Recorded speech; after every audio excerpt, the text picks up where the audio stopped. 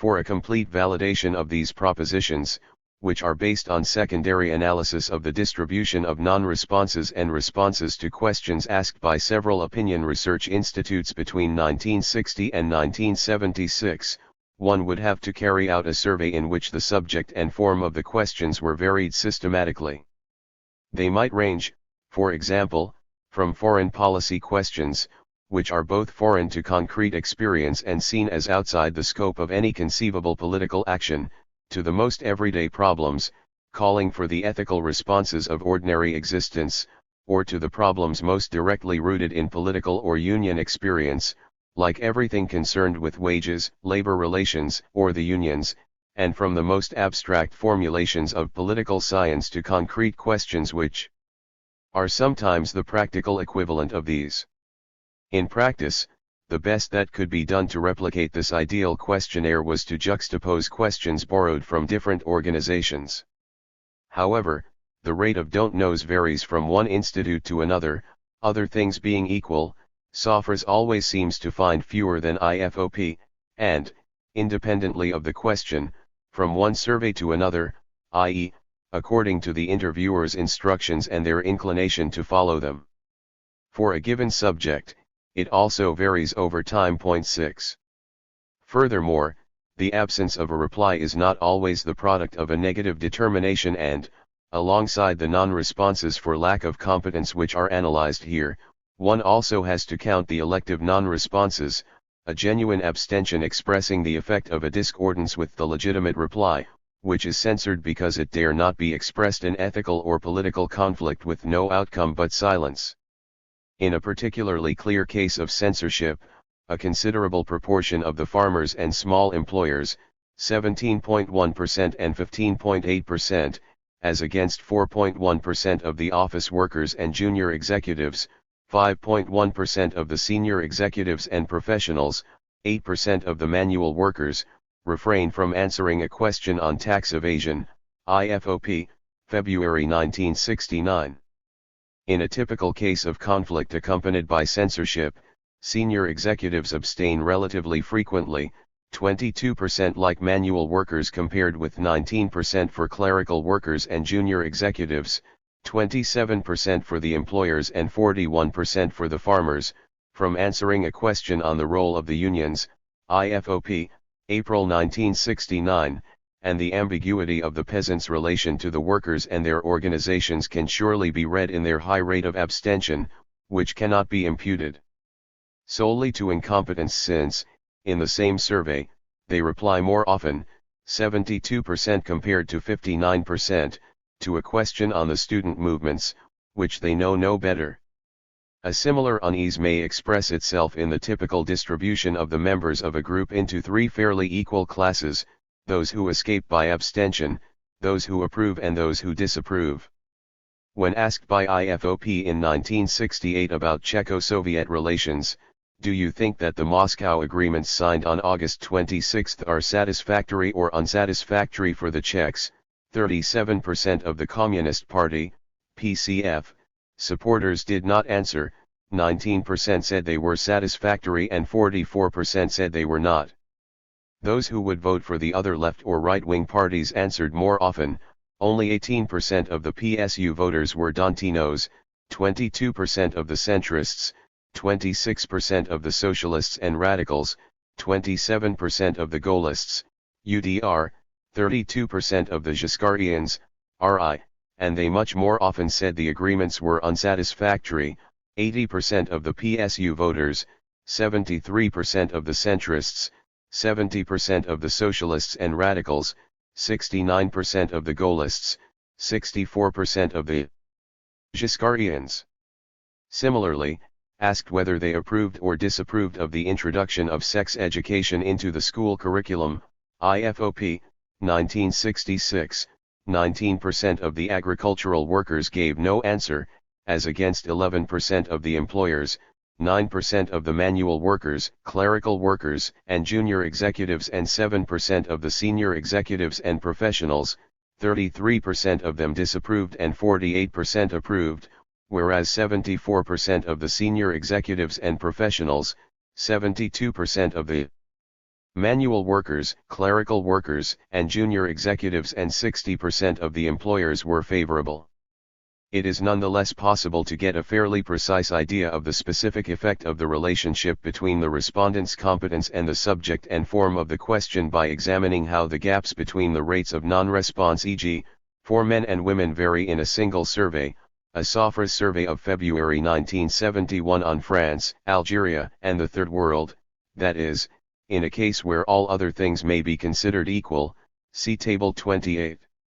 One first finds that though women reply almost as often as men when asked if France is or is not doing enough to help immigrant workers find accommodation, 85% in each case, to give them training, 70% as against 75%, to make them welcome, 80% as against 83%, to give them decent wages, 77% as against 83%, all of which are problems that can be considered ethically and that, according to the traditional morality, women are competent to deal with. They are much less inclined to reply than men when confronted with a specifically political problem. Only 75% of them, compared with 92% of the men, answer a question on continuing the policy of cooperation with Algeria, a problem, as the question itself indicates, of pure politics, foreign policy being more remote from concrete experience than internal politics, especially when approached, as here, without any ethical reference. As regards Franco-Algerian relations, do you think it desirable that France should continue a policy of cooperation with Algeria?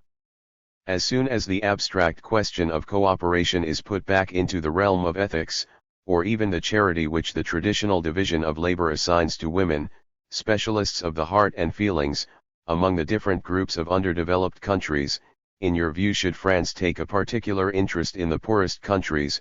Women reply as often as men, 88% each. But when the survey returns to specifically political or political scientific questioning and an abstract vocabulary which means different things to different groups by asking if France should be interested in countries which have a democratic regime, the proportion of women who reply again falls sharply, to 59% compared with 74% of the men. We see here a paradigmatic example of the effects of the division of labor between the sexes. Men feel all the more strongly required, not simply authorized, to formulate an opinion, to the extent that women feel dispensed from doing so and freer to delegate this task and to choose by proxy. This is an illustration of the obligation, sometimes an untenable one, as is seen in the situations of a survey on culture fastened on men in the established view of the sexual division of labor, which is increasingly recognized and binding as one moves down the hierarchies of economic and especially cultural capital. Table 28. Don't know responses to political questions, by sex, percent, 1971. The effect of sexual status may be reinforced or counteracted by the effect of that other title of political competence, educational qualification, see Table 29. Thus, when asked how they would vote in the event of parliamentary elections, women overall reply less often than men, but the gap between the sexes tends to widen as one moves down the social hierarchy. The proportion of don't knows is 21% for women and 18% for men among senior executives, 22% and 17% among junior executives, 27% and 17% among clerical workers, 32% and 24% among craftsmen and shopkeepers, 28% and 18% among manual workers, and 38% and 26% among farm workers. 7. In fact, analysis by fractions would probably show that, in politics as in aesthetics, the differences between the sexes tend to diminish both when one moves from the dominated classes to the dominant classes and when, within the dominant class and no doubt also the petite bourgeoisie, one moves from the economically dominant fraction to the dominated fractions. Everything suggests that the refusal of sexual status, in political or other matters, tends to increase with educational level. Thus, when the sexes have similar secondary or higher education, more women than men consider that membership in a family planning movement is a political act or that sex education is a political problem. The relationship between the sexes on the same questions is inverted at lower levels of education. Table 29 don't know responses to questions on teaching, by educational level, percent, 1970. Questions. Don't knows by educational level. Primary. Secondary. Higher. Teaching is a good job. 10.5. 9.8. 11.4. Teachers should be admired for doing their job in present-day conditions. 11.2. 8.3. 4.1. Many teachers don't do their job conscientiously. 35.5. 26.7. 17.7. Teachers aren't firm enough with young people. 21.6. 16.9. 8.3. French teachers' holidays are too long. 12.0. 7.2. 3.1. Teachers aren't paid enough. 46.4. 25.9. 19.2. Teachers are too involved in politics. 32.3. 17.6. 12.4. Teachers aren't trained properly to do their job. 47.9. 24.5. 12.5.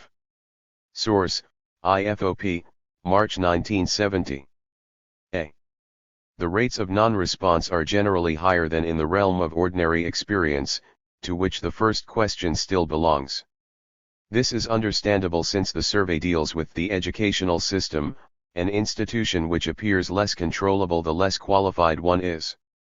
In this intermediate zone between the domestic and the political, the don't knows increase as the questions move from morality, emphasized by such ethically loaded words as, should be admired, conscientiously, aren't firm enough, towards politics.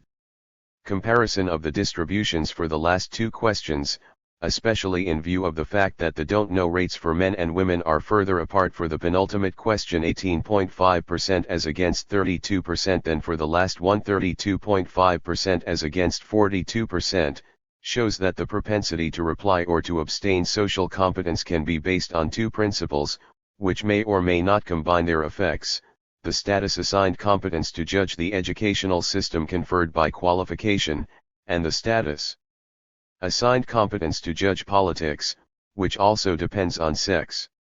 More generally, the more the questions deal with problems of daily existence, private life, or domestic morality, housing, food, child rearing, sexuality, etc., the smaller becomes the gap between men and women or between the least educated and the most educated, and sometimes it disappears completely. For example, to a question on girls' upbringing 8 women reply scarcely less often than men, 93.9% and 96%, and the less educated slightly more often than the more educated, 94.5% of those with only primary schooling, 92.8% of those with higher education. Questioned on cooking, women reply more often than men, 98%, for example, as against 94%, to a question on favorite dishes, except for questions on wines, knowledge of which is a male attribute, or a question in which culinary problems are universalized. Would you say that, in general, the French eat too much, about the right amount, or not enough? Men 98%, women 96%, Sophrase, December 1971, CS. Thirsiv. The same logic explains why manual workers, who normally have a particularly high rate of non-response, are the most eager to answer questions on the government's role in industrial disputes. The level of non-response runs from 13% among manual workers to 18% among the executives and professions, 19% among clerical workers and junior executives, 25% among craftsmen and shopkeepers, and 31% among farmers and farm workers, 9 or on the parties and unions which best defend the interests of wage earners, manual workers 36.4%, employers 37.6%, clerical workers and junior executives 38.9%, senior executives and the professions 40.1%, farmers 49%. Point 10. By contrast, the more specifically political or political scientific the question, i.e., the more it is constituted as such in both subject and language without direct reference to the experience or interests of the group concerned. The greater the gap between men and women or between the least and most educated. Thus, in an extreme case, in an IFOP question on the connection between the 1967 Middle East conflict and the Vietnam War 11, the level of don't knows rose to 40% for women, 21.8% for men, 40.6% for those with primary education, 8.5% for those with higher education. In another question, previously referred to, on Czech-Soviet relations, the corresponding figures are 44.6%, 21.1%, 39.4%, and 11%. In a sort of experimental reproduction of electoral democracy, the survey shows that the antinomy between democratic spontaneism, which grants everyone the right and duty to have an opinion, regardless of sex and class, and technocratic aristocracy, which restricts opinion to experts elected for their intelligence and competence, finds a practical solution in the mechanisms which induce the free self-exclusion of those whom technocratic selection would exclude in any case. Status and competence. Thus the probability of replying depends in each case on the relationship between a question, or, more generally, a situation, and an agent, or class of agents, defined by a given competence, a capacity which itself depends on the probability of exercising that capacity. Interest or indifference towards politics would be better understood if it were seen that the propensity to use a political power, the power to vote, or talk politics or get involved in politics, is commensurate with the reality of this power, or, in other words, that indifference is only a manifestation of impotence. 13.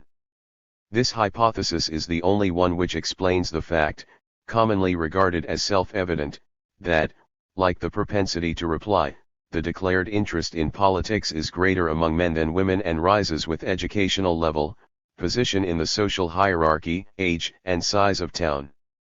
According to an IFOP survey, Sondags, NOS 1-2, 1969, the proportion who say they are very interested in politics rises from 2% among those with primary education to 13% for those with secondary education and 34% for those with higher education. According to Deutsch, Linden, and Weil, the corresponding figures are 6%, 14%, and 32%, the proportion for men is 11% and for women 5%. 14. Similarly, declared interest in political debates on TV, example face-to-face, or in programs on political, economic, and social problems, is greater among men than among women, in Paris than in the small towns, among the highly educated than among the less educated, CS7, Volume 2, pages 28-29. By the same logic, men more often than women are very interested in the results of opinion polls, 26% and 22%, the younger more often than the older, under 49, 26%, age 50 to 64, 23%, 65 and over, 19%, senior executives and professionals, 32%, more than junior executives and clerical workers, 28%, craftsmen and shopkeepers, 27%, manual workers, 23%, or farmers and farm workers, 17%, Safras, November 1975. The senior executive and professional categories, according to a Safras survey of 1976, also contain the highest proportion of individuals who say they are disposed to discuss a party's program among themselves, to take part in demonstrations, join a party or donate money to a party to help their ideas triumph. If I was better informed. What I mean to say is, I'd certainly understand some things more if I was better informed. That's all. If I was better informed, things would be very different. Because I don't go to enough meetings. There are other ways of finding out, newspapers, TV, debates like A.R. Mesigali's, you know. But you have to keep following it, it's always the same, you have to have the time. That's the main problem, I haven't got the time. Now, if I had time, I'd really like to find out about all that, know what's going on and so on. But I really haven't got much time. Now, if I had more time, well, I'd do something about it, I'd try and inform myself, keep more in touch. What I mean is, if you're more informed, you can discuss things with people. When you don't know much, you're a bit left out. Charwoman. Of course, anyone can get involved in politics, that's true. But still, you need a certain education to go in for politics. Need to go to college, don't you, and learn lots of things. Municipal clerk. These regularities have to be compared with those found in the recruitment and promotion of political personnel. Every indication suggests that one has incomparably greater chances of taking an active part in politics and having an important role in a party if one is a man and highly educated. Women make up only 1.8% of the Chamber of Deputies and 2.5% of the Senate. In all parties there are relatively fewer women in the central decision-making bodies than among the local delegates. 15 In 1977, when 50% of potential socialist voters were women, only 30% of the members of the local sections in Paris were women, and only 1.5% of the delegates at the party's Congress in Nantes. In the Paris Federation of the Communist Party, women constituted 31% of the activists present at local conferences, 29% of the delegates with party responsibilities and 26% of the cell secretaries. Similarly, manual workers, who represented 31% of the UDR electorate and 16% of the UDR members, 17.6% in the Gironde, provided only 2% of the officials and only 1% of the deputies elected in 1968. Although, according to voting intentions, they represented 36% of the socialist electorate for the whole of France, 40% of the whole working population, and 21.9% of the members in the Gironde, a department with 34.2% manual workers. They were almost absent from the Paris branches, 1.7%, and provided only 5% of the delegates at the Nantes Congress and 0% of the socialist deputies elected in 1968.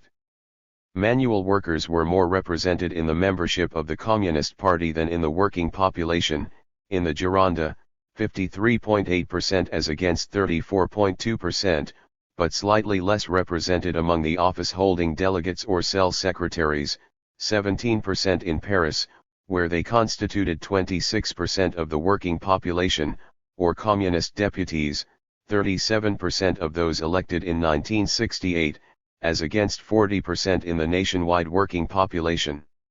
One finds a strong overrepresentation of graduates among politicians, although activism offers another way in for those with little education. In 1968, 67.5% of the deputies had higher education, 14% secondary education. At the Socialist Party Congress in Grenoble in 1973, 54.6% of the delegates had some higher education, 23.3% secondary education, and everything suggests that possession of high educational capital is increasingly becoming a necessary condition for selection as a Socialist Party delegate. Two-thirds of the deputies who joined the party between 1971 and 1973 had higher education, but only 34.6% of those who joined before 1968. For socialist deputies, access to official positions in the National Assembly group, committee membership etc., depends either on the volume of educational capital, 64% of such office holders have higher education, 31% of the rest, or, in parties in which the great majority of deputies have higher education, on the type of educational capital, law and the humanities are overrepresented. So it would be naive to see the very close relationship between educational capital and the propensity to answer the most specifically political questions as a simple and direct effect of the unequal distribution of specific political competence, defined, in the restricted sense, by possession of the theoretical and practical knowledge needed to produce political actions and judgments, and perhaps especially by command of political language, capacities which, one may assume, vary with educational capital. When the respondents were invited to classify a set of movements, groupings, or political parties as they saw fit, in general the higher their social position or the greater their educational capital, the more classes they produced. Most of those educated below the baccalaureate made a maximum of 4 groups, whereas the better qualified made 5 or more. A quarter of those with a degree above the license distinguished at least 9 groups, a performance rarely achieved by those with the CEP or CAP and never by the unqualified. The ability to make refined classifications, the readiness to comment on them and, especially, to give names or qualifiers to the categories varies even more strongly by social position, educational capital, and also social origin. Point 16. Such a reading overemphasizing the unequal distribution of political capital which would be supported by all the appearances, would do no more than record 2 contrasting and complementary representations of the division of political labor, the technocratic representation, which makes technical competence, as defined by technocrats, the precondition for access to political responsibilities or responsible political choices, and the complementary representation, based on the sense of incompetence and impotence, which condemns the economically and culturally deprived to reliance on experts or a belief in cryptocracy, another way of overestimating the other classes. Like every recording of data at face value, this endorsement of appearances would have the effect of preventing inquiry into the objective basis of these representations, and, more precisely, would prevent one from looking into the reality of the division of political labor for the truth contained in these representations of the division of labor. Class consciousness. To start with, when I got married, I had no definite opinions. I was from Brittany, see, I certainly felt there were problems and, well, I felt it, but I couldn't define them.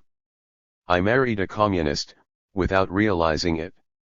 At first, you know, when I had just arrived in the house, when I saw El Humanite Dimanche, I was furious. You see, I didn't know the paper. For months and years I didn't know about it. And then, little by little, you see, I was led to recognize, you see, that maybe its attitudes were a little bit hard, but the fact was, they were right. My husband was a trade union man, so I was dealing with a trade unionist, and then I had 1, 2, 3 children. Then, you see, I went through the difficulties of life like everyone, little by little. There were some very bad patches, because I had to look after my mother as well as everything else. And my husband's a worker, right, so I knew about the workers' problems. And then I really made up my mind at the time of the Algerian War. You see, I realized that monstrous things were being done that we had always been against. We'd always thought that that war was wrong, and that was really when I understood what the party stood for. Especially when there was the massacre at Quran, remember? Well, that completely revolted me, because you see, I'd made my husband stay at home that evening, otherwise he might have been there. Seamstress, Turner's wife, age 42, communist. In fact, here as elsewhere, the relationship between reality and representations is established through the dispositions which are the internalized form of the probabilities associated with a given position in the division of labor. Technical competence depends fundamentally on social competence and on the corresponding sense of being entitled and required by status to exercise this specific capacity, and therefore to possess it. In other words, to understand the relationship between educational capital and the propensity to answer political questions, it is not sufficient to consider the capacity to understand, reproduce, and even produce political discourse, which is guaranteed by educational qualifications. One also has to consider the, socially authorized and encouraged, sense of being entitled to be concerned with politics, authorized to talk politics, by applying a specific political culture, i.e., explicitly. Political principles of classification and analysis, instead of replying ad hoc on the basis of ethical principles. Point 17. The effect of educational qualifications is not so different as it seems from the effect of sexual status. In each case, what is at stake is as much a status-linked right to politics as a simple political culture, the prerequisite to the exercise of this right which those who feel entitled to exercise it provide for themselves. Technical competence is to social competence what the capacity to speak is to the right to speak, simultaneously a precondition and an effect. The marking produced by the imposition of properties such as educational status or sexual identity impresses itself both on the marked individual, who is called upon to live up to his or her social definition, and on others, who expect him or her to actualize his or her essence. The psychological translation of this relationship is particularly visible in the relations within couples. That is why competence in the sense of specific culture is to competence in the sense of status property as existence is to essence. Only those who ought to have it can really acquire it, and only those who are authorized to have it feel called upon to acquire it. The beginnings of a proof of this argument are seen in the fact that, other things being equal, in particular, educational capital, women differ from men not so much in strict technical competence as in their manner of affirming it. Thus, at equal educational levels, women define almost the same number of categories within the universe of political movements and parties, and almost as often give them names. It is true that, partly because politics is their business and they invest more in it, the men know more politicians' names, more often know which party they belong to, can more often give the name and party of their local deputy. But the difference is greatest when it is a matter of socially asserting this competence. At equal educational levels, more women say they do not know whether the various problems mentioned to them are political or not. 18 They more often confess they do not know who Philippine is, see note 16, whereas the men are more often inclined to disguise this ignorance. They are more often content to indicate a general zone in the political scale, whereas the men tend to situate themselves precisely. Above all, they are more often prepared to acknowledge that politics is a matter for specialists. Finally, they are much more inclined to confess that at election times they cannot decide whom to vote for. Not only do they tend more to delegate their capacity for political choice to others, in most cases, no doubt, to their husbands, but they seem to have a more local, and more moral and emotional, view of politics. Thus, at all levels, rather more of them say that help for the handicapped is a political problem, and rather fewer of them say this of voting in parliamentary or local elections or of a collection for Vietnam. Thus, the variations in the rate of non-responses by sex, educational capital or social class, that is, roughly according to the probability of possessing power in any field whatsoever, show that political competence in the sense of a socially recognized capacity is one of the aptitudes a person has insofar as he has a right or duty to have them. And the variations which are also found, other things being equal, according to the saturation of the question with indices of conformity to the norms of depoliticized political discourse, stylistic neutrality, euphemisms etc., show the contribution which political scientists make to the imposition of the limits of competence when, by bestowing the appearances of science on their inquiry and its analysis, they reinforce the sense of unworthiness in the incompetent. The right to speak. The propensity to speak politically, even in the most rudimentary way, that is, by producing a yes or a no, or putting a cross beside a prefabricated answer, is strictly proportionate to the sense of having the right to speak.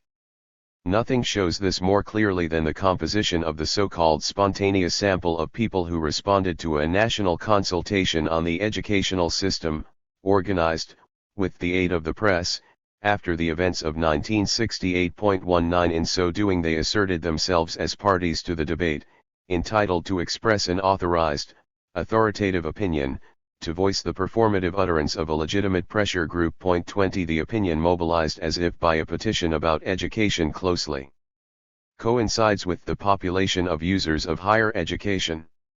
The probability that an isolated agent, in the absence of any delegation, will form an explicit, coherent opinion on the educational system depends on the extent to which he depends on it for his reproduction and is objectively and subjectively interested in its functioning.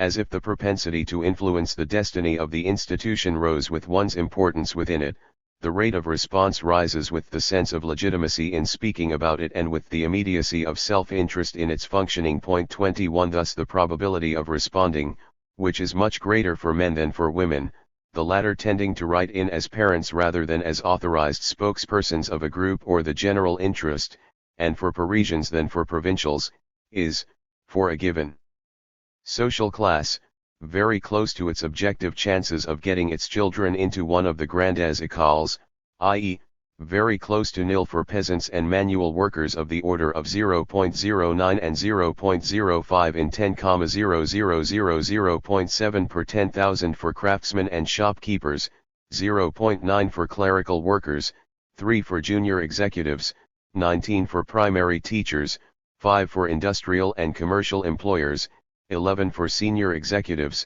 22 for engineers, 26 for members of the professions. 110 for secondary and higher education teachers. These figures are obtained by comparing the male population of each class of respondents with the corresponding fraction of the working population. For pupils and students, who respond more often when at higher levels of study and when enrolled in more prestigious establishments, a lycée rather than a comprehensive or technical school, a grande école rather than a faculty, or when living in Paris than in the provinces, the probability of participation is closely linked to social origin. It is 2 to 3 times greater for the son of an industrialist, a senior executive or a professional, in the case of students, and 6 times greater in the case of pupils. Quantity and quality. It would be dangerous, in this area, to allow the notion of quantity to prevail over that of quality. A certain competence is required, it seems to me, to make an objective judgment of the question. Teacher, marginal note to EAR's National Consultation Questionnaire. Exactly the same tendencies are seen in the responses to various questions the opinion research institutes have asked about the educational system. In general, there are more don't knows among women than men. For example, in a survey on the government's plans for university reform IFOP, September 1968, 29.7% of women and 25.7% of men, in a survey on selection for university entrance IFOP, September 1968, 16.9% and 11.2%, but, on the question of Latin in secondary schools IFOP, September 1968, 26% of each sex, there are more don't knows among the less educated than among the more highly educated. 32%, 19%, and 35% in response to these three questions in the case of those with only primary education, 15%, 6% and 10% respectively in the case of graduates. There are more don't knows among provincials than Parisians, and steadily more as one moves down the social hierarchy. Thus the self-selecting, spontaneous sample in the national consultation is the limit towards which the population of respondents in a representative survey tends, or, to put it another way, the answers obtained from a representative sample constitute a spontaneous sample which, although it is not perceived as such, is produced by laws which are fundamentally the same as those described here. Within the spontaneous sample, the less a category is represented, the less its representatives are typical of the category as a whole, and the principle of the bias is almost always their relationship to the educational system. Thus, 90.7% of the industrial and commercial employers have at least the baccalaureate, compared with only 11.3% in the category in the working population, and, for the craftsmen and shopkeepers, 28.7% compared with only 2.8%. Similarly, the more remote a fraction is from the educational system, the more those who respond belong to that part of the fraction most interested in the educational system, i.e., those who are of an age to have children in secondary or higher education. Thus 49.7% of the teachers in the spontaneous sample are aged 35 to 54, 38.9% in the working population, 69.7% of the professionals, 53.5% in the working population, 77.1% of the employers, 50.7% in the working population. It follows from this over-selection that the differences between the classes and the fractions, who, within the middle and dominant classes, are represented in accordance with their cultural capital, are reduced to a minimum, so that the degree of agreement over the problems mentioned is no doubt greater than in the population as a whole. 22 If teachers are so strongly overrepresented, this is because they are interested and legitimate on several counts. In fact, the hierarchy of chances of participation shows that the effect of legitimacy predominates over the effect of interest due to simple membership. The representation of the different categories of teachers increases as one moves up the hierarchy of institutions, 19 per 10,000 for primary teachers, 34 for set teachers, 60 for CEG teachers, 23 199 for lycée teachers, 224 for higher education teachers, and also by rank within each institution, rising from 58 for supply or substitute teachers to 175 for certified teachers and 382 for egregies, and from 164 for assistants junior lecturers, instructors to 204 for maîtres assistants senior lecturers, assistant professors, and 320 for maîtres de conférences readers, associate professors and full professors. Egregies in secondary schools, and especially those who teach the classic subjects, Latin, Greek, French, history, geography, thus respond more readily than any other category. This is no doubt because, while being more legitimate than, for example, primary teachers, who are no less linked to the system, they are more attached to the system than are university teachers, who can place their investments outside the institution, and not only in research, except for those in the most traditional disciplines, French, Latin, Greek, or history, who are much more inclined to respond than those in other disciplines and other faculties. It is perhaps also because, more than all other categories, egregies felt themselves personally called into question by the crisis. If teachers of the disciplines previously dominant in the educational system, Latin, Greek, French, history, were particularly prone to reply, they wrote many books and articles after May 1968. This is also because the redefinition of the legitimate curriculum and legitimate pedagogy, especially in secondary schools, threatened their very existence as producers, or reproducers, of products which had no other market or raison d'être than secondary education and the competitions for recruitment to it. But the essential lesson of this analysis is that in forcing on everyone, uniformly, problems which only arise for a few, by a procedure as irreproachable as the administration of a questionnaire with preformed answers to a representative sample, there is every likelihood of creating a pure artifact out of thin air. Opinions are made to exist which did not pre-exist the questions, and which otherwise would not have been expressed, or which, if they had been otherwise expressed, i.e., through authorized spokesmen, would have been quite different, opinions which, in any case, had little chance of being formulated spontaneously, of being demonstrated, a demonstration being one way of giving strength to opinions by demonstrating the group which they mobilize. Political opinion is not a purely informative judgment which catches on by the intrinsic force of its truth, but an idée force, containing a pretension to become a reality, and the more numerous and powerful the group it mobilizes by its symbolic efficacy, the greater its power of potential enactment. In other words, because it necessarily contains a power to mobilize and a pretension to exist, political opinion is defined, not only by its informative content but also by the social force whereby it exists as a political force, although it is political opinion which helps to make that social force exist by mobilizing the group which contains it in potential form. The authorized speech of status-generated competence, a powerful speech which helps to create what it says, is answered by the silence of an equally status-linked incompetence, which is experienced as technical incapacity and leaves no choice but delegation, a misrecognized dispossession of the less competent by the more competent, of women by men, of the less educated by the more educated, of those who do not know to speak by those who speak well. The propensity to delegate responsibility for political matters to others recognized as technically competent varies in inverse ratio to the educational capital possessed, because the educational qualification, and the culture it is presumed to guarantee, is tacitly regarded by its holders but also by others as a legitimate title to the exercise of authority. On the one side, there are those who admit that politics is not for them and abdicate their formal rights for lack of the means of exercising them. On the other, those who feel entitled to claim a personal opinion, or even the authoritative opinion which is the monopoly of the competent.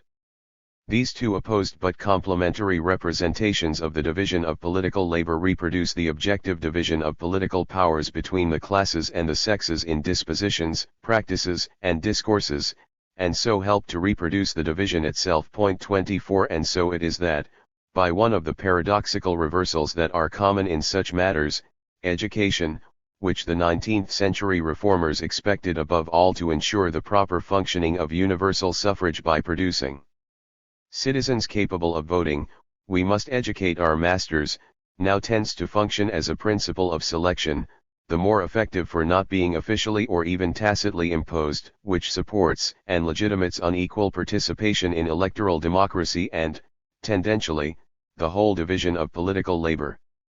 Personal opinion.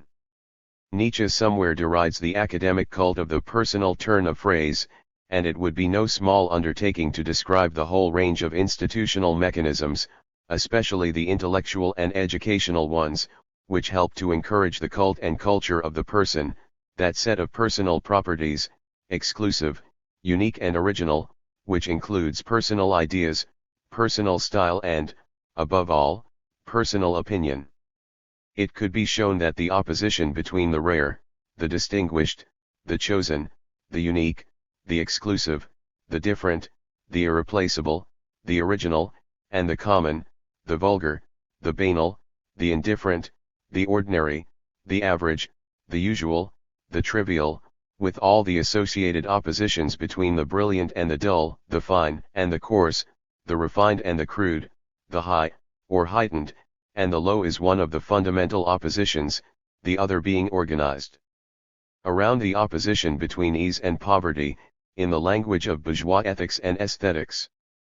Those who aim to identify the contribution the educational system may make to the inculcation of a view of the social world, and who, as in so many studies of the content of history manuals, look for it in the most direct and most visible ideological interventions, or even, like the work of the Frankfurt School on the basic elements of the image of history, Geschichtsbild, in the elitist philosophy of history which permeates the teaching of that discipline, are probably missing the essential point. 25. In fact, the educational institution as a whole, from its strictly individualist organization of work to the taxonomies it applies in its classifying operations, which always favor the original over the common, not to mention the contents it teaches and the way they are taught, tends to reinforce the propensity to individualism or egoism which the children of the petite bourgeoisie and grande bourgeoisie bring into the system.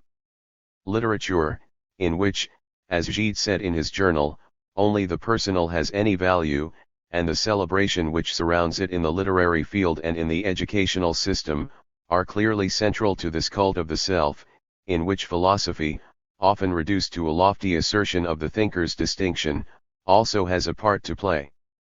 And there is every reason to predict that psychoanalysis, which, although it describes generic mechanisms, encourages immersion in the uniqueness of formative experiences, unlike sociology, which would not be so resisted if it did not reduce the personal to the generic, the common, will have a place in the modernist variant of this cult. To explain the petit bourgeois pretension to personal opinion, one has to consider not only the reinforcement by the educational system and the media but also the specific social conditions which produce the opinionated habitus. It can be seen that the claim to the right to personal opinion and distrust of all forms of delegation, especially in politics, have their logical place in the disposition system of individuals whose whole past and whole projected future are oriented towards individual salvation, based on personal gifts and merits, on the breakup of oppressive solidarities and even the refusal of onerous obligations, on the choice of systematically privileging the private and intimate, both at work and at home, in leisure and in thought, as against the public, the collective, the common, the indifferent, the borrowed. 26 But the naively egoistic dispositions of the petit bourgeois have nothing in common with the subtle egotism of those who have the means to affirm the uniqueness of their person in all their practices, starting with their profession, a liberal activity, freely chosen and freely conducted by a personality, irreducible to the anonymous, impersonal, interchangeable roles with which the petit bourgeois must still identify. Rules are rules, in order to exist or, at least, in order to have their social existence recognized, especially in their conflicts with the bourgeois. 27 And the distrustful prudence which shuns delegation and enlistment has nothing in common with the conviction of being the best spokesman for distinguished thoughts and opinions. A very personal opinion. Political parties don't interest me. I don't want to vote for a party, I vote for a candidate. A candidate without a party label would be better. I haven't got an exact definition of socialism. It's an overused word nowadays, which can mean anything and nothing. So I can't tell you how to construct it or how not to construct it, seeing that I don't know what it is anymore. It's too hackneyed. Personally, I don't think I could enroll in a party. I'd be incapable of having the same taste straight away. Because of my Jansenist origins and my bookseller grandfather, I'm open to everything and I can't get excited about a general idea. What I mean is, I appreciate the good points of several parties. Given that it's one's very personal opinion that counts, I don't think it's possible to find a party that can combine certain elements of several doctrines that personally I don't find incompatible. Accountant. Senior executives are the category who most often say that, for political information, they rely on daily papers, 27% of them, and 24% of the junior executives and clerical workers, as against 14% of the farmers, 11% of manual workers, 8% of craftsmen and shopkeepers, or on weekly magazines, 19% of them, as against 7% of junior executives and clerical workers, 6% of manual workers, 5% of craftsmen and shopkeepers and 4% of farmers. This may be seen as a manifestation of the concern, which rises with educational level, to form an opinion by resorting to the most specific and most legitimate instrument, the journal of opinion, which can be chosen in relation to one's own opinion, as opposed to television or radio mass media offering homogenized products. Sofras, Television et Politique, May 1976. And one is tempted to see a similarly structured opposition in the fact that, to pursue their demands, senior executives believe in personal representations to a public service, whereas manual and office workers rely on strikes more often than other categories, while artisans, shopkeepers and junior executives prefer a demonstration, a sudden mobilization which does not pre-exist or outlive the event. An unclassifiable professor. Could you situate yourself on the political spectrum? Look, that's another question I'm incapable of answering. I could tell you I voted for this or that group, at this or that period. Could you define yourself in some other way? In terms of those movements? Look, where do you put Gaullism? It's a question I have to ask you. There are Gaullists who say they are left-wing, and others who say they are right-wing. One of them said it once, laughs. That was brave of him. If I look at the way I voted since I first started, I voted for Mendes France, I've fairly often voted for de Gaulle. So you can place me where you like. If someone put a knife to my throat and told me to choose a political party, first of all I wouldn't choose. I'd choose something else so as not to take any of them. No, I don't know, I find the principle of political parties unsatisfactory, if you like. I think it's a necessary evil like a lot of other things. But I don't feel personally concerned. I can eliminate a certain number of things, if you like. By elimination, I'm not communist. There are certainly leftist, or Mendicist, or left-wing Gaullist ideas, which are ultimately the same thing, that are not foreign to me. And at the same time, paradoxically, I'm in favor of a certain order.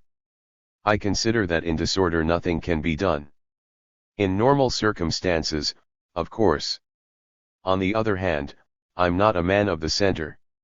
When I consider it is necessary to choose, I will choose. You see, it's difficult to answer your question. So, right now, you might say I'm slightly Gaullist a la 1940, as I used to be. It isn't a political party. That doesn't prove. In the goalist movement, there are a lot of things I don't approve of, as well. That's why I shall never be enrolled in any political party. University professor, Paris. But even a rapid reflection on the social conditions of the creation of demand for a personal opinion and of the achievement of this ambition is sufficient to show that, contrary to the naive belief in formal equality before politics, the working class view is realistic in seeing no choice, for the most deprived, other than simple abdication, a resigned recognition of status-linked incompetence, or total delegation, an unreserved remission of self, a tacit confidence which chooses its speech in choosing its spokesman. I think politics is a fight. And in a fight there has to be a lot of you. You need a mass. Charwoman, communist. When they really go on strike, it's because they really need to. People don't go on strike just for the fun of it. Charwoman. The modes of production of opinion. In fact, not all answers are opinions, and the probability that a given group's responses are only disguised non-responses, polite concessions to the imposed problematic or ethical discourses naively received as personal opinions, no doubt varies in the same way as the probability of non-response which characterizes that group. The propensity and ability to raise interests and experiences to the order of political discourse, to seek coherence in opinions and to integrate one's whole set of attitudes around explicit political principles, in fact depends very closely on educational capital and, secondarily, on overall capital composition, increasing with the relative weight of cultural capital as against economic capital. 28. It is not sufficient to recognize the inequalities in status competence which force attention to the social conditions of possibility of political judgment. The most fundamental political problem, the question of the modes of production of the answer to a political question, is completely masked when one accepts the intellectualist premise that every answer to a political question is the product of an act of political judgment. 29. In fact, an answer to a question which, by the dominant definition of politics, would be classified as political, example a question on abortion or student demonstrations, can be produced by three very different modes of production. The principle of production may be, first, a class ethos, a generative formula not constituted as such which enables objectively coherent responses, compatible with the practical premises of a practical relation to the world, to be generated for all the problems of everyday existence. Secondly, it may be a systematic political slant, party, a system of explicit, specifically political principles, amenable to logical control and reflexive scrutiny, in short, a sort of political axiomatics, in ordinary language, a line or program, which enables the infinity of political acts and judgments implied in the algorithm, and no others, to be generated or foreseen. Thirdly, it may be a two-stage choice, i.e., the identification, in the mode of knowledge, of the answers consistent with the line of a political party, this time in the sense of an organization providing a political line on a set of problems which it constitutes as political. The adherence implied in this tacit or explicit delegation may itself be based on practical recognition by the ethos or on an explicit choice entailed by a slant. 30. There is every difference between the intentional coherence of the practices and discourses generated from an explicit political principle and the objective systematicity of the practices produced from an implicit principle, below the level of political discourse, that is, from objectively systematic schemes of thought and action, acquired by simple familiarization, without explicit inculcation, and applied in the pre-reflexive mode. Without being mechanically attached to class condition, these two forms of political disposition are closely linked to it, chiefly through the material conditions of existence, whose vital demands are of unequal urgency and therefore unequally easy to neutralize symbolically, and through the educational training which can give the instruments of symbolic mastery of practice, i.e., of verbalization and conceptualization of political experience. The populist inclination to credit the working classes with a politics, as, elsewhere, an aesthetic, spontaneously and naturally endowed with the properties included in the dominant definition of politics, ignores the fact that the practical mastery expressed in everyday choices, which may or may not be capable of being constituted as political in terms of the dominant definition, is based not on the explicit principles of an ever-vigilant, universally competent consciousness, but on the implicit schemes of thought and action of a class habitus. In other words, if one must use the simplistic formulae of political discussion on a class unconscious rather than a class consciousness. Thus, when confronted with the question of domestic morality such as sex education, which tends to be made a political question through scholastic institutionalization, all social categories except the senior executives and professionals produce responses governed by class ethos and largely independent of declared political opinions. Farmers, for example, are the group which most often say that one should not talk about sex to children, or that no sex education should be given before the age of 15, whereas clerical workers and junior executives are once again led by their cultural good intentions to recognize the dominant norm, which is recalled in the question itself, and most often say this education should be given before age 11. For each category, the variations by political tendency are little marked.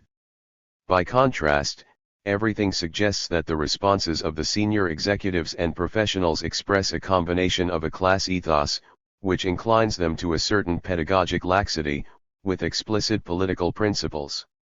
80% of those who say they are on the left think sex education should be given before age 11, 50% of those who say they are centrist, and 33% of those who say they are on the right. It can be seen that, as has been shown for the pure aesthetic disposition, which makes every aesthetic choice the manifestation of an aesthetic slant, the propensity to make everyday choices on the basis of political principles, i.e., within the logic of the political slant rather than ethical intuition, is itself a dimension of an ethos which is also expressed in the relation to language, the body, to others, and to the world in general. I got my politics from the way I suffered when I was a kid. Know what I mean? Municipal clerk, communist.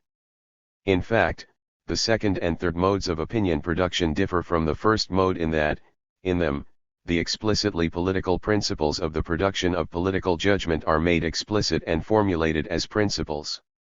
This may be done either by the institution that is entrusted with the production and management of these principles or by the isolated political agent, who possesses his own means of production of political questions and answers and can provide systematic political responses to problems as different in appearance as a factory occupation, sex education, or pollution.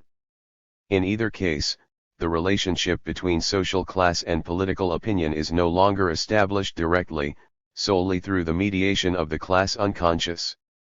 To understand political opinions adequately and to explain them fully, one has to bring in a specifically political factor, either the political line or program of the political party invested with the monopoly of production of the principles of production of political opinions, or the political axiomatics which enables a political opinion to be produced on every problem, whether constituted politically or not. 31. The fact remains that, for problems that have not been brought into a personal or party line, agents are thrown back on their ethos, in which the social conditions of production of that ethos express themselves.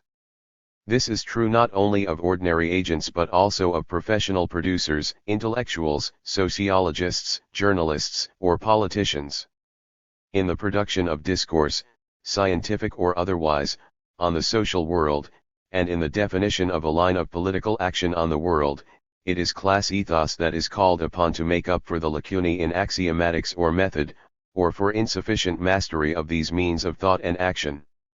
The workerism of revolutionary parties no doubt arises from an intuition into the duality of the principles of production of political opinions and actions and from a justified skepticism as to the possibility of answering all the practical questions and challenges of ordinary existence solely on the basis of the principles of a political axiomatics. At all events, there is every difference in the world between the conscious, quasi-forced systematicity of a political line and the systematicity in itself of the practices and judgments engendered by the unconscious principles of the ethos, or even between the minimal and yet fundamental consciousness which is necessary to delegate the production of the principles of political opinion production to a party and the systematic consciousness which can see every situation as political and can bring to it a political solution generated from political principles. If political consciousness without the appropriate dispositions is unreal and uncertain, dispositions without consciousness are self-opaque and always exposed to seduction by false recognitions. 32. The members of the intellectual occupations, teachers, researchers, artists, declare themselves, more often than all other categories, supporters of revolutionary action, opposed to authoritarianism and in favor of international class solidarity. They more often think that the crisis of May 1968 was beneficial to the general interest of the population, and say as often as manual workers that strike pickets are justified, that the Popular Front was a good thing, that they prefer socialism to liberalism and that things would be better if the state owned all the major industries. But their answers often betray an ethos at variance with their discourse. They say more often than manual workers that their confidence in the trade unions has declined since May 1968 or that an individual's most important characteristic is his personality. Manual workers more often cite class, or that economic progress has benefited the majority. Workers more often think it has only benefited a minority. 33 It may be that the tendency to political hypercoherence which leads intellectuals to treat every problem as political and to seek perfect coherence in all attitudes in all areas of life is imposed on them by the fundamental discrepancy between their ethos and their discourse, especially when they originate from the dominated fractions of the dominant class. The dispositions which underlie the production of opinions are chiefly revealed in the manner of expressing them, that is, precisely in all the insignificant nuances which are almost inevitably lost in the ordinary recording of responses, which is generally simplified to the utmost for the sake of rapid, standardized surveying. The result is that opinions which are identical if taken at face value, but which express very different dispositions and imply very different or even opposing actions, are lumped together in the same class. Ordinary intuition, which uses the imponderables of posture and manner, the nuances of argument and hexis, as indices of the different ways of being right-wing or left-wing, revolutionary or conservative, the principle of every double entendre and political ambiguity, reminds us that the same habitus can espouse apparently different opinions, whereas different habitus can be expressed in superficially, i.e., electorally, similar opinions which nonetheless differ in their modality.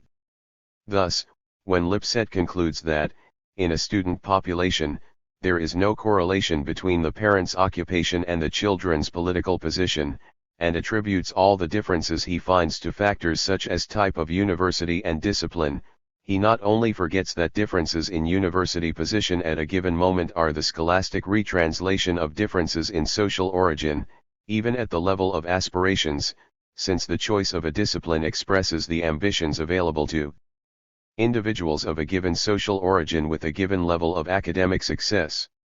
Also, and especially, he forgets that, having failed to use adequate questioning to obtain indicators of the modality of political practice and judgments, he has been forced to lump together political stances which, even if identical in their political content, may express opposing dispositions, and which, as the subsequent political realignments show, are less useful predictors of practice, especially in the long run, than the apparently insignificant details of bearing and diction which indicate the modality of commitments, not to mention the eloquent silences which may express approval, scepticism, hostility, contempt, resignation, etc. 34. The opposition between first-person production and production by proxy is what is always invoked by the advocates of the established order when, in the case of a strike, for example, they contrast the democratic logic of a vote or an opinion poll with the centralist logic of expression by a trade union, in order to try to break the organic relationship of delegation and to reduce the individual to his own resources by sending him alone to the polling booth. The opinion poll does the same thing when it sets up a mode of opinion production which forces the least competent respondents to produce opinions opposed to those proffered on their behalf by their accredited spokesman, thus casting doubt on the validity of the delegation. 35 The same opposition between these two modes of production is invoked when, by reference to political clienteles more or less completely devoted to one or the other, those of mass parties on the one hand, and, on the other, Those of small parties or vanguard groups, virtually all of whose activists are able to approach politics in terms of an explicit line. Two conceptions of the relationship between the party and the masses are contrasted.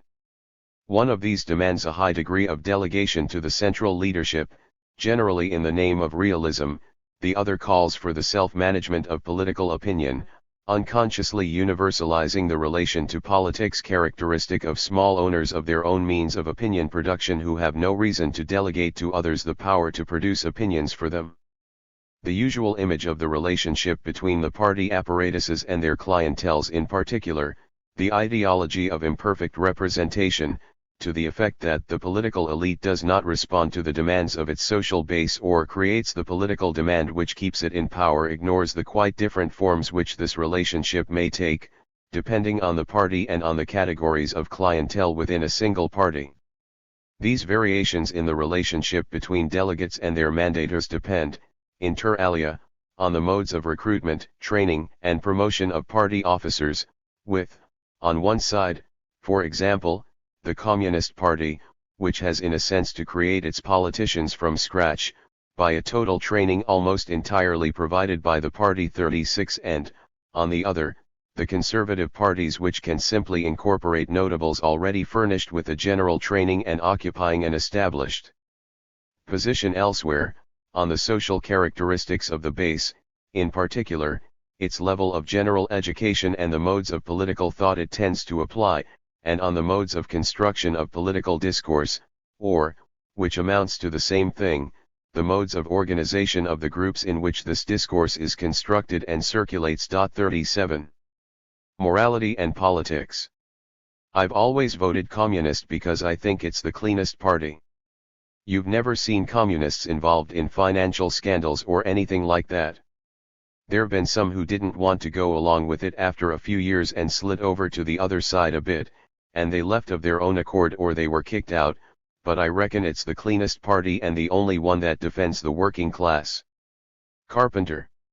Analysis of opinion polls provides some indications on the second point, social characteristics of the base. For example, the principle by which Communist Party voters produce their opinions varies according to the terrain, i.e., according to whether they know practically or theoretically, by experience or political apprenticeship, as is the case with everything that concerns struggle in the field of economic relations of production, or whether they have nothing to go on but the dispositions of their ethos, in which case they inevitably appear as the guardians of an outmoded state of bourgeois morality. So it is child's play to demonstrate the contradictions or dissonances between the answers produced by activists and even leaders, in accordance with the two principles, first-person production and production by proxy, and especially between the revolutionary dispositions they manifest in politics and the conservative dispositions they betray in the order of ethics which may lead, in certain situations, to truly conservative political practices. By contrast, PSU voters 38 drawn to a large extent from the intellectual occupations, manifest by the high degree of coherence in their responses their aptitude to see everything politically and to provide a system of explicitly compatible answers, more clearly integrated around explicit political principles than those of communist electors, see Figure 19. All political judgments, including the would-be most enlightened ones, inevitably contain an element of implicit faith, due to the very logic of political choice, which is a choice of spokesmen and representatives and also a choice of ideas, projects, programs, plans, embodied in personalities and depending for their reality and credibility on the reality and credibility of these personalities. Uncertainty even as to the object of judgment, a person or a set of ideas, is inscribed in the logic of politics, which, whatever the regime, entails entrusting to individuals the task of formulating and imposing political problems or solutions. These individuals may always be chosen either for their objectified program, in the sense of a catalogue of already formulated judgments and predetermined, publicly announced measures, a manifesto, or for their personality, i.e., their habitus, an internalized program, in the computing sense, or algorithm, the generative principle of a set of judgments and actions, political measures, which are not explicitly formulated at the moment of choice by either the candidate or the elector, and which have to be intuited through the subtle indices of dispositions revealed only in bodily hexis, diction, bearing, manners. Every political choice takes into account, simultaneously, the guarantor's personality and what he guarantees. The delegate is both a representative who expresses the already expressed opinions of his mandators, he is bound by a program, a sort of explicit contract of delegation, and an agent who, following his internal program or the specific interests associated with his position in the field of ideological production more than his declared program, expresses as yet unformulated, implicit, or potential opinions which he thereby brings into existence. He may even use the monopoly of speech implied in his spokesman status to credit his mandators, by an unverifiable usurpation, with expectations, intentions, and demands which they do not acknowledge, and which, depending on the case, are those of a vanguard or a rearguard of the group as a whole. In short, the fact that the delegate is the guarantor of the program, not only as an opus operatum but also as a modus operandi, no doubt explains why, to adapt a phrase of Durkheim's, not everything in the contract of political delegation is contractual. Figure 19: Permissiveness and Political Preference. The advocates of change are forced to spell out their heretical opinions in broad daylight, in defiance of the Dasein, the ordinary acceptance of the usual order which goes without saying and therefore usually goes unsaid.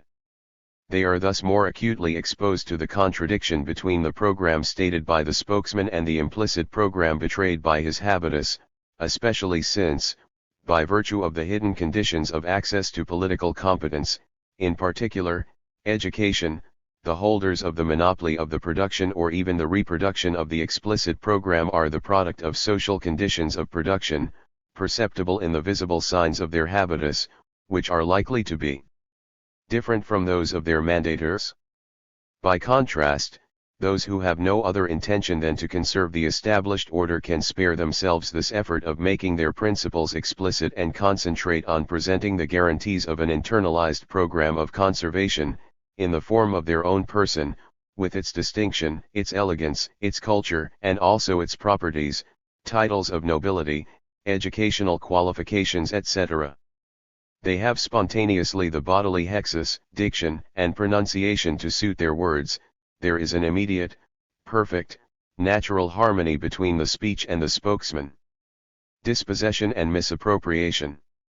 This essential ambiguity of political choice is only one of the reasons why no agent, not even a virtuoso of political consciousness, can in practice avoid having recourse to different modes of production, and the more so, the less the situation to which he has to respond is politically constituted.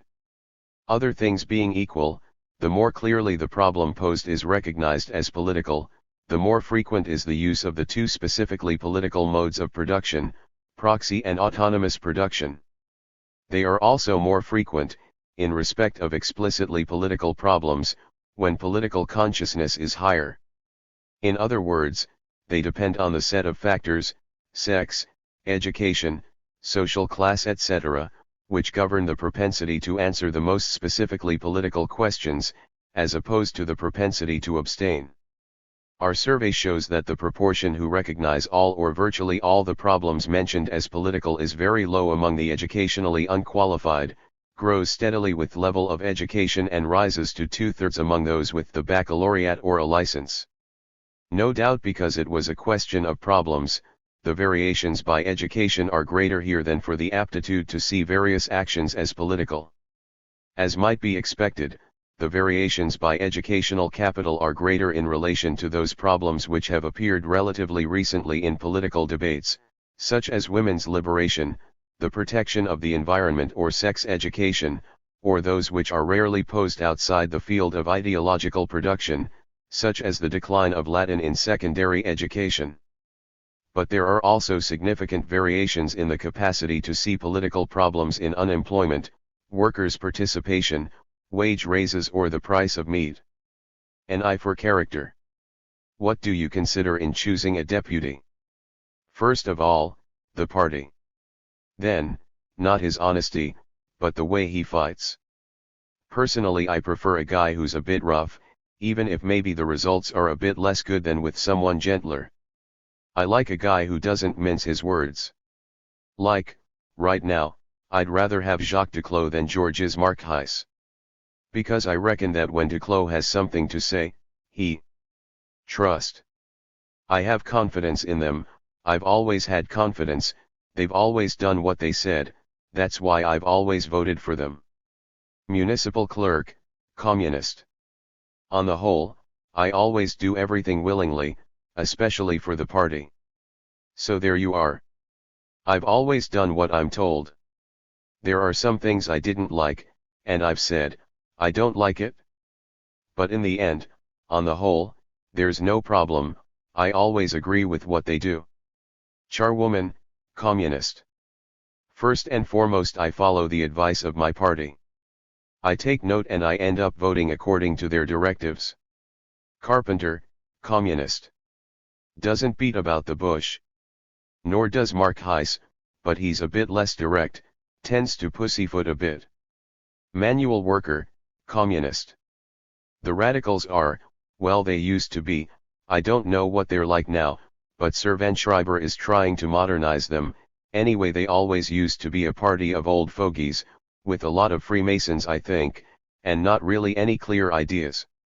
It's not a very frank party, I find. Secretary. A lot of people go and vote because you have to. But not me. Personally, I'm not like that at all. I go and vote because I know what I'm voting for. I belong to a party and I vote for my own ideas. Typist, communist. I'd say that personally I have confidence in the Central Committee, and when they discuss whether so and so should be a candidate, they know things I don't. It may be that so and so seems very good to me, perhaps even better to my mind than the official candidate, but maybe there's some detail I don't know but they know at the top. So if they've chosen this one rather than that, there must be a good reason. Locksmith, communist. This means that the relationship between social class and political opinions varies by social class, i.e., according to the mode of opinion production most frequent in that class. The probability of producing a political response to a politically constituted question rises as one moves up the social hierarchy, and the hierarchy of incomes and qualifications.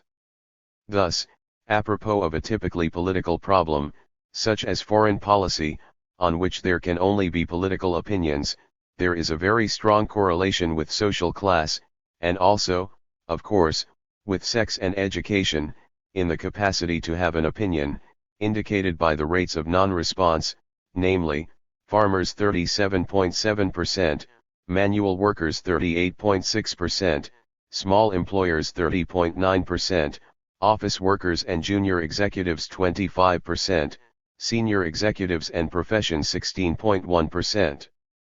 There is a very close correlation with declared political allegiance in the specifically political content of the opinions expressed, proportion of opinions approving the government's foreign policy, Communist Party PCF 48.7%, Socialists 47.7%, Radicals 41.2%, Centrists 52.3%, Giscardians RI 56.8%, Gaullists UDR 76.3%, IFOP 1966.39. This appears very clearly in Figure 20, in which, as happens with most foreign policy questions, the different classes and class fractions are distributed along the axis of non-response, whereas party preferences are distributed along the axis of satisfaction.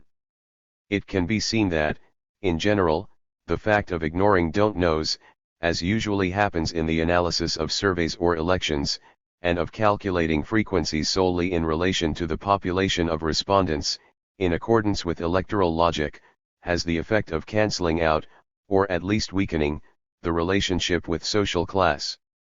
The greater the proportion of each category which eliminates itself, the less typical the survivors are of the category, precisely in respect of their degree of politicization.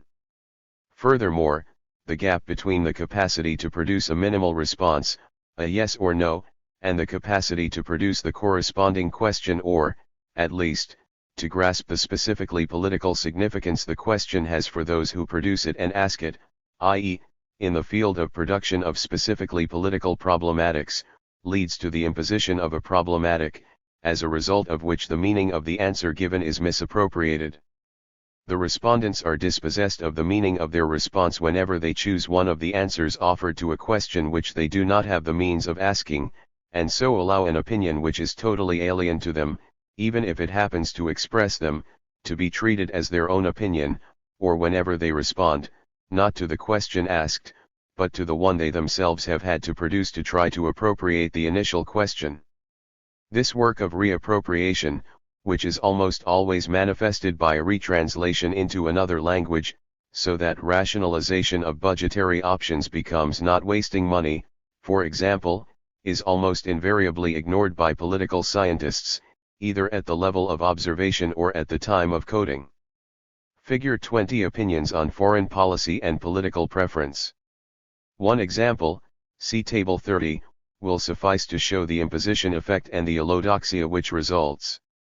This is a question on the political influence of the business world, lay affairs, in which we incidentally see the use of two very common rhetorical devices, the imposition of presuppositions here, in every country, an anodyne phrase which insinuates the whole conservative philosophy of history, always and everywhere the same, and the false symmetry which allows a highly improbable, almost absurd answer to exist, under the guise of giving equal chances to all replies.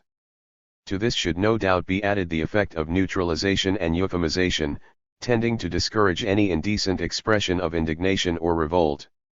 The question itself was only devised in order to legitimate, by another false symmetry, the asking of another question, this time definitely part of the dominant problematic, and in your view, is the influence of the trade unions too great, about right, or too small? It can be seen that the proportion who consider the influence of the business world too great rises as one moves up the social hierarchy, and, we may assume, although there are no data on this, the hierarchy of educational levels, that is, in precisely inverse ratio to the proportion who fail to reply. And so we see only 34% of manual workers judging the influence of big business excessive while 52% retreat into abstention or neutrality, with a considerable proportion actually judging that influence too small. The retranslation which the least competent respondents have to perform in order to begin to appropriate a long and complex question on a political scientific issue, often resulting in misunderstandings, is seen in another case, Table 31, where the least equipped have no choice but to abstain or to answer in terms of their image of Mitterrand. Here too, a neutralization effect is achieved through stylistic effects as subtle as the MR before Mitterrand, or the use of an academic verb such as preconizer, advocate. The expression socialism of the possible itself belongs to the register of high politics. Table 30 The imposition effect, responses to question on the business world and politics, by class fraction, percent, 1971. Question, in every country, the business world exerts a certain influence on political life. In your view, in France is this influence too great, about right, or too small? Class fraction. Too great. About right. Too small. Don't know. Farmers. 28. 13. 3. 56. Manual workers, domestic servants. 34. 19. 14. 33. Shopkeepers, craftsmen. 39. 23. 7. 31. Junior executives, clerical and commercial employees. 44. 25. 11. 20. Senior executives, professions, industrial and commercial employers. 55. 21. 8. 16. Source, Sophrase, La Politique et l'Argent, November 1971. It seems to be proved that, in the survey situation, the least competent agents are almost entirely at the mercy of imposition effects which all result, in the last analysis, from the fact that they have to choose between answers which only take on their meaning in relation to a political problematic. However, this problematic is nothing other than the ideological field itself, i.e., the universe of objective relations, automatically converted into political stances, prises de position, defined in their content by the side from which they emanate, among the positions held and defended in this field by the agents and institutions competing for the monopoly of production and imposition of the legitimate representation of the social world and of legitimate action upon this world. The only way fully to appropriate this problematic is to participate in its production, to occupy a position which counts, that is, which others have to take account of, a position whose mere existence modifies all the other positions, forcing their occupants to rethink their own positions. One only has to consider the structural effects resulting from the emergence of ultraleftism as an everyday force in the field. Political problems, like all those in philosophy, religion etc., always exist in and through the relationship between two or more antagonistic groups. This means that outsiders, being unable to take an active part in the political game which is de facto reserved for full-time professionals, politicians, permanent officials of the party apparatus is the right word, for once political journalists, professional ideologues, would only have some chance of picking out the opinions which suit them, from within the universe of ready-made opinions, if the products on offer always bore a trademark, the label which is both a marker and a guarantee.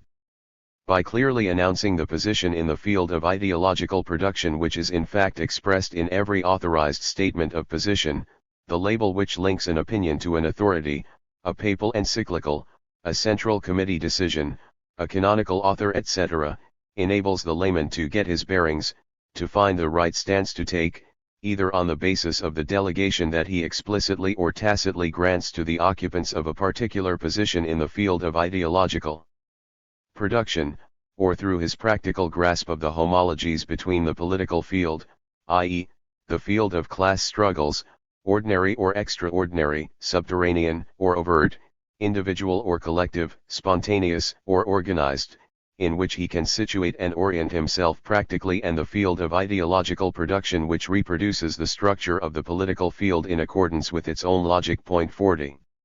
Table 31. The imposition effect, responses to question on the new socialism, by sex, class fraction, and party, percent, 1971. Question: Mr. Mitterrand advocates a new form of socialism, the socialism of the possible. In other words, reforms which take account of international competition and the situation of France in the common market. Do you think this new form of socialism can be put into practice, so it applicable? Sex, class fraction, and party. Yes. No. Don't know. Men. 37. 35. 28. Women. 24. 24. 52. Farmers. 16. 33. 51. Manual workers. 32. 30. 38. Craftsmen, shopkeepers. 26. 31. 43. Clerical and commercial employers, junior executives. 37. 31. 32. Professions, senior executives. 40. 32. 28. Communist Party. 45.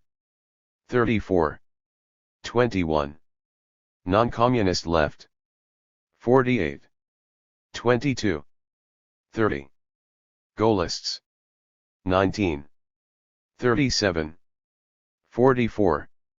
Center Democrat, Lecanuit. 29. 35. 36. Center PDM, Duhamel. 31. 28. 41. Giscardians. 20. 42. 38. Uncommitted, abstention. 18. 19. 63.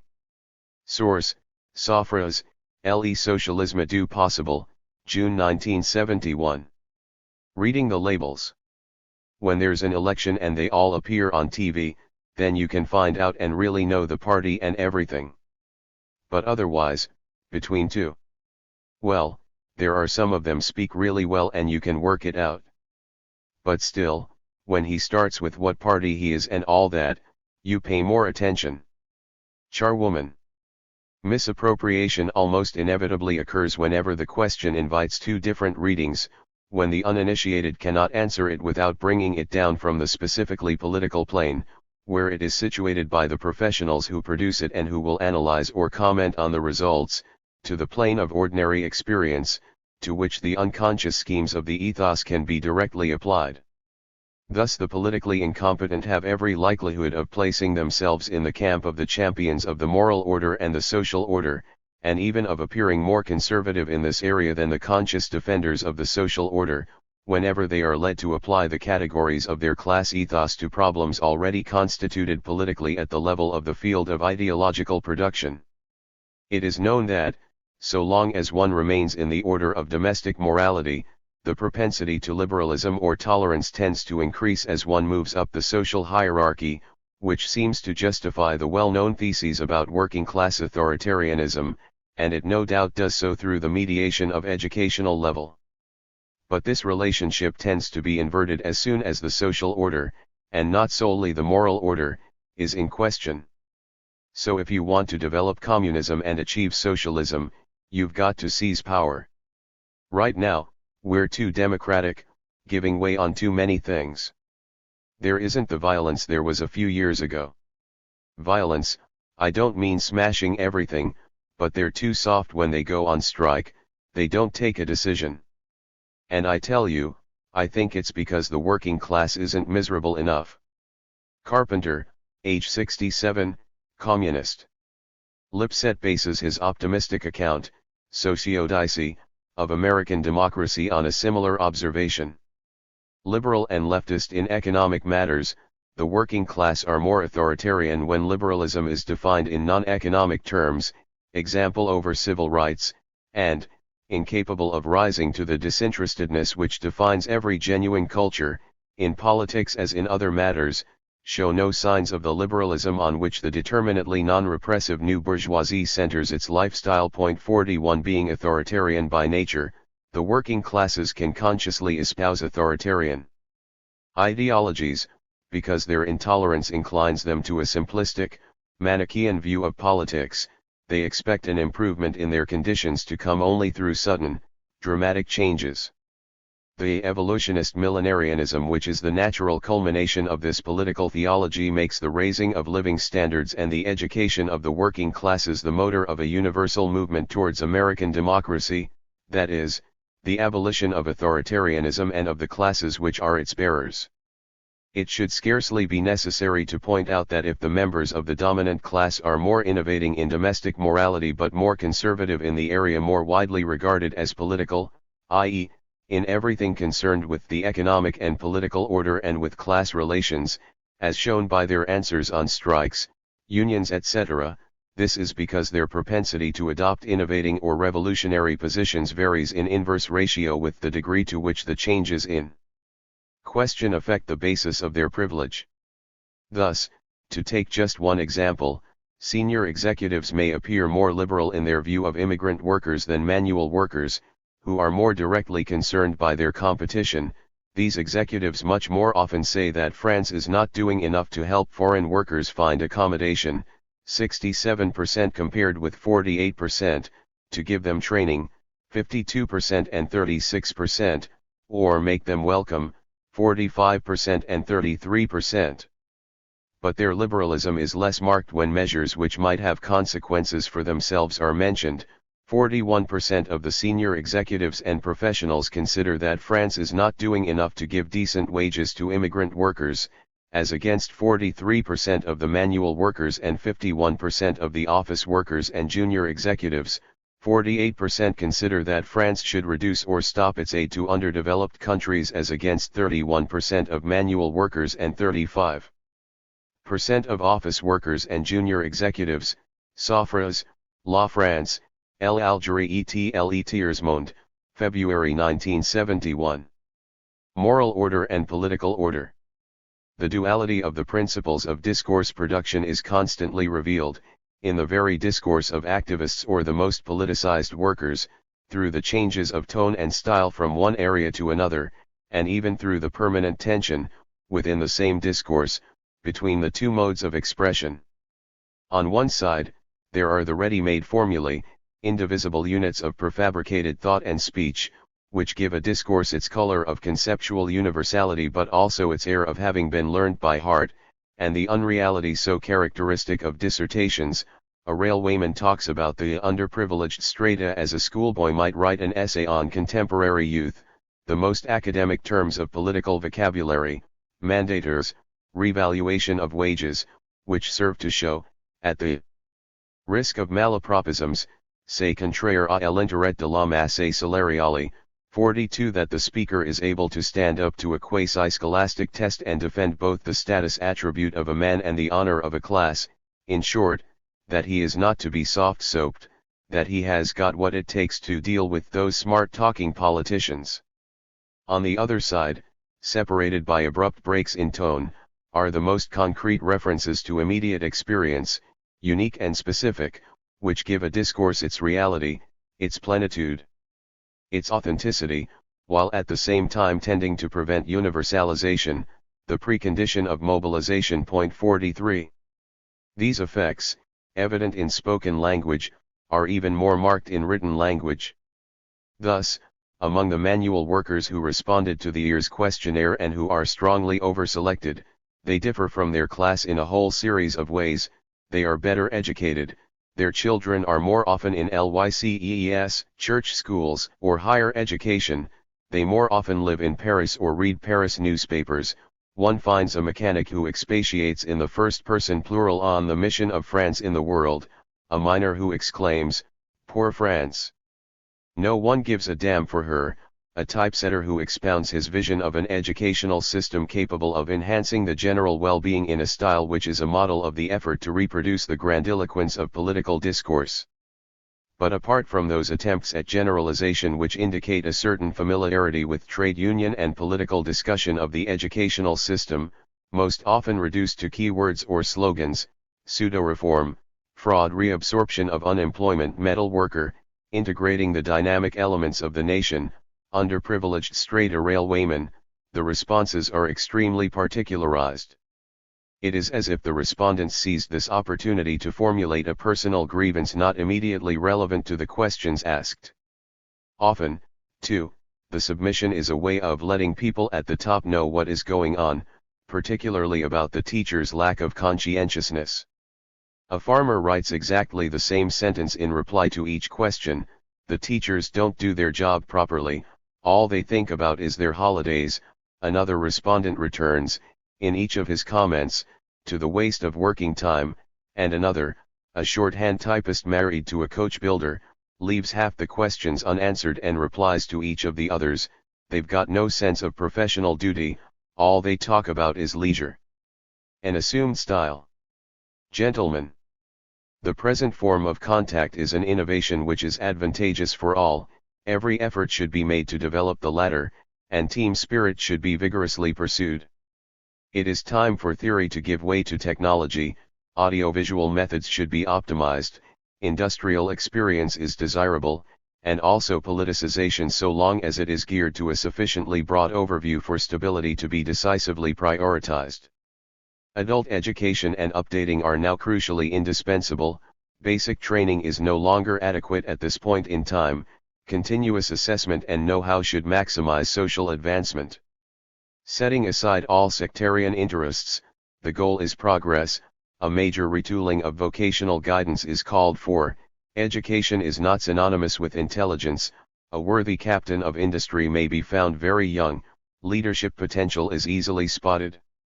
Typesetter, extract from a letter to the Ears in response to the questionnaire published in the press.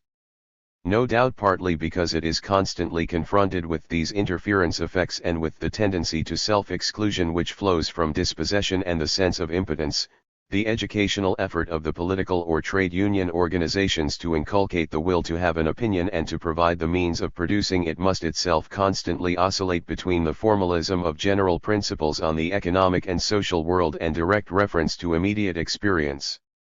For all this, it cannot ever perform the analysis which would truly relate the particular case to its ultimate foundations in political economy, an operation which is no doubt as impossible for the teacher as for the pupil. 44 While attention to the concrete situation is indispensable in order to win credence, it is no less essential to go beyond isolating the particular case in order to achieve collective mobilization around common problems.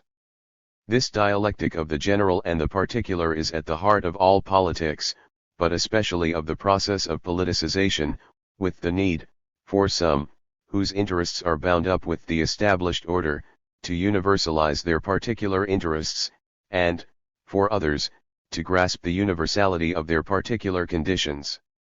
In political practice, of which opinion surveys indicate the diversity by the variety of areas of existence they deal with, there is an imperceptible gradation from particular, private questions, including those which concern domestic morality, child rearing, sexuality, parental authority, the sexual division of labor, etc., which may already be political stakes for some vanguard groups, to questions which, though they still concern upbringing or sexuality, are situated at a more general and abstract level, since they involve educational institutions, but also a level more remote from practical experience, such as teaching methods, the recruitment, training, or salaries of teachers, sex education and politics in schools, student demonstrations, etc., and finally to questions constituted as political by the tradition of trade union or political struggle, on industrial relations, the role of unions and so forth.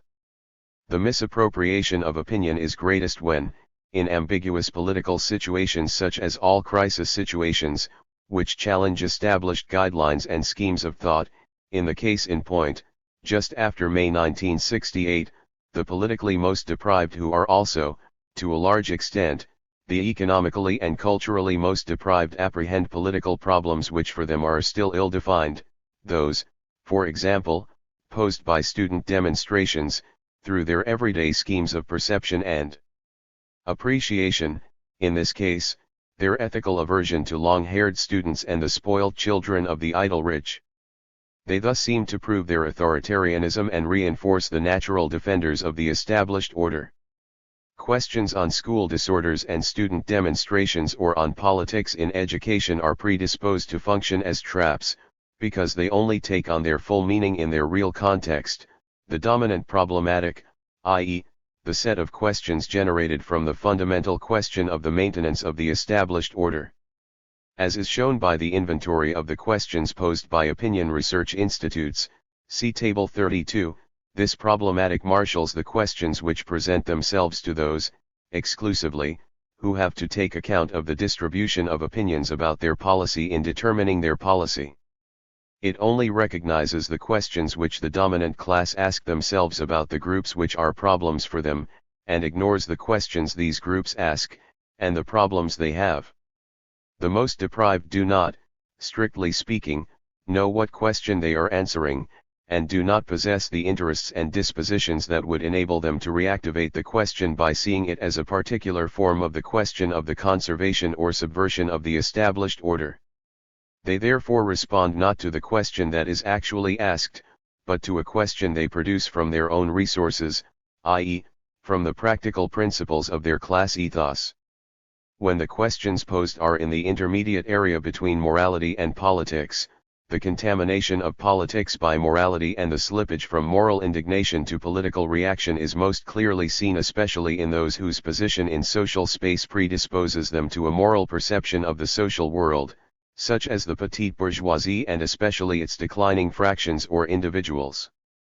Resentment is clearly the basis of the reactionary or conservative revolutionary stances of the declining petits bourgeois who are anxious to maintain order on all fronts, in domestic morality and in society, and who invest their revolt against the worsening of their social position in moral indignation against the worsening of morals.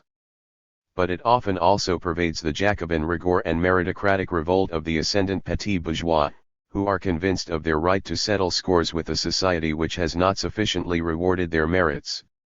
This simple reversal of pretension, the disposition of groups condemned to occupy subjectively a position which is not objectively theirs, is characteristic of all those who condemn the established order only because it recognizes them less than they recognize it, in their very revolt, and cannot recognize in them the values it recognizes officially.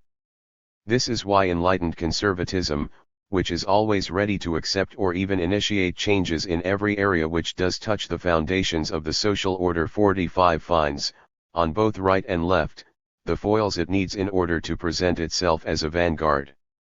Table 32 Views on Political Order and Moral Order, by Class Fraction, Percent, 1959, 1972. A. Italic figures indicate the strongest tendency in each row. B. There are generally fewer don't knows in all classes on all the questions concerned with morality except those on the sale of the pill to minors and sex education in schools than for those concerned with politics. CIFOP groups the industrial and commercial employers with the craftsmen and shopkeepers, SOFRAS groups them with the senior executives and members of the professions. Class habitus and political opinions. Here as elsewhere, it would be a mistake to seek the explanatory principles of the responses in one factor or in a set of factors combined by addition. The habitus integrates into the biographically synthesizing unity of a generative principle the set of effects of the determinations imposed by the material conditions of existence, whose efficacy is more or less subordinated to the effects of the training previously undergone as one advances in time. It is embodied class, including biological properties that are socially shaped, such as sex or age, and, in all cases of inter- or intragenerational mobility, it is distinguished, in its effects, from class as objectified at a given moment, in the form of property, titles etc., inasmuch as it perpetuates a different state of the material conditions of existence, those which produced it and which in this case differ to some extent from the conditions of its operation. The determinations which agents undergo throughout their existence constitute a system in which a predominant weight belongs to factors such as the capital possessed, its overall volume and also its composition, and the correlative position in the relations of production, identified through occupation, with all the associated dispositions, such as the influence of working conditions and occupational milieu. This means that the intrinsic efficacy of a factor taken in isolation can never really be measured by the correlation between this factor and the opinion or practice in question. The same factor may be associated with different effects, depending on the system of factors in which it is inserted. Thus the baccalaureate qualification may be a principle of revolt when possessed by the son of a junior executive or skilled worker who has fallen back into the ranks of the semi-skilled. The regular increase in the number of baccalaureates among unskilled workers is probably not unconnected with the growth of ultra-leftism in the working class, or a source of integration when possessed by a junior executive whose father was a factory worker or peasant smallholder. It could be shown in the same way that the value of an educational qualification and the associated relation to the social world vary considerably according to the bearer's age, inasmuch as the chances of possessing it are very unequal for the different generations. Social origin, inasmuch as inherited social capital, name, family connections etc. governs its real profitability, and also, no doubt, geographical origin, through embodied properties such as accent and also through the characteristics of the labor market, and sex. So it is understandable that, through the mediation of the habitus, which defines the relation to the positions synchronically occupied and consequently the practical or explicit positions taken vis-a-vis the social world, the distribution of political opinions between right and left should correspond fairly closely to the distribution of the classes and class fractions in the space whose first dimension is defined by overall volume of capital and the second by the composition of this capital. The propensity to vote on the right increases with the overall volume of the capital possessed and also with the relative weight of economic capital in the capital composition, and the propensity to vote on the left increases in the opposite direction in both cases. The homology between the oppositions established in these two respects the fundamental opposition between the dominant and the dominated, and the secondary opposition between the dominant fractions and the dominated fractions of the dominant class tends to favor encounters and alliances between the occupants of homologous positions in the different spaces. The most visible of these paradoxical coincidences occurs between the dominated fractions of the dominant class, intellectuals, artists, or teachers, and the dominated classes, who each express their, objectively very different, relation to the same dominant fractions in a particular propensity to vote on the left.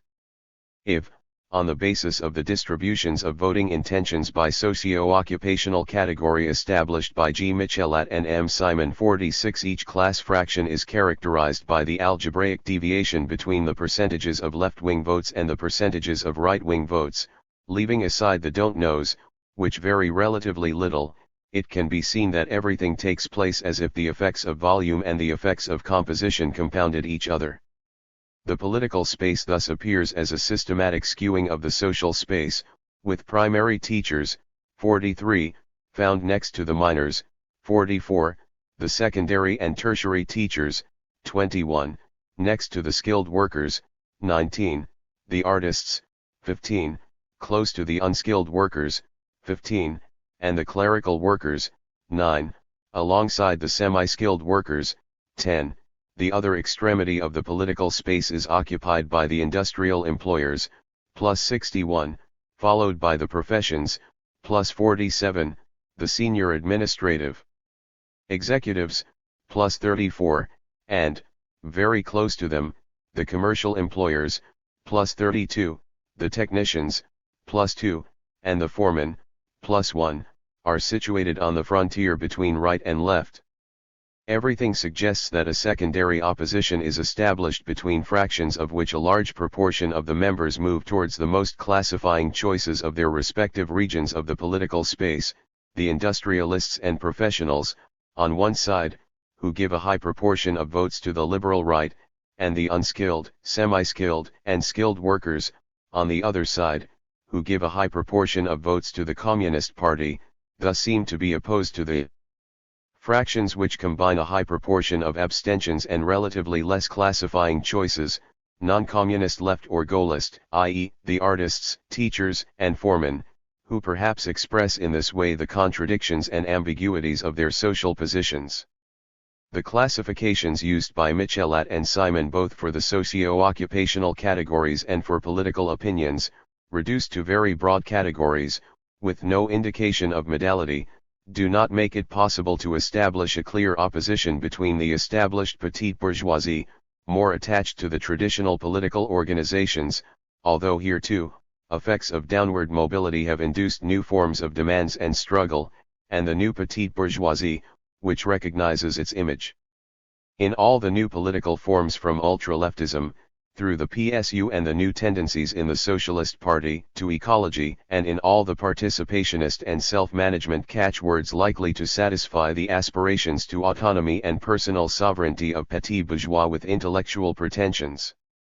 However, it may be noted that among all the categories situated in the center of the political space, the medical and social services, plus 28, are situated towards the pole marked by the industrialists, whereas the technicians incline more towards the miners' pole, plus 2, the junior administrative executives, plus 14, and commercial employees, plus 16, occupy an intermediate position, with the craftsmen, plus 13, the engineers, plus 19, and the farmers, plus 20.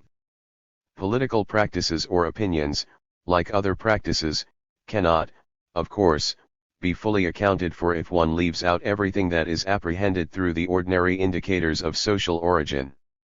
Here it is necessary to distinguish, at least, the effect of the trajectory leading from the original position to the present position, the effect of the conditionings inscribed in a particular socio-economic condition, and especially important when one is trying to understand political positions as explicit positions taken on the social world, the effect of inculcation, since political education, like religious education, which is a disguised form of it, is always partly received from the family, from the earliest days of life.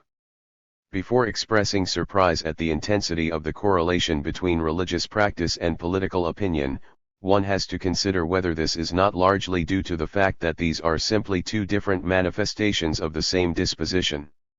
This is not only because, both in its content and in the disciplines of inculcation, religious training is a disguised form of political socialization, but also because the imposition of a practice and of a declared belief implies assignment to a class, and therefore the attribution of a social identity which, whatever the content of the corresponding inculcation, is defined relationally by its opposition to the complementary class of non-believers and is thus charged with all the properties excluded from the latter at a given moment, such as the conservative political disposition implied in opposition to the Reds. Fidelity to this identity and to those who share it, I am a Christian, confers a great autonomy on the professed faith with respect to the present conditions of existence. As for the specific effect of the content of the religious message, it may be assumed that it reinforces the propensity to conceive the social world in terms of the personalist logic of personal salvation, to see poverty or oppression as personal misfortunes, like illness or death. By contrast, the political mode of thought tends to exclude from politics everything that personalist thinking and religion constitute as ethics, in particular everything concerned with the domestic economy.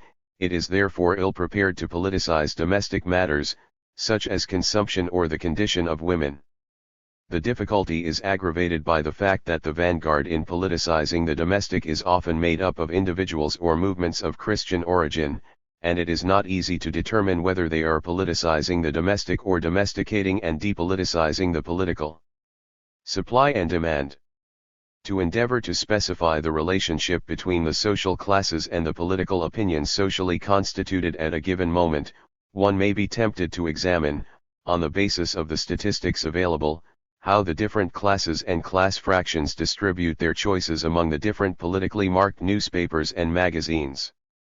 However, the inherent fallacies of such a procedure cannot be avoided unless one starts by considering what reading a newspaper means for the different categories of readers, since it may have nothing in common with the functions commonly attributed to it or with those assigned to it by the producers or their backers. Only an ethnocentric faith in the myth of personal opinion, an opinion formed by a permanent effort to keep informed, can mask the fact that a newspaper, for those who actually read one, is a viewspaper, journal d'opinion, for only a minority.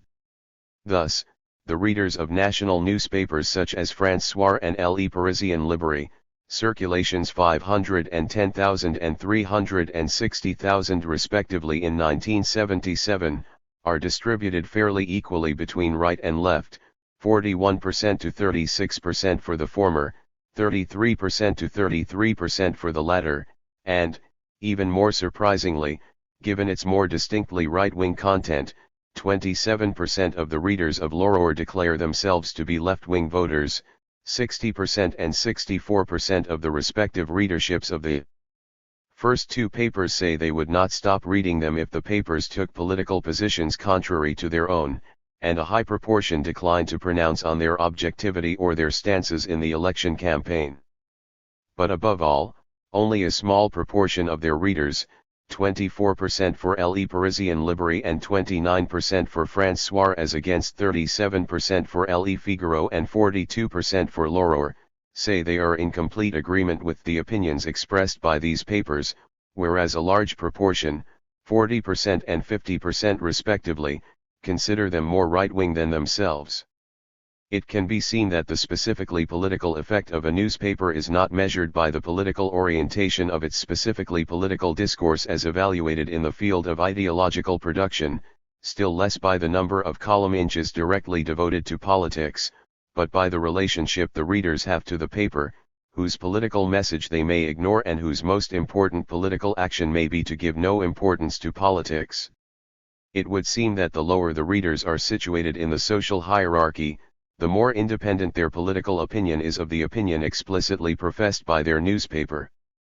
Buying a paper like Le Parisien Libéré or François, or even L'Aurore, is, for manual workers or clerical workers who vote socialist or communist, and who no doubt make up the majority of the communist or socialist voters among those papers' readerships, i.e., 10% and 20% of the readership of the former and 9% and 29% of the readership of the latter, an act which, although it is objectively political, presupposing and no doubt producing depoliticization, implies no affiliation, no political delegation.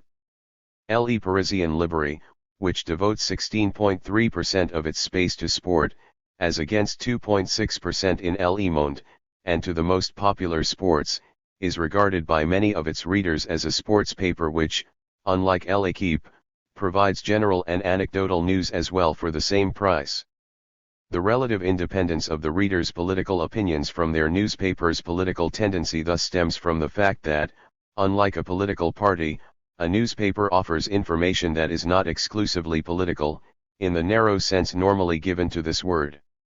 It is a multipurpose product, offering, in very variable proportions, international and national politics, miscellaneous news, and sport, so that it can be the object of an interest relatively independent of specifically political interests. 47 Furthermore, consciously endeavoring to maximize their circulation as a direct source of revenue through the cover price, but also as an indirect asset through its value in the eyes of advertisers. 48 What may be called omnibus publications, which include most local papers, must systematically eschew everything which might offend any section of their actual or potential readership, in particular, specifically political pronouncements, just as they are excluded, for the same reasons, from casual conversation between strangers, in favor of safe topics, such as the weather, except for those which can be perceived as least political, i.e.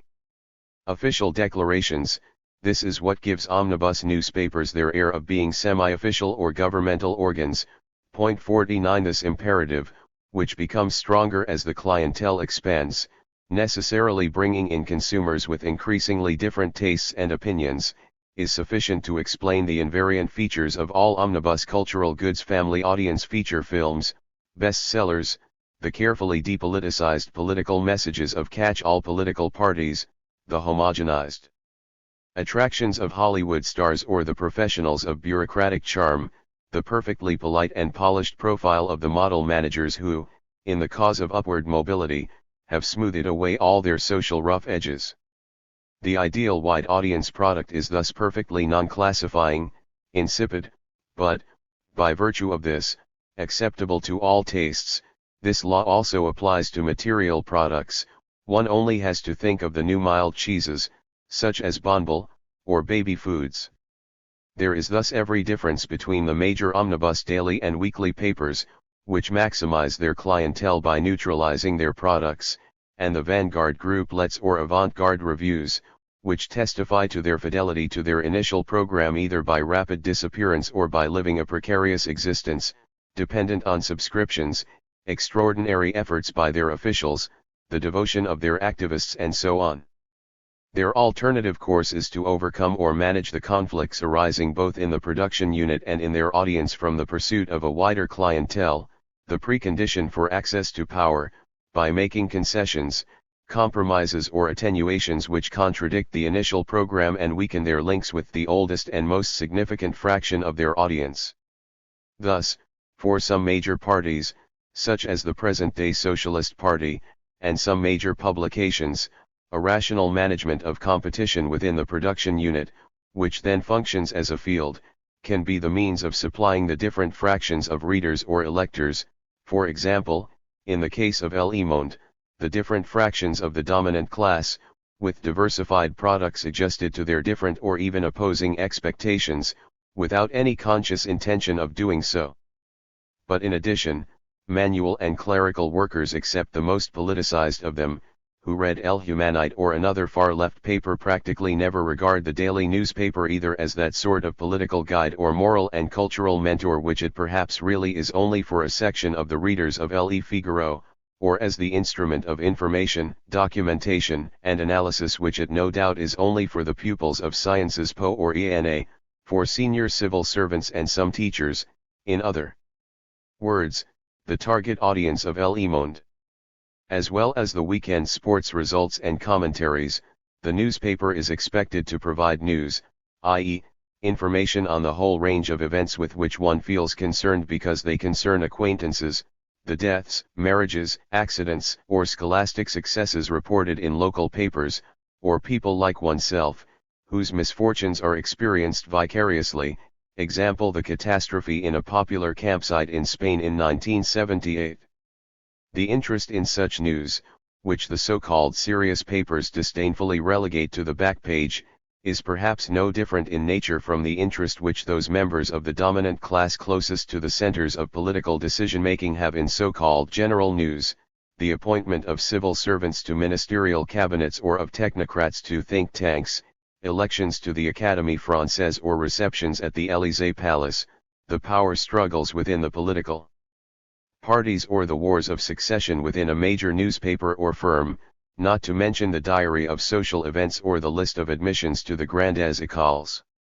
Only in bourgeois conditions of existence, around bourgeois dinner tables, do proper names of general interest, the name of the Minister of Finance or his chief advisor, the director of Schlumberger or the chairman of a prize jury and so forth, refer to familiar individuals, known and frequented, belonging, like neighbors and cousins in the space of a village, to the world of mutual acquaintance, which goes a long way to explain why reading Le Monde is a sine qua non for entry to the beau monde. One forgets that the dominant class is defined precisely by the fact that it has a particular interest in affairs of general interest because the particular interests of its members are particularly bound up with those affairs. But this is only one of the many reasons for questioning the semi-scientific opposition between news and views, or between the so-called sensational newspaper and the journal of reflection. Behind the reading of these two categories of papers lie in fact two quite different relations to politics. Reading a national newspaper, and especially one of the major, legitimate papers, such as Le Figaro or Le Monde, is one way among others, like writing in the papers, or to the papers, signing petitions or answering questionnaires published by them, of showing one's sense of belonging to the legal nation, of being a full citizen, entitled and duty-bound to participate in politics and exercise a citizen's rights. It is not surprising to find that the reading of national newspapers, especially the most legitimate of them, is closely linked to educational level, by virtue of an effect of assignment by status. Educational qualifications strongly contribute to the sense of full membership in the universe of legitimate politics and culture, which includes the sense of the right and duty to read a legitimate newspaper. See tables 33, 34, and 35. While the probability of reading a national newspaper rises strongly with educational capital, with the probability of reading a regional newspaper varying in the opposite way, the variations are particularly marked in the case of Le Monde and Le Figaro, the readers of which are to a very large extent drawn from among graduates of higher education institutions. Through the link with educational capital, the probability of reading a national newspaper is linked to social class, though less closely it is very low in the working classes, in which reading is almost exclusively limited to the sports papers and omnibus papers, François and Le Parisien Libre, and increases steadily as one moves up the social hierarchy. There is every reason to think that, other things being equal, women are socially more inclined than men to be interested in the non-political content of newspapers, local news, anecdotal items, the diary of social events, etc. In politics, unlike cultural practices, the effect of assignment by status exerted by scholastic capital cannot make itself felt in full until the effects of the traditional division of labor between the sexes are weakened or nullified, as is the case in the dominated fractions of the dominant class. Thus we find that, except in the dominant class, the rate of readership of a national newspaper is higher among men than women. The relationship is reversed for readership of local newspapers. Whereas the probability of reading at least one daily paper rises steadily with age, the probability of reading a national paper is virtually independent of age, although slightly higher for the 25 to 49 age group than for older groups, as if aging were accompanied by a weakening of the sense of needing to keep up to date with politics. This tendency does not appear in the case of L'Aurore and Le Figaro, a high proportion of whose readers are industrial and commercial employers who often continue their activity to an advanced age. but the difference between the sensational press and the informative press ultimately reproduces the opposition between those who make politics and policy, in deeds, in words or in thought, and those who undergo it, between active opinion and opinion that is acted upon. And it is no accident that the antithesis between understanding and sensibility, reflection and sensation, which is at the heart of the dominant representation of the relationship between the dominant and the dominated, evokes the opposition between two relations to the social world, between the sovereign viewpoint of those who dominate the social world in practice or in thought. General ideas, said Virginia Woolf, are always generals' ideas, and the blind, narrow, partial vision, that of the ordinary soldier lost in the battle, of those who are dominated by this world. Political analysis presupposes distance, height, the overview of the observer who places himself above the hurly-burly, or the objectivity of the historian, who takes and gives the time for reflection by performing a sort of political alienation, which, like aesthetic alienation, can neutralize the immediate presence, the urgency and functions of the object, substitute the euphemistic translations of the indirect style for the direct utterance of words or rallying cries 50 and subsume. Under the unifying concepts of political analysis, the immediacy, actuality, factuality of ephemeral events, of everything which satisfies the curiosity of the ordinary reader, immersed in events and short-term, facile sensations. Like difficult art as opposed to facile art, or eroticism as opposed to pornography, the so-called quality newspapers call for a relation to the object implying the affirmation of a distance from the object, which is the affirmation of a power over the object and also of the dignity of the subject. They give the reader much more than the personal opinions he needs. They acknowledge his dignity as a political subject capable of being, if not a subject of history, then at least the subject of a discourse on history.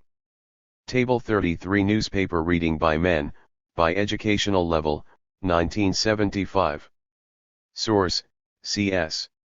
THIRD-6, CESP, 1976. Table 34. Newspaper reading by men, by age, 1975. Source, C.S.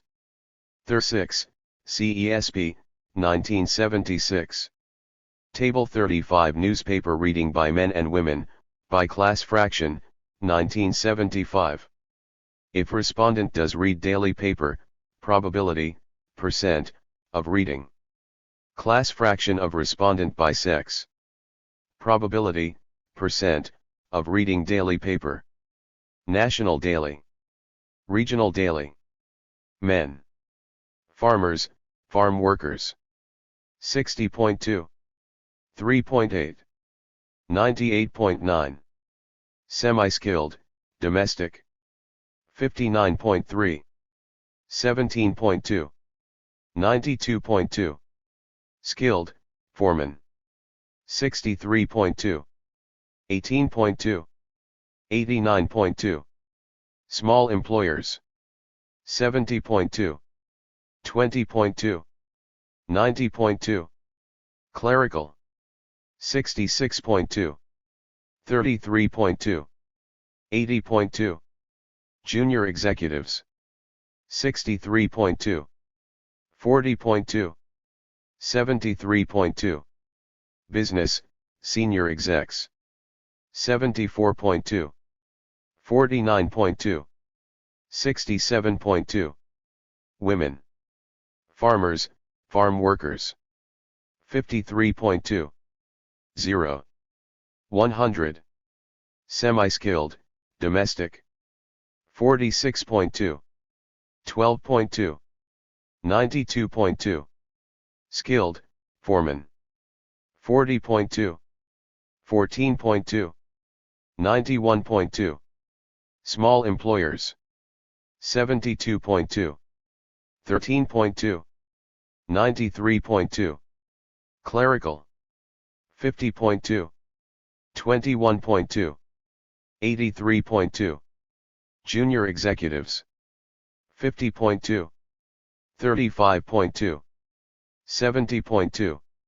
Business, senior execs. 68.2. 52.2. 61.2. Source, C.S. Thir 6, CESP, 1976. Having thus specified the meaning of the relationship of the different social classes to their newspapers, through which we no doubt can grasp one dimension of their objective and subjective relation to politics, which is also seen in the rates of participation in the leaderships of the different parties, and in electoral turnout rates, we can try to derive some indications as to political positions from the variations in readership of the politically most clearly marked national newspapers. See Table 36. First, it is possible to draw fairly precisely the simultaneously political and cultural dividing line between the working classes who, apart from local papers, read almost exclusively omnibus papers and the middle classes. Technicians, whose level of newspaper readership is very close to that of foremen, are opposed to clerical workers, who read more papers but also more right-wing papers, i.e., more often La Croix, Le Figaro, and Le Monde, less often El Humanite or L'Equipe. One no doubt sees here the combined effects of very different work milieu, the workshop, and the office, and also of types of schooling which tend to reinforce pre-existing differences, technical training, which encourages practices and interests close to those of other manual workers, and secondary schooling, which, by at least slightly initiating its pupils into legitimate culture and its values, introduces a break with the popular worldview.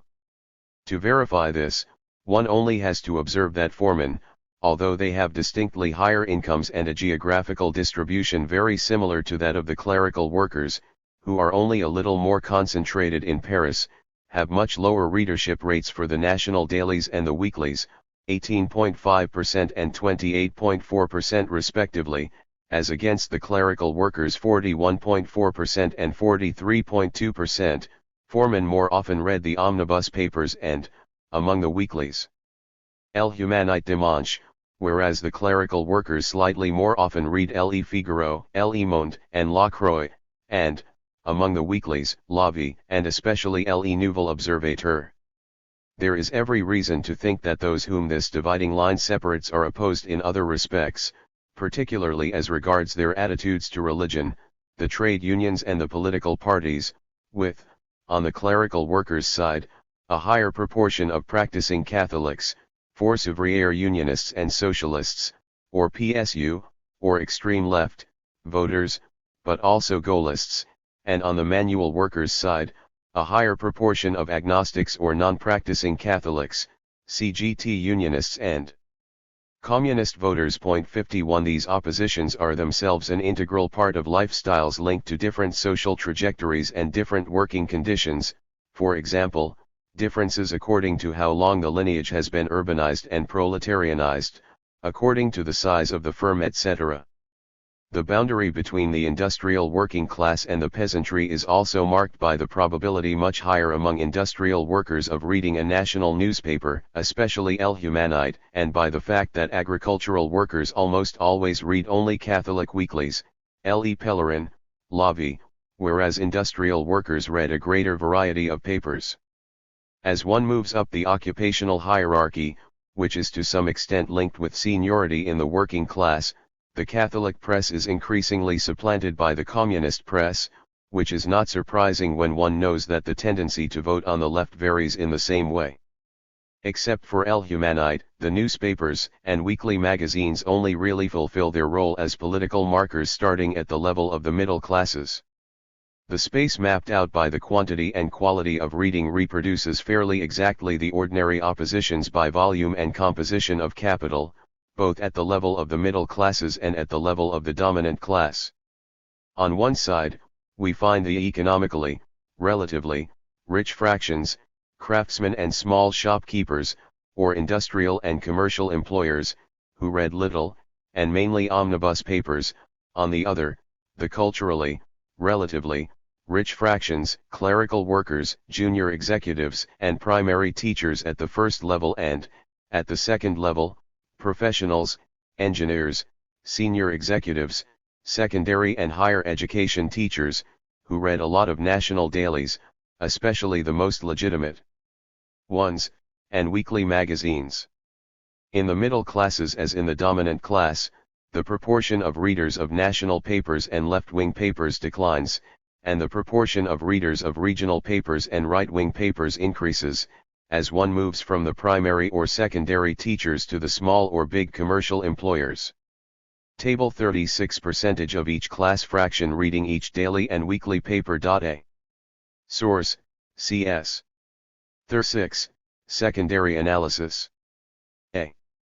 Each number represents the percentage of individuals in each class fraction who had read or skimmed the corresponding daily paper either the day before or 2 days before the survey was made. For the weekly publications, the reading period was the week preceding the survey. Italic figures indicate the strongest tendency in each column within the middle class and the upper class. The social and medical services and the apprentices were not sufficiently represented to be included. Only for the dominant class does the newspaper fully play its role as an attitude-generating principle defined by a certain distinctive position in a field of such institutionalized principles, and the adequacy with which it expresses its readers no doubt depends on the degree of homology between its position in the field of the press and its readers' position in the field of the classes, or class fractions, the basis of their opinion-generating principle. Thus at one pole we find the industrial and commercial employers, reading little, mainly omnibus papers and Le Figaro, at the other, the teachers, and, still further away, the intellectuals, reading a lot, mainly Le Monde or El Humanite or Le Nouvel Observateur. The space of the weekly magazines, no doubt because they have to maintain a greater distance from the daily course of political life, because they devote more space to cultural matters, and also because, in order to achieve the high circulation needed to attract advertisers, they must avoid all principles of division and exclusion and seek the most neutral areas, objects, and styles is less clearly marked out, although Le Nouvel Observateur is still fairly clearly opposed to L'Express and Le Point.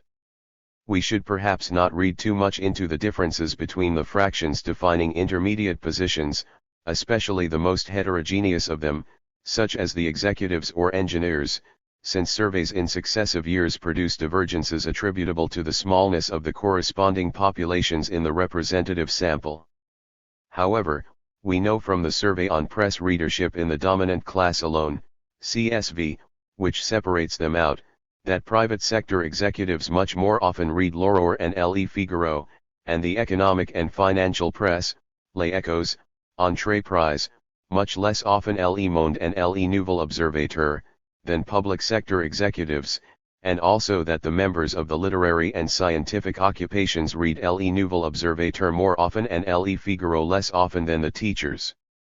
So it would seem that the mode of the distributions of the daily and weekly papers ranked by political content omnibus papers, with L'Aurore, Le Figaro, Le Monde, Le Nouvel Observateur, El Humanite tends to shift steadily as one moves through the fractions in the following order: commercial and industrial employers, private sector executives, professions, public sector executives, teachers, intellectuals, the central categories, especially the professions and engineers, being characterized by a particularly strong dispersion of their choice of reading matter.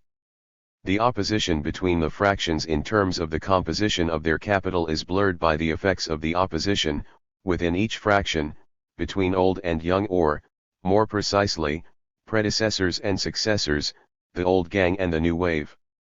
The dominated fractions, who, because of their position in the space of the dominant class, incline towards partial, symbolic subversion, contain their own, temporally, dominant groups who may be pushed towards conservation, partly in response to the subversive dispositions of their own challengers.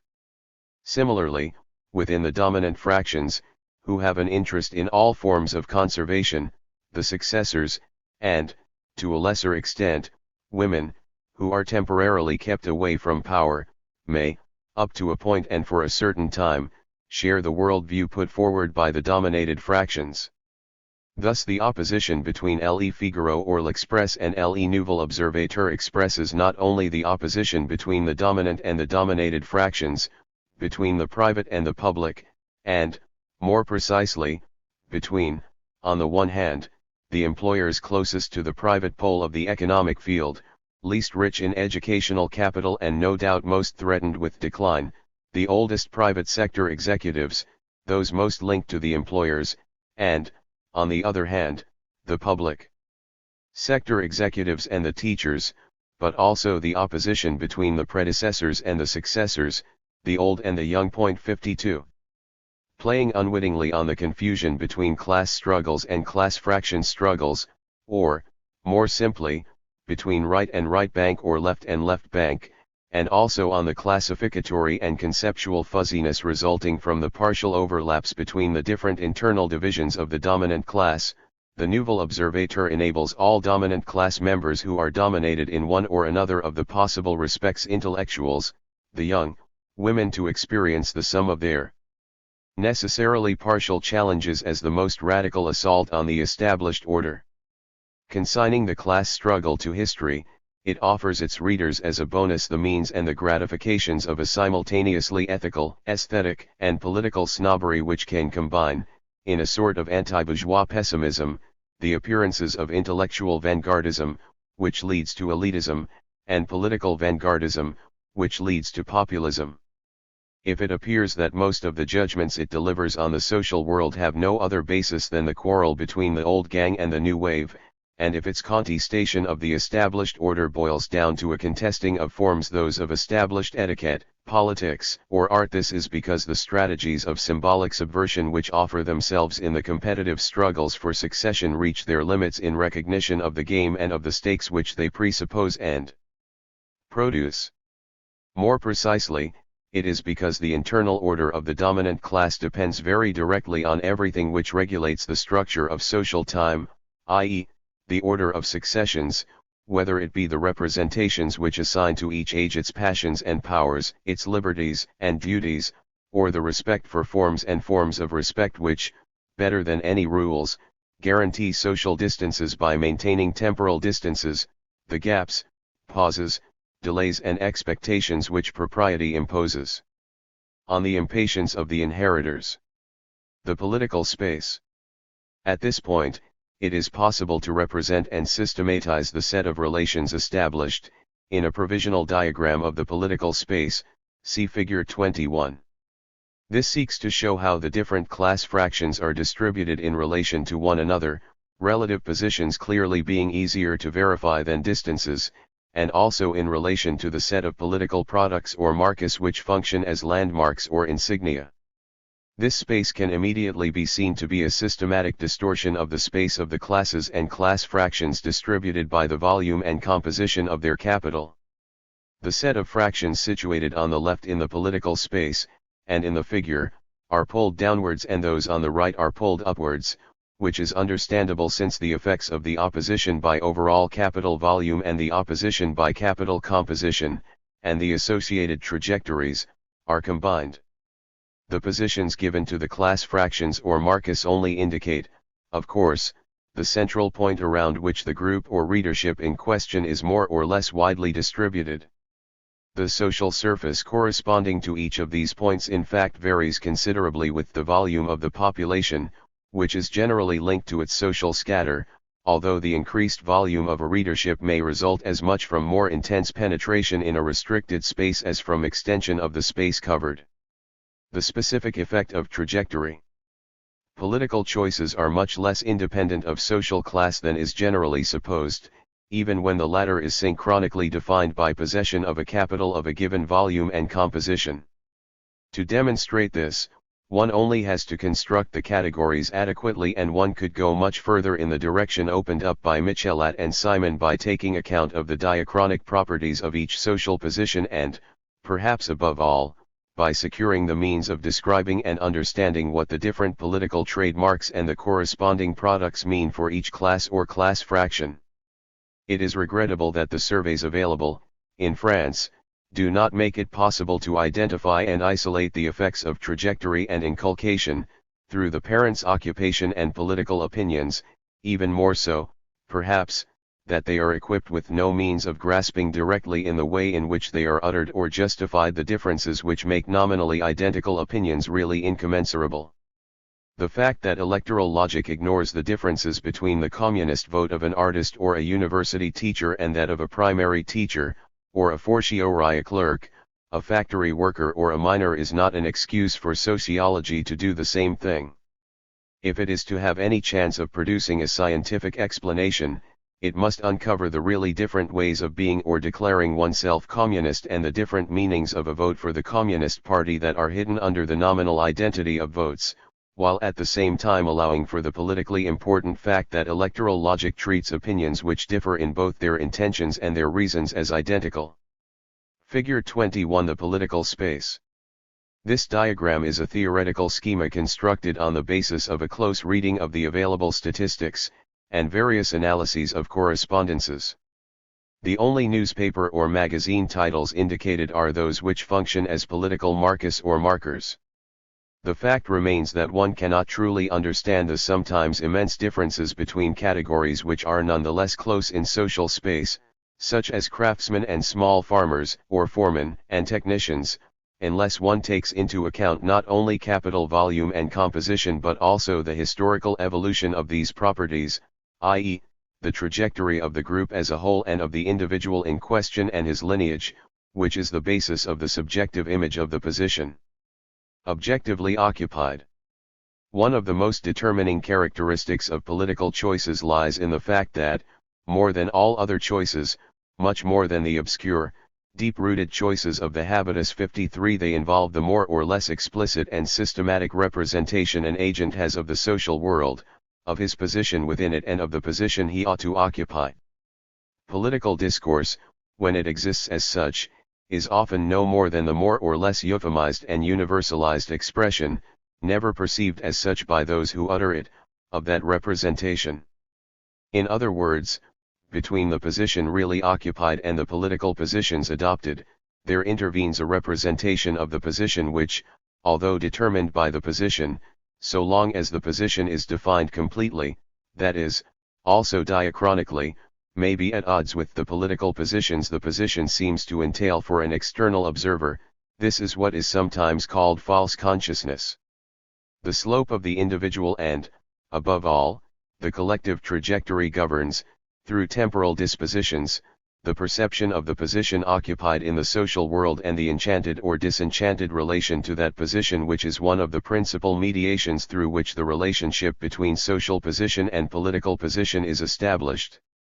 The degree to which individuals and groups are turned towards the future, novelty, movement, innovation, progress, dispositions which are particularly manifested in liberalism towards the young, the bringers and beneficiaries of the new order, and, more generally, inclined towards social optimism, or, on the other hand, oriented towards the past and inclined to social resentment and conservatism, depends on their past and potential collective trajectory, i.e., on the extent to which they have succeeded in reproducing the properties of their ascendants and are, or feel, able to reproduce their properties in their descendants. A class or class fraction is in decline, and therefore turned towards the past, when it is no longer able to reproduce itself with all its properties of condition and position, and when a large proportion of its youngest members, in order to reproduce their overall capital and maintain their position in social space, must at the least perform a reconversion of their capital which is accompanied by a change in condition, marked by a horizontal movement in social space. In other words, when the reproduction of class position becomes impossible, déclassement, or requires a change of class fraction, reconversion. In this case, the change in the mode of social generation of the agents leads to the appearance of different generations whose conflicts cannot be reduced to what is usually put under the heading of generation conflicts, since they arise from the opposition between values and lifestyles associated with the predominance of either economic or cultural capital in the asset structure. The liberal conservatism of those fractions of the dominant class whose reproduction can be taken for granted thus contrasts with the reactionary dispositions of the fractions whose collective future is threatened and who can only maintain their value by binding themselves to the past, referring to systems of values, i.e., a logic of the determination of value, corresponding to a superseded state of the structure of the field of class relations. The repressive dispositions of the small independent craftsmen and shopkeepers and, more especially, of the oldest fractions of these relatively old groups, appear in a whole set of convergent indices. Thus they manifest a suspicion verging on hostility towards modern art and artists, who, in all their practices, and especially in the liberties they take with the linguistic, sartorial, cosmetic, or ethical norms, no doubt symbolize all that these groups deplore or detest in young people. 20% of them declare that the modern artist takes his audience for a ride, as against 13% of both the senior executives and the manual workers, 9% of the junior executives and 6% of the farm workers. 28% of them concur with the view that art is just a matter of business, compared to 20% of the junior executives, manual and farm workers and 15% of the senior executives. C.S. Lee. They are the category most inclined to say that teachers do not know how to win respect, 62% of them, as against 55% of the junior executives and clerical workers, 54% of the manual workers, 48% of the farm workers, 45% of the senior executives, to attribute children's failure at school to their not working hard enough, 57%, as against 47% of junior executives and clerical workers, 46% of manual and farm workers, 40% of senior executives, or to consider that school discipline is too lax, 45%, as against 38% of manual workers, 36% of junior executives and clerical workers, 31% of farm workers and 30% of senior executives. Sofras, 1973. They are more often in favor of stricter film censorship than all other groups in contrast to the manual workers and junior executives. CSL. It is not surprising that, like the big commercial employers and the foremen, they devote a significant proportion of their, generally limited, reading to Minute, a magazine which specializes in all the themes and social fantasies, such as xenophobia, of petit bourgeois resentment. There is every reason to suppose that the extreme right recruits strongly in these categories. Although it is certain that individuals occupying similar positions may have different opinions according to their social origins and their trajectories, everything seems to indicate that the effects of individual trajectory, which are particularly visible in the case of groups occupying less determinate positions in social space and therefore more dispersed in all respects, are exerted within the limits of the inherent effects of class, so that the ethico-political dispositions of the members of the same class appear as transformed forms of the disposition which fundamentally characterizes the whole class. 54 Thus obsequium, the deep-rooted respect for the established order which sets limits to petit bourgeois revolt, is also the basis of the social virtues of the new petite bourgeoisie. When it is a matter of selling goods and services which, like cultural goods or material comfort goods, household equipment, buildings, or furniture, clothing or leisure goods are more or less successful materializations of the dominant lifestyle, the acquisition of which implies a recognition of the dominant ethical or aesthetic values, nothing succeeds better than the disposition to sell one's own virtues, one's own certainties, one's own values, in a word, the certainty of one's own value. In a sort of ethical snobbery, an assertion of exemplary singularity which implies condemnation of all other ways of being and doing. This disposition is particularly called for when endeavoring to convert the working classes, to bring them into the race by foisting on them the latest bourgeois must, the latest mode or the latest morality, and when applying the same indignant conviction to repressing the repressive dispositions of the working classes which others applied in the past to repressing their irrepressible laxity and intemperance. In the political arena, ethical submission to the dominant class and to the values it embodies is revealed in a limited challenging of the established order which, being based on the sense of not occupying one's proper place in that order, conforms to the proprieties of the target class even when challenging that class. Thus, in applying their favorite strategy, which consists in denouncing the established order in the name of the very principles it proclaims, the petits bourgeois bear witness to their recognition of those principles and appeal for recognition of their tireless struggle against scandals and, above all, hypocrisy, the source of all scandals. Their desire for social recognition and their proleptic identification with the dominant class are revealed in the nature of their demands, which give priority to the symbolic aspects of existence, not only because affronts to the dignity of the person are felt more acutely by those who are freed from the most brutal forms of oppression and exploitation, but also because their very concern for dignity inclines them to demands which testify to the dignity of the demander. Thus the fear of losing all they have won, by trying to get all they have been promised, particularly through education and qualifications, does not fully explain the form taken by petit bourgeois bargaining strategies. The ordinary means of the workers' struggle, strikes, or demonstrations, are for them a last resort, which they will consider only when driven to extremities by excessive injustice, if need be, will take to the streets. They prefer symbolic weapons, starting with campaigns for education, which sets up a relation of moral domination, or information, in which they have inordinate faith, and that particular form of collective action which is achieved through the association, a strictly serial grouping of individuals assembled solely by the same cause, the same desire to deliver a sort of ethical summons.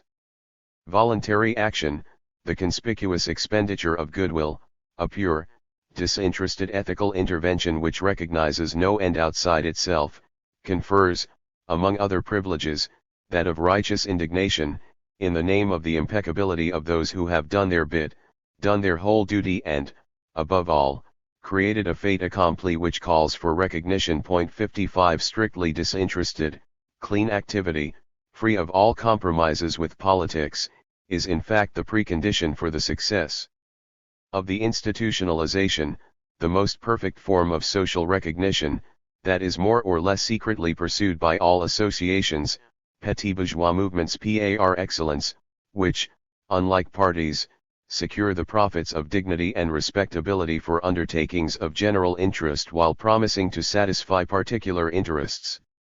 There is every reason to suppose that the petit bourgeois are particularly loath to compromise themselves with the Communist Party, an unseemly party, unappreciative of their specific interests, and above all, unreceptive to the moralizing, edifying, vaguely humanistic phraseology with which they readily identify values, taking responsibility, personal development, growth, partnership, concern, etc. When their sense of personal worth and their individualistic reservations have been encouraged by more comfortable conditions of existence and an early upbringing impregnated with religious values conducive to personalism. The higher their social origin, the more probable are these effects of conditioning or inculcation, so that they are very likely to be reinforced by the effects of a declining trajectory. One may also suppose that the petit bourgeois would move towards the PSU and its combination of protest and propriety, if it were less overtly revolutionary or if it grew up to be a responsible party of government, as has now happened with the technocratic modernist wing of the Socialist Party. But they respond equally well to a reforming, intelligent conservatism. In short, they waver, and at times of crisis they can swing abruptly.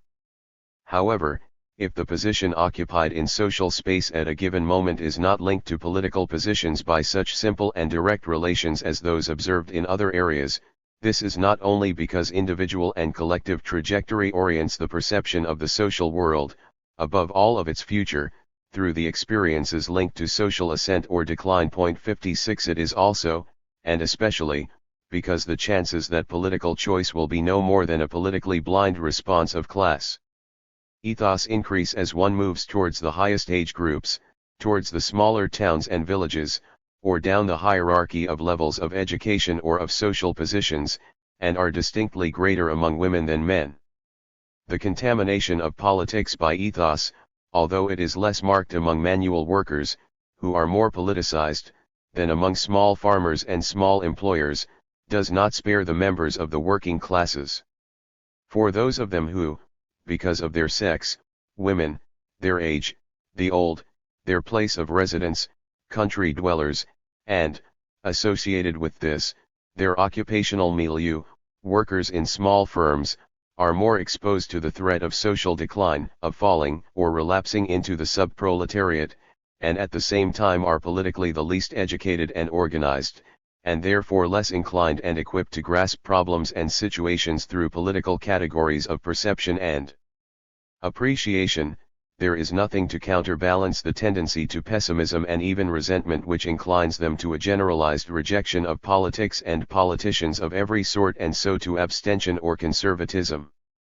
To understand the dispositions which may, according to the degree of politicization, be expressed in either progressive or conservative political positions, one would have to analyze the deep insecurity engendered by the experience of a whole lifetime lived under the threat of accident, illness, unemployment, and the negative career leading to the subproletariat, and the corresponding attachment to acquired advantages and to the individual or collective strategies responsible for their acquisition, which has nothing in common with attachment to the established order. One would have to examine how working conditions and, specifically, the disciplines, especially as regards time, imposed by the employer tend, in themselves, quite apart from any ideological inculcation, continuously to reinforce the dispositions inculcated by an early upbringing which, both necessarily and deliberately, reproduces the necessities, harshness, and rigidity of the existence for which it prepares.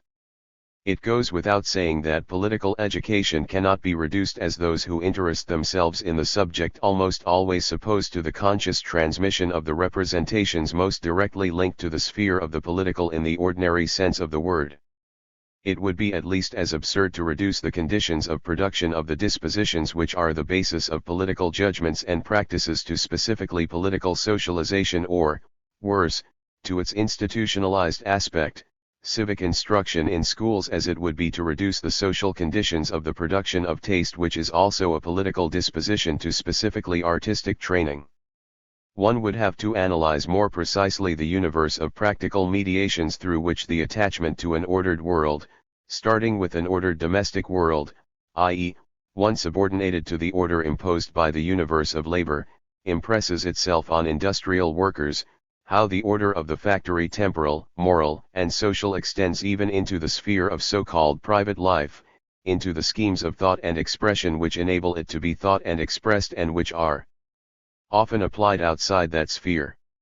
One would have to consider whether the island of security, autonomy, and stability which the family represents is not both the last bastion, with, for instance, the memory of past struggles and everything which constitutes the class sense of honor, including, for example, a certain cult of virility, the basis of a whole conservative vision of the division of labor between the sexes, and also the point of least resistance, symbolized in and embodied by women, who are depoliticized by their status and put in charge of consumption, through which the forces of domination penetrate to the heart of practice and the deepest level of the unconscious.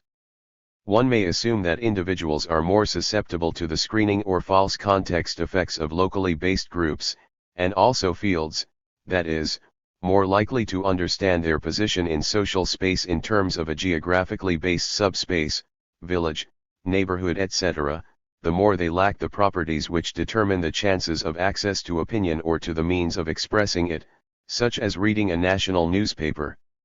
Those who are dominant in a space that is dominated overall, the owners of 50 hectares in a region of small holdings, local notables, foremen, etc., may thus make political choices which are in harmony with the choices of those who dominate the whole society. 57 The same logic no doubt partly explains why office workers, who are at the bottom of the hierarchy of the civil service and of middle-class wage earners, more often vote on the left than foremen, who are at the top of the working class.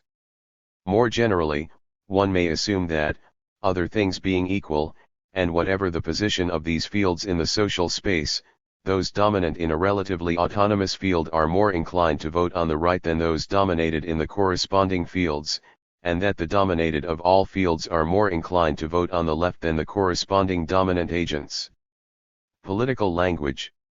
Thus, the element of discrepancy which remains unexplained so long as the question is looked at in terms of the determinants of ethical dispositions is explained by the relationship that is set up, in each opinion poll or election, between a supply of ready-made opinions and a determinate capacity to choose.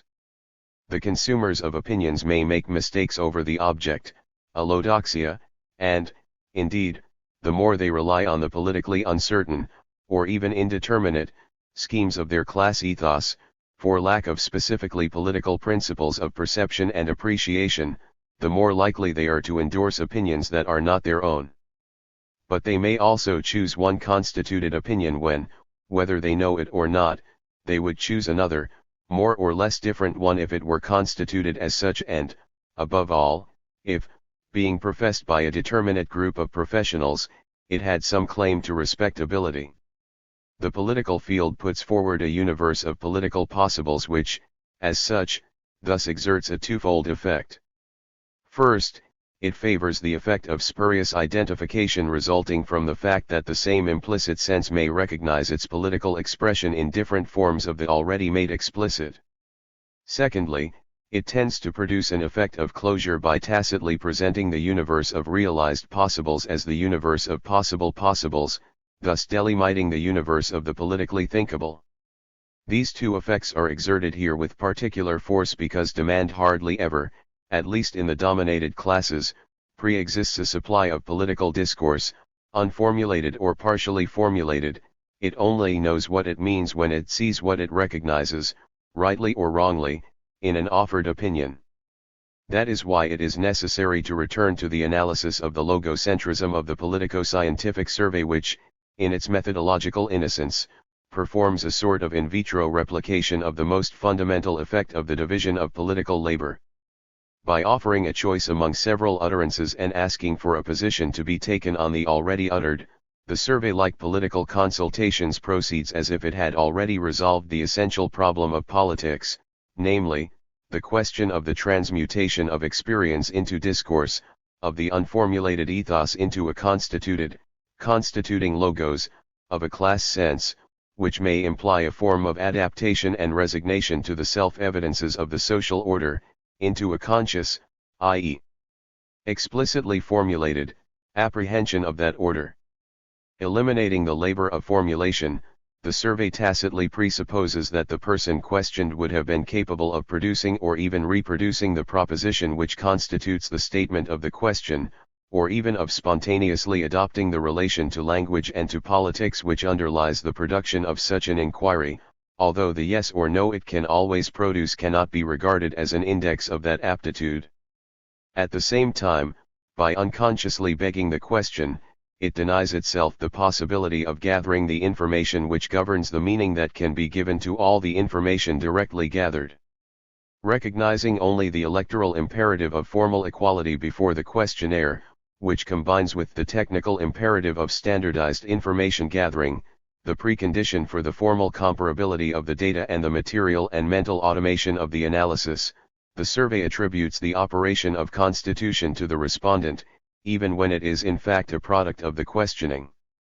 The effect of questioning is all the stronger, the more completely the respondents are deprived of the means of seeing the questions as political and of giving them an answer and a political answer, and the further they are from fulfilling the conditions of production of a corpus of coherent, homogeneous opinions, generated from an explicitly constituted principle. What did the bosses call it year one of the age of the worker? Some crap like that. Anyway, we were supposed to be having a real good time. Building worker. Between ethos and logos, practical mastery and verbal mastery, there is a radical discontinuity. 58 There is no necessary link between the practical mastery which can guide everyday practice, including all its, objectively, political aspects, without ever being made explicit or, still less, systematically conceptualized, and the symbolic mastery of experience which is expressed in discourse socially recognized as political and which presupposes the bracketing of all direct, exclusive reference to the concrete particularity of a situation. Because this is so, and because the relationship of experience to expression, that is, to consciousness, is relatively undetermined, the same experiences may recognize their images in very different discourses. 59. This flexibility is not unlimited, and it would be wrong to credit political language with the power of arbitrarily bringing into being what it designates. Manipulation tends to be contained within certain limits because one may be able to resist an argument without being capable of arguing resistance, still less of explicitly formulating its principles, and also because popular language has its own resources which are not those of analysis but which sometimes find an equivalent in a parable or metaphor, such as this one, expressing skepticism about profit sharing: you lend me your watch and I'll give you the time. The fact remains that, even when recognizing itself in a speech or a spokesman, class habitus is not infallible. If the members of the dominated classes frequently produce a discourse that is in contradiction with itself, with the meaning of their practice and with their objective condition, this is because they have to talk politics without possessing the instruments of production of their discourse, without having control over their political tongue. This crossing point between experience and expression is where the professional producers of discourse come in. It is here that the relations are set up between the experts and the layman, the signifiers and the signified. The dominated, whose interests are bound up with the raising of consciousness, i.e., with language, are at the mercy of the discourses that are presented to them. Whenever they emerge from Dasein, they are liable to fall into allodoxia, into all the false recognitions encouraged by the dominant discourse. At best, they are at the mercy of their own spokesman, whose role is to provide them with the means of repossessing their own experience. The essential indeterminacy of the relationship between experience and expression is compounded by the effect of legitimacy imposition and censorship exerted by the dominant use of language, tacitly recognized, even by the spokesman of the dominated, as the legitimate mode of expression of political opinion. The dominant language discredits and destroys the spontaneous political discourse of the dominated. It leaves them only silence or a borrowed language, whose logic departs from that of popular usage but without becoming that of erudite usage, a deranged language, in which the fine words are only there to mark the dignity of the expressive intention, and which, unable to express anything true, real, or felt, dispossesses the speaker of the very experience it is supposed to express. It forces recourse to spokesmen, who are themselves condemned to use the dominant language, which is sufficient to introduce a distance from the mandators and, worse, from their problems and their experience of their problems, or at least a routinizing language which, in addition to its functions as a mnemonic and a safety net, constitutes the only system of defense for those who can neither play the game nor spoil it, a language which never engages with reality but churns out its canonical formulae and slogans, and which dispossesses the mandators of their experience a second time. Through the language and relation to language, bound up with a whole lifestyle, which foist themselves on anyone who seeks to participate in political life, a whole relation to the world is imposed, a relation of denial which, like art, distances and neutralizes, enabling speakers to speak without thinking what they speak. This intrinsically euphemistic language, which presents itself in the guise of universality, derealizes everything it names. For example, with millions out of work, a minister speaks of a certain erosion of full employment, imposing a total but totally invisible censorship on the expression of the specific interests of the dominated, who can only choose between the sanitized words of official discourse and inarticulate grumblings. Questions which, at best, seem to demand a simple yes or no are in fact addressed, by a tacit privilege, to individuals or groups defined not so much by a particular category of political opinion as by the capacity to sustain the neutralized, quasi-theoretical relation to language which is the precondition for the production and reception of discourse of general interest on questions of general interest, i.e., the capacity not only to decipher and manipulate the technical terms of political language, but also to situate themselves at the level of quasi-abstraction at which political discourse is usually pitched, both in the syntax of its utterances and in the implicit references it contains, or, more precisely, to recognize, in both senses, a political question, to identify it as such and feel called upon to answer it, and to answer it politically, i.e., in accordance with the norms of political politeness. In short, a politico-scientific question calls for the expatiating disposition which enables one to manipulate language without reference to any practical situation, rather as one might with an essay topic or examination question, to grant it the conventional seriousness that is applied to scholastic exercises or parlor games. One only need look at the definition which the referee of the television program Face Off Face gives of political debate as he understands it. It is perhaps not superfluous to remind you that this is a political debate.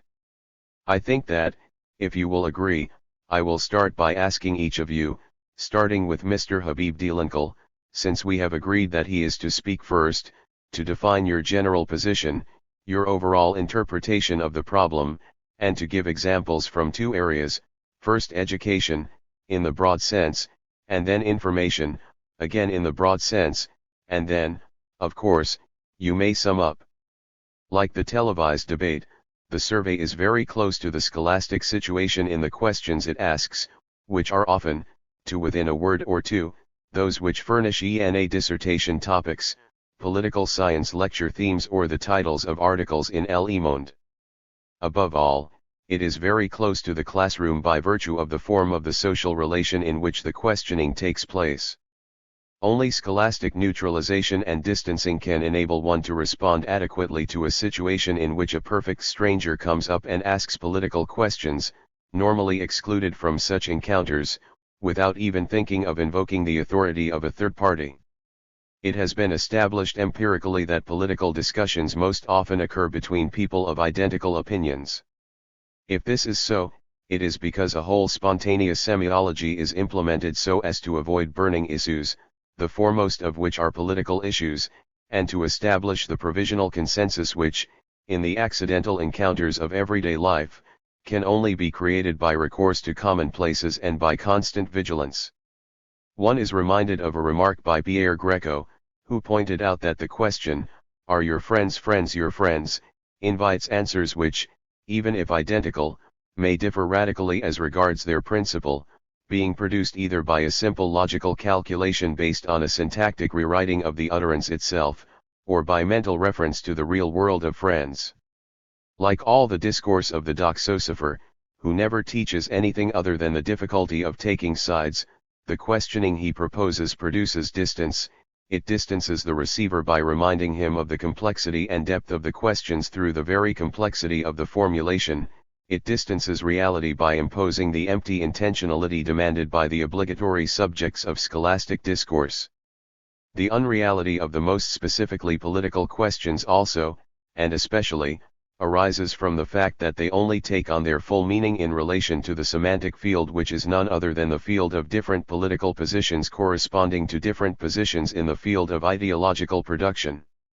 For a complete understanding of the meaning objectively implied in the most summary response, yes or no in a referendum, to a question such as, "Are you in favor of or opposed to a regional reform designed to create regions endowed with extensive powers?" 61 would have to be able to mobilize the entirely specific competence possessed by political commentators and analysts, which enables them to construct the system of possibles, itemize the set of relevant positions on the question, define the meaning each of these has in the internal and external strategies of the political groups concerned, and uncover what each group has at stake. In short, the most genuinely political questions, those which most imperatively demand specific political competence, are those which arise for the professionals who argue about them, such as problems of constitutional law or, in other circles, the question of the dictatorship of the proletariat, or those which, though very directly affecting the most concrete conditions of existence of their addressees, appear in the form they have to take in order to become recognized stakes in the struggles which take place in the field of ideological production. Nothing more clearly reveals the truth of this self-interested questioning than the ruling fraction's obsession with the economic information of the citizens, inspired by their dream of a dominated class possessing just enough economic competence to recognize the economic competence of the dominant class. The information which governments so readily and abundantly supply is of the sort which tends to disqualify, as a doctor does his patient's knowledge, the information the dominated derive in practical form from their ordinary experience, for example, their knowledge of the rise in the cost of living or of inequality in taxation. This leads to a political discourse which, rather than giving understanding, dictates a standpoint, and, far from providing the means of relating particular, practical information to general information, is content to shunt individual experiences into the appropriate general frameworks. Opinion surveys often reproduce the logic of those surveys on the economic information of the population, which seek to measure the respondents' knowledge and acknowledgement of official economics and economic information, the simple validating statement of a political economy, and which, with a sovereign ethnocentrism, reduce the practical economics and politics of the agents to a clumsy statement of official economics and political science, in particular through a priori and a posteriori coding operations calculated to obliterate what is essential, namely, the mode of expression. Everything combines to reinforce the deep distrust not incompatible with an equally deep form of recognition which the dominated feel towards political language, broadly identified, like everything symbolic, with the dominant, the masters of the art of packaging and of fobbing off with words. This suspicion of the political stage, a theater whose rules are not understood and which leaves ordinary taste with a sense of helplessness, is often the source of apathy and of a generalized distrust of all forms of speech and spokesman. And often the only escape from ambivalence or indeterminacy towards language is to fall back on what one can appreciate, the body rather than words, substance rather than form, an honest face rather than a smooth tongue. Conclusion: classes and classifications. If I have to choose the lesser of two evils, I choose neither. Karl Kraus. Taste is an acquired disposition to differentiate and appreciate one, as Kant says, in other words, to establish and mark differences by a process of distinction which is not, or not necessarily, a distinct knowledge, in Leibniz's sense, since it ensures recognition, in the ordinary sense, of the object without implying knowledge of the distinctive features which define it. Point to the schemes of the habitus, the primary forms of classification, owe their specific efficacy to the fact that they function below the level of consciousness and language, beyond the reach of introspective scrutiny or control by the will. Orienting practices practically, they embed what some would mistakenly call values in the most automatic gestures or the apparently most insignificant techniques of the body, ways of walking or blowing one's nose, ways of eating or talking, and engage the most fundamental principles of construction and evaluation of the social world, those which most directly express the division of labor, between the classes, the age groups and the sexes, or the division of the work of domination, in divisions between bodies and between relations to the body which borrow more features than one, as if to give them the appearances of naturalness, from the sexual division of labor and the division of sexual labor. Taste is a practical mastery of distributions which makes it possible to sense or intuit what is likely, or unlikely, to befall and therefore to befit an individual occupying a given position in social space. It functions as a sort of social orientation, a sense of one's place, guiding the occupants of a given place in social space towards the social positions adjusted to their properties, and towards the practices or goods which befit the occupants of that position. It implies a practical anticipation of what the social meaning and value of the chosen practice or thing will probably be, given their distribution in social space and the practical knowledge the other agents have of the correspondence between goods and groups. Thus, the social agents whom the sociologist classifies are producers not only of classifiable acts but also of acts of classification which are themselves classified.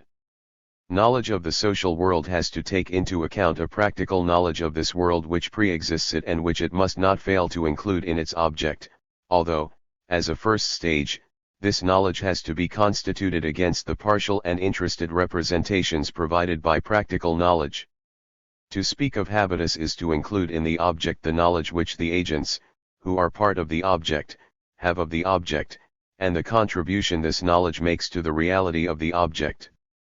But it is not only a matter of putting back into the real world that one is endeavoring to know, a knowledge of the real world that contributes to its reality, and also to the force it exerts. It means conferring on this knowledge a genuinely constitutive power, the very power it is denied when, in the name of an objectivist conception of objectivity, one makes common knowledge or theoretical knowledge a mere reflection of the real world. Those who suppose they are producing a materialist theory of knowledge when they make knowledge a passive recording and abandon the active aspect of knowledge to idealism, as Marx complains in the Theses on Feuerbach, forget that all knowledge, and in particular all knowledge of the social world, is an act of construction implementing schemes of thought and expression, and that between conditions of existence and practices or representations there intervenes the structuring activity of the agents, who, far from reacting mechanically to mechanical stimulations, respond to the invitations or threats of a world whose meaning they have helped to produce.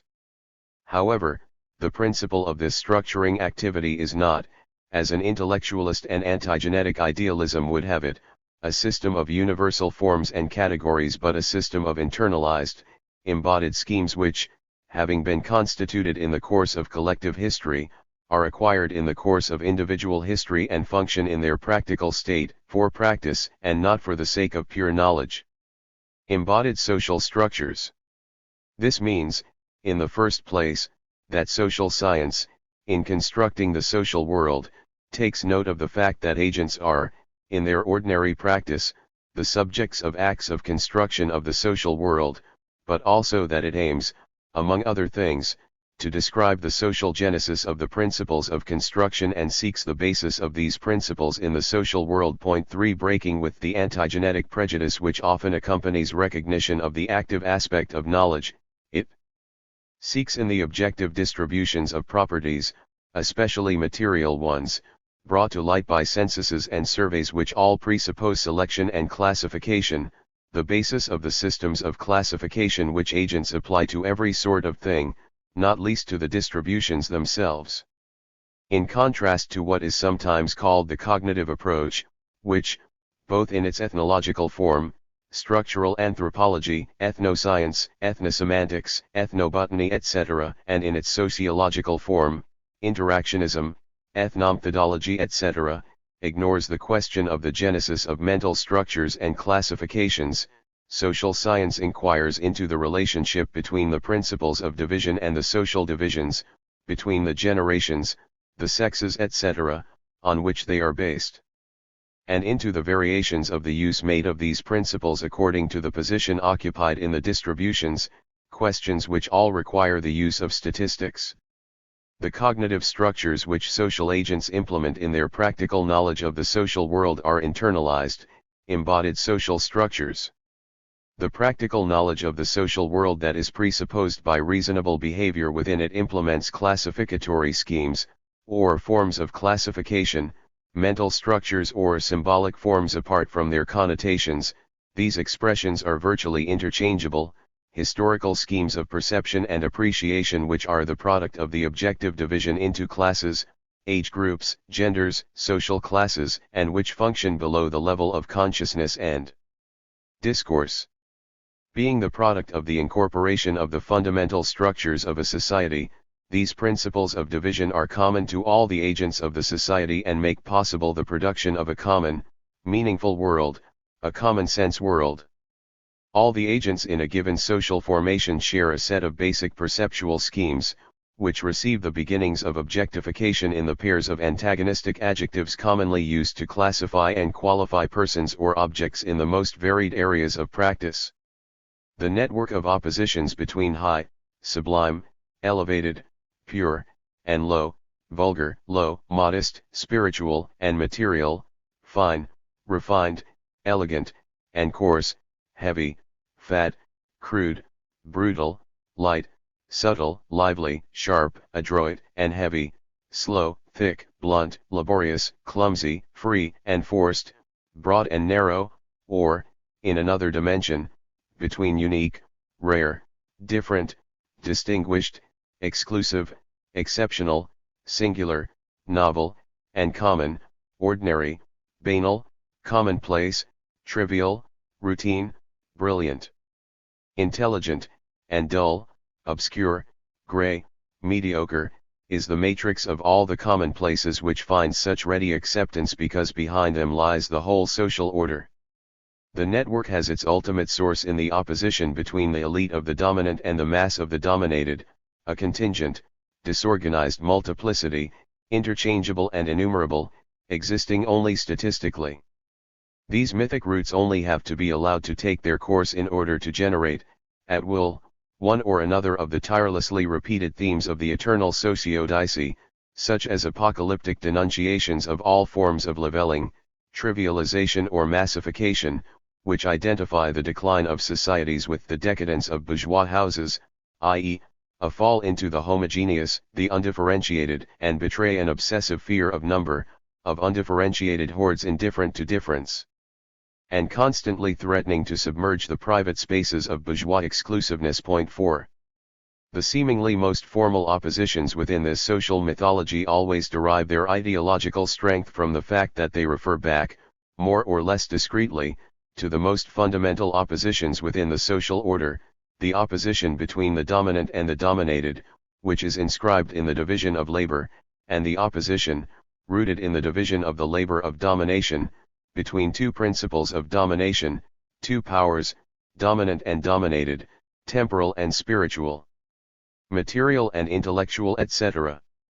It follows that the map of social space previously put forward can also be read as a strict table of the historically constituted and acquired categories which organize the idea of the social world in the minds of all the subjects belonging to that world and shaped by it. The same classificatory schemes, and the oppositions in which they are expressed, can function, by being specified, in fields organized around polar positions, whether in the field of the dominant class, organized around an opposition homologous to the opposition constituting the field of the social classes, or in the field of cultural production, which is itself organized around oppositions which reproduce the structure of the dominant class and are homologous to it, example the opposition between bourgeois and avant-garde theater. So the fundamental opposition constantly supports second, third, or nth rank oppositions, those which underlie the purest ethical or aesthetic judgments, with their high or low sentiments, their facile or difficult notions of beauty, their light or heavy styles, etc., while euphemizing itself to the point of misrecognizability. Thus, the opposition between the heavy and the light, which, in a number of its uses, especially scholastic ones, serves to distinguish popular or petit bourgeois tastes from bourgeois tastes, can be used by theater criticism aimed at the dominant fraction of the dominant class to express the relationship between intellectual theater, which is condemned for its laborious pretensions and oppressive didacticism, and bourgeois theater, which is praised for its tact and its art of skimming over surfaces. By contrast, intellectual criticism, by a simple inversion of values, expresses the relationship in a scarcely modified form of the same opposition, with lightness, identified with frivolity, being opposed to profundity.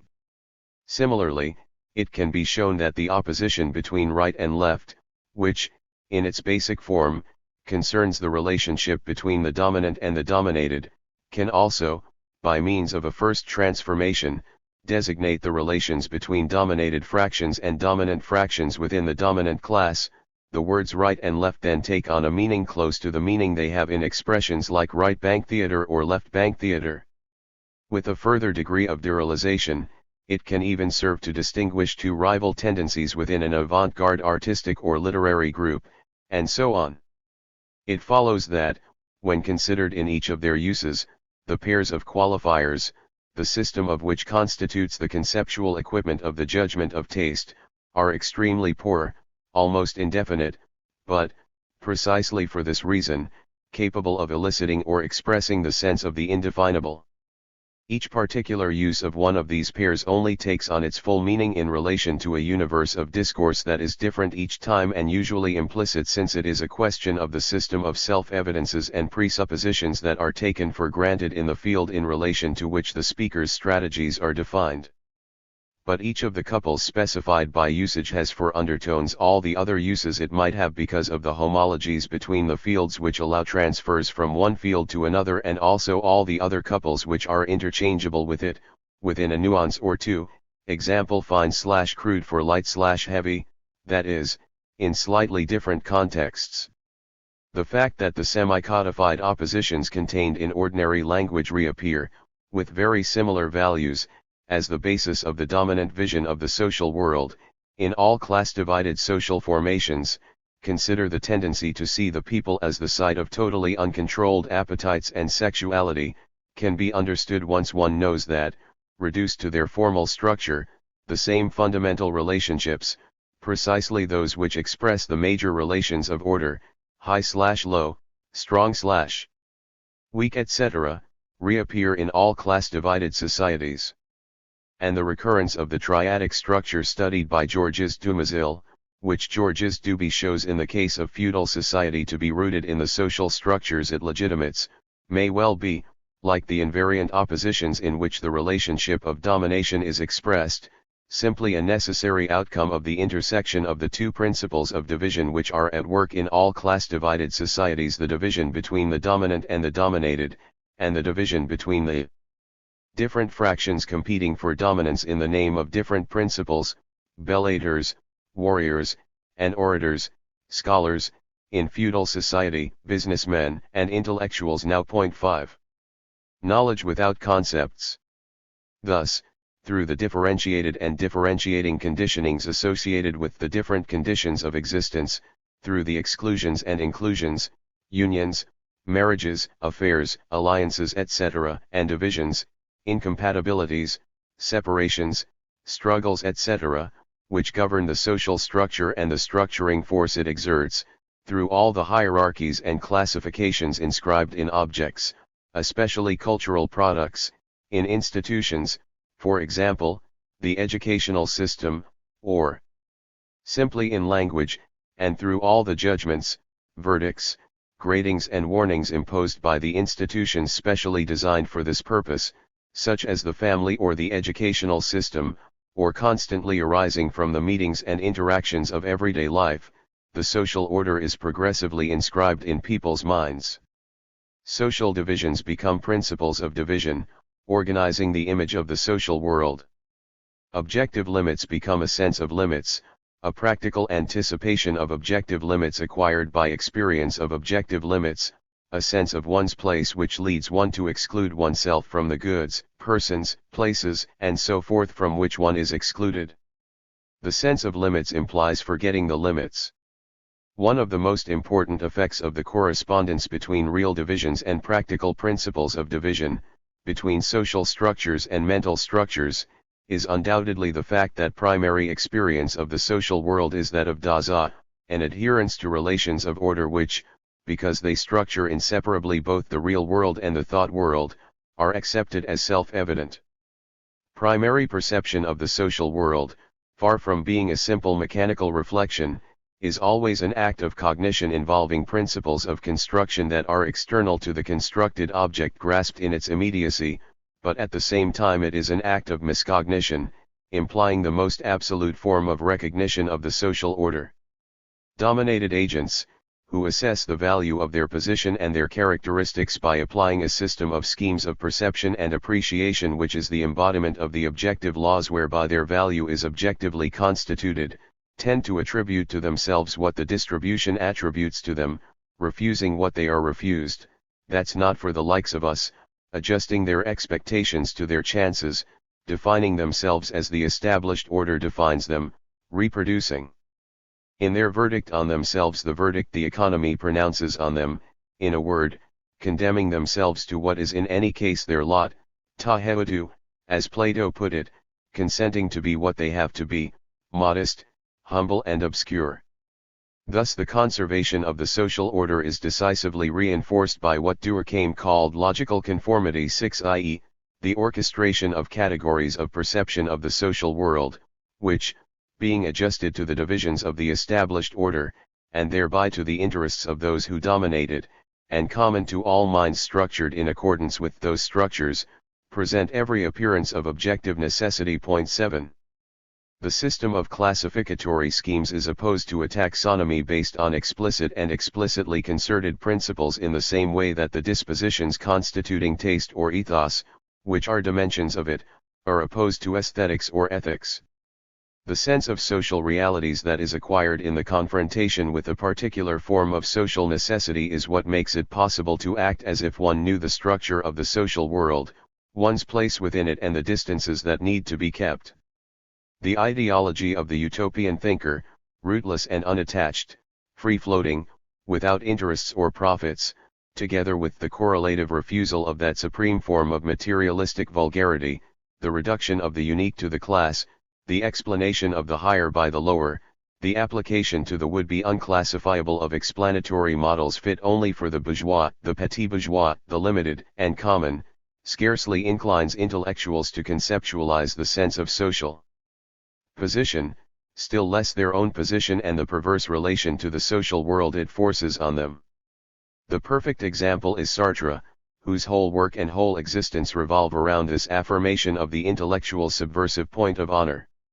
This is seen particularly clearly in the passage in Being and Nothingness on the psychology of Flaubert, which can be read as a desperate effort to save the person, in the person of the intellectual, an uncreated creator, begotten by his own works, haunted by the project of being God, from every sort of reduction to the general, the type, the class, and to affirm the transcendence of the ego against what Comte called materialism, that is, explaining the higher by the lower. 8. The practical mastery of classification has nothing in common with the reflexive mastery that is required in order to construct a taxonomy that is simultaneously coherent and adequate to social reality. The practical science of positions in social space is the competence presupposed by the art of behaving comme il faut with persons and things that have and give class, smart or unsmart, finding the right distance, by a sort of practical calculation, neither too close, getting familiar, nor too far, being distant, playing with objective distance by emphasizing it, being aloof, standoffish, or symbolically denying it, being approachable, hobnobbing. It in no way implies the capacity to situate oneself explicitly in the classification, as so many surveys on social class ask people to do, still less to describe this classification in any systematic way and state its principles. There is no better opportunity to observe the functioning of the sense of the place one occupies than in condescension strategies, which presuppose both in the author of the strategy and in the victims a practical knowledge of the gap between the place really occupied and the place fictitiously indicated by the behavior adopted. Example in French, use of the familiar to. When the person naturally identified with a Rolls-Royce, a top hat or golf, see Appendix 4, takes the metro, sports a flat cap, or a polo neck, or plays football, his practices take on their meaning in relation to this attribution by status, which continues to color the real practices, as if by superimposition. But one could also point to the variations that Charles Bailey observed in the style of speech according to the social gap between the interlocutors, or the variations in pronunciation according to the addressee. The speaker may, as appropriate, move closer to the accent of an addressee of, presumed, higher status or move away from it by accentuating his ordinary accent. 9. The practical attributive judgment whereby one puts someone in a class by speaking to him in a certain way, thereby putting oneself in a class at the same time, has nothing to do with an intellectual operation implying conscious reference to explicit indices and the implementation of classes produced by and for the concept. The same classificatory opposition, rich/poor, young/old, etc., can be applied at any point in the distribution and reproduce its whole range within any of its segments. Common sense tells us that one is always richer or poorer than someone, superior or inferior to someone, more right-wing or left-wing than someone, but this does not entail an elementary relativism. In a series of interviews, n equals 30, on the social classes, based on a test which involved classifying 30 occupations, written on cards, the respondents often first asked how many classes the set should be divided into, and then several times modified the number of classes and the criteria of classification, so as to take account of the different dimensions of each occupation and therefore the different respects in which it could be evaluated, or they spontaneously suggested that they could carry on subdividing indefinitely. They thereby exposed the artificiality of the situation created by a theoretical inquiry which called for the adoption of a theoretical attitude to which, as their initial uncertainty indicated, the respondents were quite unaccustomed. And yet they almost always agreed on the ranks of the different occupations when taken two by two. Lenski made similar observations in an experiment in which the respondents were asked to rank the families in a small town in New England. 10. It is not surprising that it is possible to fault the practical sense of social space which lies behind class attributive judgment. The sociologists who use their respondents' self-contradictions as an argument for denying the existence of classes simply reveal that they understand nothing of how the sense works or of the artificial situation in which they are making it work. In fact, whether it is used to situate oneself in social space or to place others, the sense of social space, like every practical sense, always refers to the particular situation in which it has to orient practices. This explains, for example, the divergences between surveys of the representation of the classes in a small town, community studies, and surveys of class on a nationwide scale. 11 But if, as has often been observed, respondents do not agree either on the number of divisions they make within the group in question, or on the limits of the strata and the criteria used to define them, this is not simply due to the fuzziness inherent in all practical logics. It is also because people's image of the classification is a function of their position within it. So nothing is further removed from an act of cognition, as conceived by the intellectualist tradition, than this sense of the social structure, which, as is so well put by the word taste, simultaneously the faculty of perceiving flavors and the capacity to discern aesthetic values, is social necessity made second nature, turned into muscular patterns and bodily automatisms. Everything takes place as if the social conditionings linked to a social condition tended to inscribe the relation to the social world in a lasting, generalized relation to one's own body, a way of bearing one's body, presenting it to others, moving it, making space for it, which gives the body its social physiognomy. Bodily hexis, a basic dimension of the sense of social orientation, is a practical way of experiencing and expressing one's own sense of social value. One's relationship to the social world and to one's proper place in it is never more clearly expressed than in the space and time one feels entitled to take from others, more precisely, in the space one claims with one's body in physical space, through a bearing and gestures that are self-assured or reserved, expansive or constricted, presence or insignificance, and with one's speech in time, through the interaction time one appropriates and the self-assured or aggressive, careless or unconscious way one appropriates it. 12. There is no better image of the logic of socialization, which treats the body as a memory jogger, than those complexes of gestures, postures and words, simple interjections or favorite clichés which only have to be slipped into, like a theatrical costume, to awaken, by the evocative power of bodily mimesis, a universe of ready-made feelings and experiences.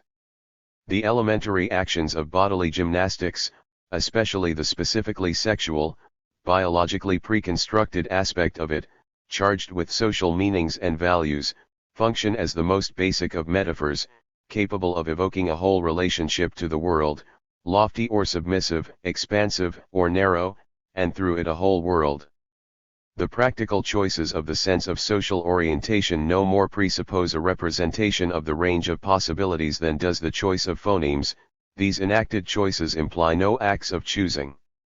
The logocentrism and intellectualism of intellectuals, combined with the prejudice inherent in the science which takes as its object the psyche, the soul, the mind, consciousness, representations, not to mention the petit bourgeois pretension to the status of person, have prevented us from seeing that, as Leibniz put it, we are automatons in 3/4 of what we do, and that the ultimate values, as they are called, are never anything other than the primary, primitive dispositions of the body, visceral tastes and distastes, in which the group's most vital interests are embedded, the things on which one is prepared to stake one's own and other people's bodies. The sense of distinction, the discretio, discrimination, which demands that certain things be brought together and others kept apart, which excludes all misalliances and all unnatural unions, i.e., all unions contrary to the common classification, to the diacrisis, separation, which is the basis of collective and individual identity, responds with visceral, murderous horror, absolute disgust, metaphysical fury, to everything which lies in Plato's hybrid zone, everything which passes understanding, that is, the embodied taxonomy, which, by challenging the principles of the incarnate social order, especially the socially constituted principles of the sexual division of labor and the division of sexual labor, violates the mental order, scandalously flouting common sense. It can be shown that socialization tends to constitute the body as an analogical operator, establishing all sorts of practical equivalences between the different divisions of the social world, divisions between the sexes, between the age groups, and between the social classes, or, more precisely, between the meanings and values associated with the individuals occupying practically equivalent positions in the spaces defined by these divisions. And it can be shown that it does so by integrating the symbolism of social domination and submission and the symbolism of sexual domination and submission into the same body language as is seen in etiquette, which uses the opposition between the straight and the curved, or, which amounts to the same thing, between raising oneself and lowering oneself, as one of the generative principles of the marks of respect, contempt, etc., used to symbolize hierarchical relations. Advantageous attributions. The basis of the pertinence principle, which is implemented in perceiving the social world and which defines all the characteristics of persons or things which can be perceived, and perceived as positively or negatively interesting, by all those who apply these schemes. Another definition of common sense is based on nothing other than the interest the individuals or groups in question have in recognizing a feature and in identifying the individual in question as a member of the set defined by that feature. Interest in the aspect observed is never completely independent of the advantage of observing it. This can be clearly seen in all the classifications built around a stigmatized feature which, like the everyday opposition between homosexuals and heterosexuals, isolate the interesting trait from all the rest, i.e., all other forms of sexuality, which remain indifferent and undifferentiated. It is even clearer in all labeling judgments, which are in fact accusations, categories in the original Aristotelian sense, and which, like insults, only wish to know one of the properties constituting the social identity of an individual or group. You're just a, regarding, for example, the married homosexual or converted Jew as a closet queen or covert Jew, and thereby in a sense doubly Jewish or homosexual. The logic of the stigma reminds us that social identity is the stake in a struggle in which the stigmatized individual or group, and, more generally, any individual or group insofar as he or it is a potential object of categorization, can only retaliate against the partial perception which limits it to one of its characteristics by highlighting, in its self-definition, the best of its characteristics, and, more generally, by struggling to impose the taxonomy most favorable to its characteristics, or at least to give to the dominant taxonomy the content most flattering to what it has and what it is. Those who are surprised by the paradoxes that ordinary logic and language engender when they apply their divisions to continuous magnitudes forget the paradoxes inherent in treating language as a purely logical instrument, and also forget the social situation in which such a relationship to language is possible. The contradictions or paradoxes to which ordinary language classifications lead do not derive, as all forms of positivism suppose, from some essential inadequacy of ordinary language, but from the fact that these sociological acts are not directed towards the pursuit of logical coherence, and that, unlike philological, logical or linguistic uses of language which ought really to be called scholastic, since they all presuppose scholi, i.e., leisure, distance from urgency and necessity, the absence of vital stakes, and the scholastic institution which in most social universes is the only institution capable of providing all these, they obey the logic of the parti pris, which, as in a courtroom, juxtaposes not logical judgments, subject to the sole criterion of coherence, but charges and defenses. Quite apart from all that is implied in the oppositions, which logicians and even linguists manage to forget, between the art of convincing and the art of persuading, it is clear that scholastic usage of language is to the orators, advocates or politicians' usage what the classificatory systems devised by the logician or statistician concerned with coherence and empirical adequacy are to the categorizations and categories of daily life. As the etymology suggests, the latter belong to the logic of the trial. Point 13. Every real inquiry into the divisions of the social world has to analyze the interests associated with membership or non-membership. As is shown by the attention devoted to strategic, frontier groups such as the labor aristocracy, which hesitates between class struggle and class collaboration, or the cotters, a category of bureaucratic statistics, whose nominal, doubly negative unity conceals its real dispersion both from the interested parties and from their opponents and most observers. The laying down of boundaries between the classes is inspired by the strategic aim of counting in or being counted in. Cataloging or annexing, when it is not the simple recording of a legally guaranteed state of the power relation between the classified groups. Leaving aside all cases in which the statutory imposition of an arbitrary boundary, such as a 30-kilo limit on baggage or the rule that a vehicle over 2 tons is a van, suffices to eliminate the difficulties that arise from the sophism of the heap of grain. 14 Boundaries, even the most formal-looking ones, such as those between age groups, do indeed freeze a particular state of social struggles, i.e., a given state of the distribution of advantages and obligations, such as the right to pensions, or cheap fares, compulsory schooling or military service. And if we are amused by Alphonse Alice's story of the father who pulls the communication cord to stop the train at the very moment his child becomes 3 years old, and so needs a ticket to travel, it is because we immediately see the sociological absurdity of an imaginary variation which is as impeccably logical as those on which logicians base their beloved paradoxes. Here the limits are frontiers to be attacked or defended with all one's strength, and the classificatory systems which fix them are not so much means of knowledge as means of power, harnessed to social functions and overtly or covertly aimed at satisfying the interests of a group. A number of ethical, aesthetic, psychiatric, or forensic classifications that are produced by the institutional sciences, not to mention those produced and inculcated by the educational system, are similarly subordinated to social functions, although they derive their specific efficacy from their apparent neutrality. They are produced in accordance with the specific logic, and in the specific language, of relatively autonomous fields, and they combine a real dependence on the classificatory schemes of the dominant habitus, and ultimately on the social structures of which these are the product, with an apparent independence. The latter enables them to help to legitimate a particular state of the classification struggle and the class struggle. Perhaps the most typical example of these semi-autonomous systems of classification is the system of adjectives which underpins scholastic appreciations. 15.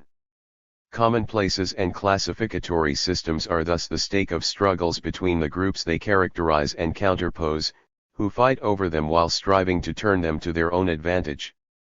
Georges Duby shows how the model of the 3 orders, which fixed a state of the social structure and aimed to make it permanent by codifying it, was able to be used simultaneously and successively by antagonistic groups, first by the bishops, who had devised it, against the heretics, the monks and the knights, then by the aristocracy, against the bishops and the king, and finally by the king, who, by setting himself up as the absolute subject of the classifying operation, as a principle external and superior to the classes it generated, unlike the 3 orders, who were subjects but also objects, judges but also parties, assigned each group its place in the social order, and established himself as an unassailable vantage point.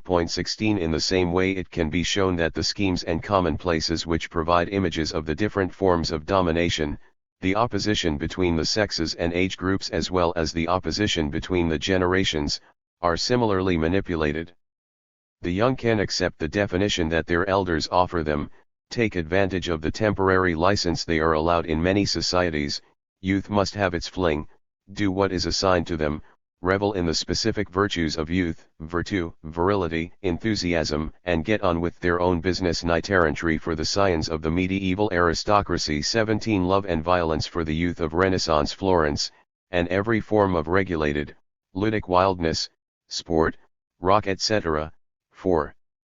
Contemporary adolescents, in short, allow themselves to be kept in the state of youth, that is, irresponsibility, enjoying the freedom of irresponsible behavior in return for renouncing responsibility. 18 In situations of specific crisis, when the order of successions is threatened, young people, refusing to remain consigned to youth, tend to consign the old to old age.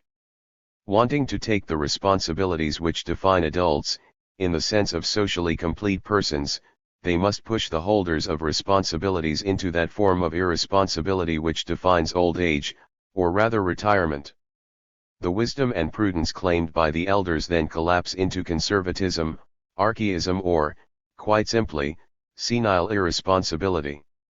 The newcomers, who are likely to be also the biologically youngest, but who bring with them many other distinctive properties, stemming from changes in the social conditions of production of the producers, i.e., principally the family and the educational system, escape the more rapidly from youth, irresponsibility, the readier they are to break with the irresponsible behavior assigned to them and, freeing themselves from the internalized limits, those which may make a 50-year-old feel too young reasonably to aspire to a position or an honor, do not hesitate to push forward, leapfrog and take the escalator to precipitate their predecessors' fall into the past, the outdated, in short, social death.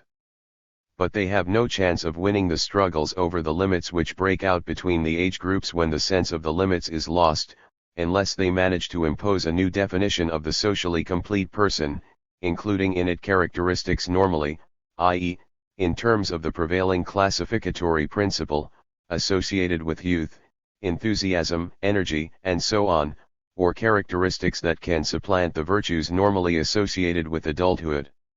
In short, what individuals and groups invest in the particular meaning they give to common classificatory systems by the use they make of them is infinitely more than their interest in the usual sense of the term. It is their whole social being, everything which defines their own idea of themselves, the primordial, tacit contract whereby they define us as opposed to them, other people, and which is the basis of the exclusions, not for the likes of us, and inclusions they perform among the characteristics produced by the common classificatory system. Social psychologists have observed that any division of a population into two groups, however arbitrary, induces discriminatory behavior favorable to members of the agent's own group and hostile to members of the other group, even if it has adverse effects for the former group. 19 More generally, they describe under the term category differentiation the operations whereby agents construct their perception of reality, in particular the process of accentuating differences vis-a-vis outsiders, dissimulation, and reinforcing similarities with insiders, assimilation. 20 Similarly, studies of racism have shown that whenever different groups are juxtaposed, a definition of the approved, valorized behavior tends to be contrasted with the despised, rejected behavior of the other group. 21 Social identity lies in difference, and difference is asserted against what is closest, which represents the greatest threat. Analysis of stereotyping, the propensity to assume a correspondence between membership of a category, example Nordic or Mediterranean, Western or Oriental, and possession of a particular property, so that knowledge of a person's category strongly influences judgments of him, is in line with analysis of that sort of social stereotyping in which all the members of a social formation tend to concur in attributing certain properties to members of the different social classes, see Appendix 4. The fact that, in their relationship to the dominant classes, the dominated classes attribute to themselves strength in the sense of labor power and fighting strength, physical strength, and also strength of character, courage, manliness does not prevent the dominant groups from similarly conceiving the relationship in terms of the scheme strong/weak, but they reduce the strength which the dominated, or the young, or women, ascribe to themselves to brute strength, passion, and instinct, a blind, unpredictable force of nature, the unreasoning violence of desire, and they attribute to themselves spiritual and intellectual strength, a self-control that predisposes them to control others, a strength of soul or spirit which allows them to conceive their relationship to the dominated, the masses, women, the young, as that of the soul to the body, understanding to sensibility, culture to nature. The classification struggle. Principles of division, inextricably logical and sociological, function within and for the purposes of the struggle between social groups. In producing concepts, they produce groups, the very groups which produce the principles and the groups against which they are produced.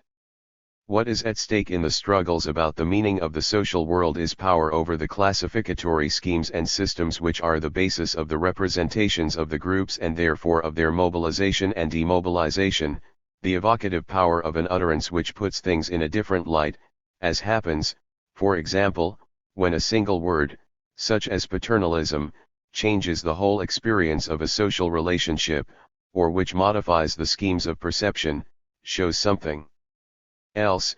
Other properties, previously unnoticed or relegated to the background, such as common interests hitherto masked by ethnic or national differences, a separative power, a distinction, diacrisis, discretio, drawing discrete units out of indivisible continuity, difference out of the undifferentiated. Only in and through the struggle do the internalized limits become boundaries, barriers that have to be moved. And indeed, the system of classificatory schemes is constituted as an objectified, institutionalized system of classification only when it has ceased to function as a sense of limits, so that the guardians of the established order must enunciate, systematize, and codify the principles of production of that order, both real and represented, so as to defend them against heresy.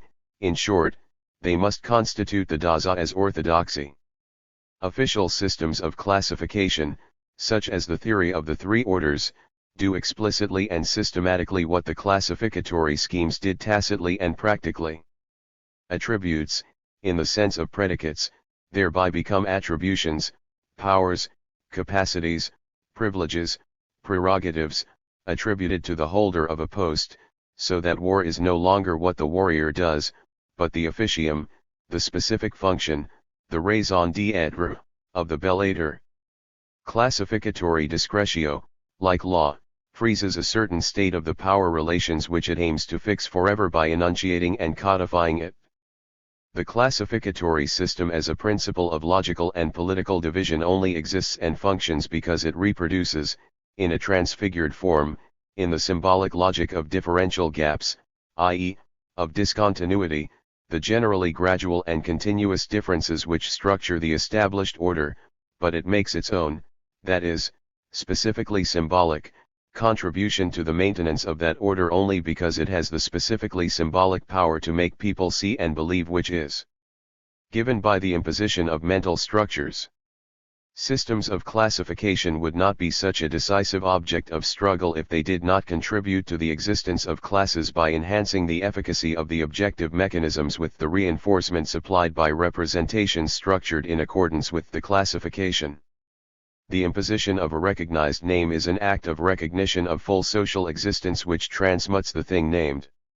It no longer exists merely de facto, as a tolerated, illegal or illegitimate practice, but becomes a social function, i.e., a mandate, a mission, bearof, a task, a role, all words which express the difference between authorized activity, which is assigned to an individual or group by tacit or explicit delegation, and mere usurpation, which creates a state of affairs awaiting institutionalization. But the specific effect of collective representations, which, contrary to what the Durkheimian connotations might suggest, may be the product of the application of the same scheme of perception or a common system of classification while still being subject to antagonistic social uses, is most clearly seen when the word precedes the thing, as with voluntary associations that turn into recognized professions or corporate defense groups, such as the trade union of the cottars, which progressively impose the representation of their existence and their unity, both on their own members and on other groups. A group's presence or absence in the official classification depends on its capacity to get itself recognized, to get itself noticed and admitted, and so to win a place in the social order. It thus escapes from the shadowy existence of the nameless crafts of which Emile Benveniste speaks, business in antiquity and the Middle Ages, or illegitimate activities, such as those of the modern healer, formerly called an empiric, bone-setter or prostitute. The fate of groups is bound up with the words that designate them. The power to impose recognition depends on the capacity to mobilize around a name, proletariat, working class, cottars, etc., to appropriate a common name and to commune in a proper name, and so to mobilize the union that makes them strong, around the unifying power of a word. 22. In fact, the order of words never exactly reproduces the order of things. It is the relative independence of the structure of the system of classifying, classified words, within which the distinct value of each particular label is defined, in relation to the structure of the distribution of capital, and more precisely, it is the time lag, partly resulting from the inertia inherent in classification systems as quasi-legal institutions sanctioning a state of a power relation, between changes in jobs, linked to changes in the productive apparatus, and changes in titles, which creates the space for symbolic strategies aimed at exploiting the discrepancies between the nominal and the real, appropriating words so as to get the things they designate, or appropriating things while waiting to get the words that sanction them, exercising responsibilities without having entitlement to do so, in order to acquire the right to claim the legitimate titles, or, conversely, declining the material advantages associated with devalued titles so as to avoid losing the symbolic advantages bestowed by more prestigious labels or, at least, vaguer and more manipulable ones, donning the most flattering of the available insignia, verging on imposture if need be, like the potters who call themselves art craftsmen, or technicians who claim to be engineers, or inventing new labels, like physiotherapists, kinesiotherapeutes, who count on this new title to separate them from mere masseurs and bring them closer to doctors. All these strategies, like all processes of competition, a paper chase aimed at ensuring constant distinctive gaps, tend to produce a steady inflation of titles restrained by the inertia of the institutionalized taxonomies, collective agreements, salary scales, etc., to which legal guarantees are attached. The negotiations between antagonistic interest groups, which arise from the establishment of collective agreements and which concern, inseparably, the tasks entailed by a given job, the properties required of its occupants, example diplomas, and the corresponding advantages, both material and symbolic, the name, are an institutionalized, theatrical version of the incessant struggles over the classifications which help to produce the classes, although these classifications are the product of the struggles between the classes and depend on the power relations between them. The reality of representation and the representation of reality. The classifying subjects who classify the properties and practices of others, or their own, are also classifiable objects which classify themselves, in the eyes of others, by appropriating practices and properties that are already classified, as vulgar or distinguished, high or low, heavy or light, etc. In other words, in the last analysis, as popular or bourgeois, according to their probable distribution between groups that are themselves classified. The most classifying and best classified of these properties are, of course, those which are overtly designated to function as signs of distinction or marks of infamy, stigmata, especially the names and titles expressing class membership whose intersection defines social identity at any given time: the name of a nation, a region, an ethnic group, a family name, the name of an occupation, an educational qualification, honorific titles, and so on. Those who classify themselves or others, by appropriating or classifying practices or properties that are classified and classifying, cannot be unaware that, through distinctive objects or practices in which their powers are expressed and which, being appropriated by and appropriate to classes, classify those who appropriate them, they classify themselves in the eyes of other classifying, but also classifiable, subjects, endowed with classificatory schemes analogous to those which enable them, more or less adequately, to anticipate their own classification. Social subjects comprehend the social world which comprehends them. This means that they cannot be characterized simply in terms of material properties, starting with the body, which can be counted and measured like any other object in the physical world. In fact, each of these properties, be it the height or volume of the body or the extent of landed property, when perceived and appreciated in relation to other properties of the same class by agents equipped with socially constituted schemes of perception and appreciation, functions as a symbolic property. It is therefore necessary to move beyond the opposition between a social physics which uses statistics in objectivist fashion to establish distributions, in both the statistical and economic senses, quantified expressions of the differential appropriation of a finite quantity of social energy by a large number of competing individuals, identified through objective indicators, and a social semiology which seeks to decipher meanings and bring to light the cognitive operations whereby agents produce and decipher them. We have to refuse the dichotomy between, on the one hand, the aim of arriving at an objective reality, independent of individual consciousnesses and wills, by breaking with common representations of the social world, Durkheim's pre-notions, and of uncovering laws, that is, significant, in the sense of non-random, relationships between distributions, and, on the other hand, the aim of grasping, not reality, but agents' representations of it, which are the whole reality of a social world, conceived as will and representation. In short, social science does not have to choose between that form of social physics, represented by Durkheim, who agrees with social semiology in acknowledging that one can only know reality by applying logical instruments of classification 23, and the idealist semiology which, undertaking to construct an account of accounts, as Harold Garfinkel puts it, can do no more than record the recordings of a social world which is ultimately no more than the product of mental, i.e., linguistic structures.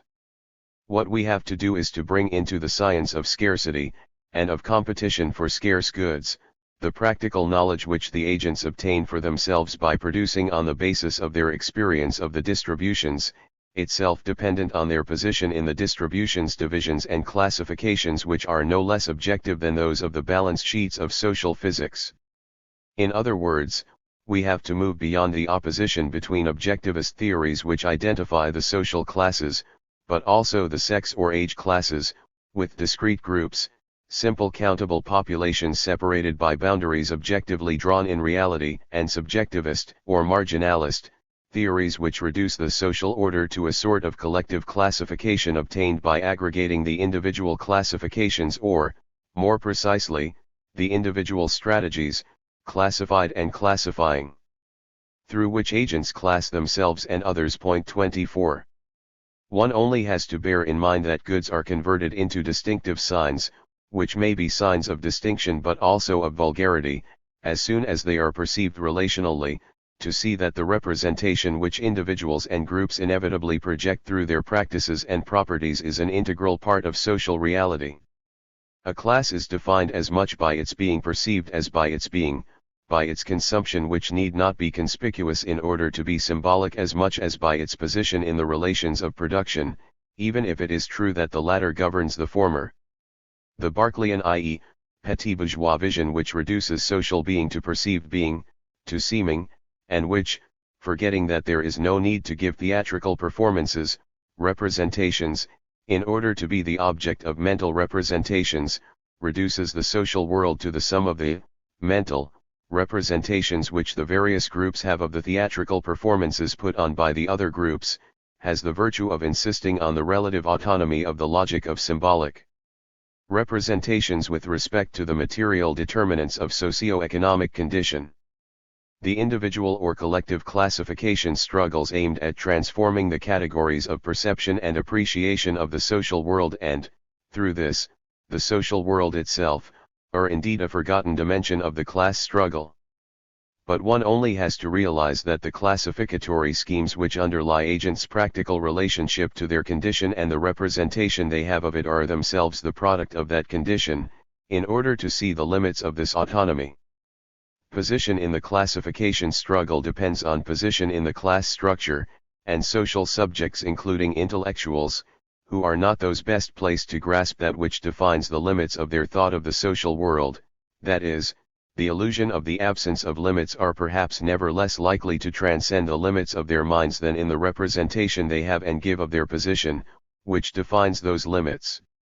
Postscript, towards a vulgar critique of pure critiques.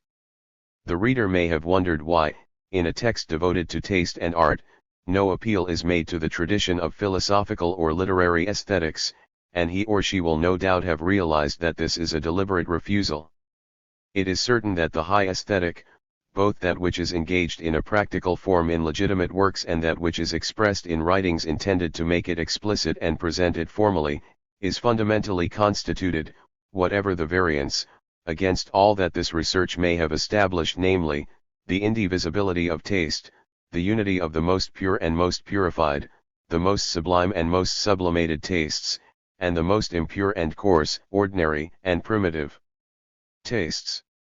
This means, conversely, that this project has required, above all, a sort of deliberate amnesia, a readiness to renounce the whole corpus of cultivated discourse on culture, which implies renouncing not only the profits secured by exhibiting signs of recognition but also the more intimate profits of erudite gratification, those Proust refers to when he indicates how much his lucid vision of the pleasures of reading has cost him. I have had to struggle here with my dearest aesthetic impressions. Endeavoring to push intellectual honesty to its ultimate, cruelest limits without being able to ignore that the pleasures of lucid vision may represent the purest and most refined, albeit often somewhat morose, form of enjoyment. 1. And if we must now allow the return of the repressed, having produced the truth of the taste against which, by an immense repression, the whole of legitimate aesthetics has been constructed, this is not only in order to subject the truths one to a final test, though it is not a question of comparing and contrasting rival theories, but also in order to prevent the absence of direct confrontation from allowing the two discourses to coexist peacefully as parallel alternatives, in two carefully separated universes of thought and discourse. Discussed at the facile. Pure taste and the aesthetics which provides its theory are founded on a refusal of impure taste and of aesthesis, sensation, the simple, primitive form of pleasure reduced to a pleasure of the senses, as in what Kant calls the taste of the tongue, the palate, and the throat, a surrender to immediate sensation which in another order looks like imprudence. At the risk of seeming to indulge in the facile effects which pure taste stigmatizes, it could be shown that the whole language of aesthetics is contained in a fundamental refusal of the facile, in all the meanings which bourgeois ethics and aesthetics give to the word, to that pure taste, purely negative in its essence, is based on the disgust that is often called visceral. It makes one sick or makes one vomit, for everything that is facile music, or a facile stylistic effect, but also easy virtue or an easy lay. The refusal of what is easy in the sense of simple, and therefore shallow, and cheap, because it is easily decoded and culturally undemanding, naturally leads to the refusal of what is facile in the ethical or aesthetic sense, of everything which offers pleasures that are too immediately accessible and so discredited as childish or primitive, as opposed to the deferred pleasures of legitimate art.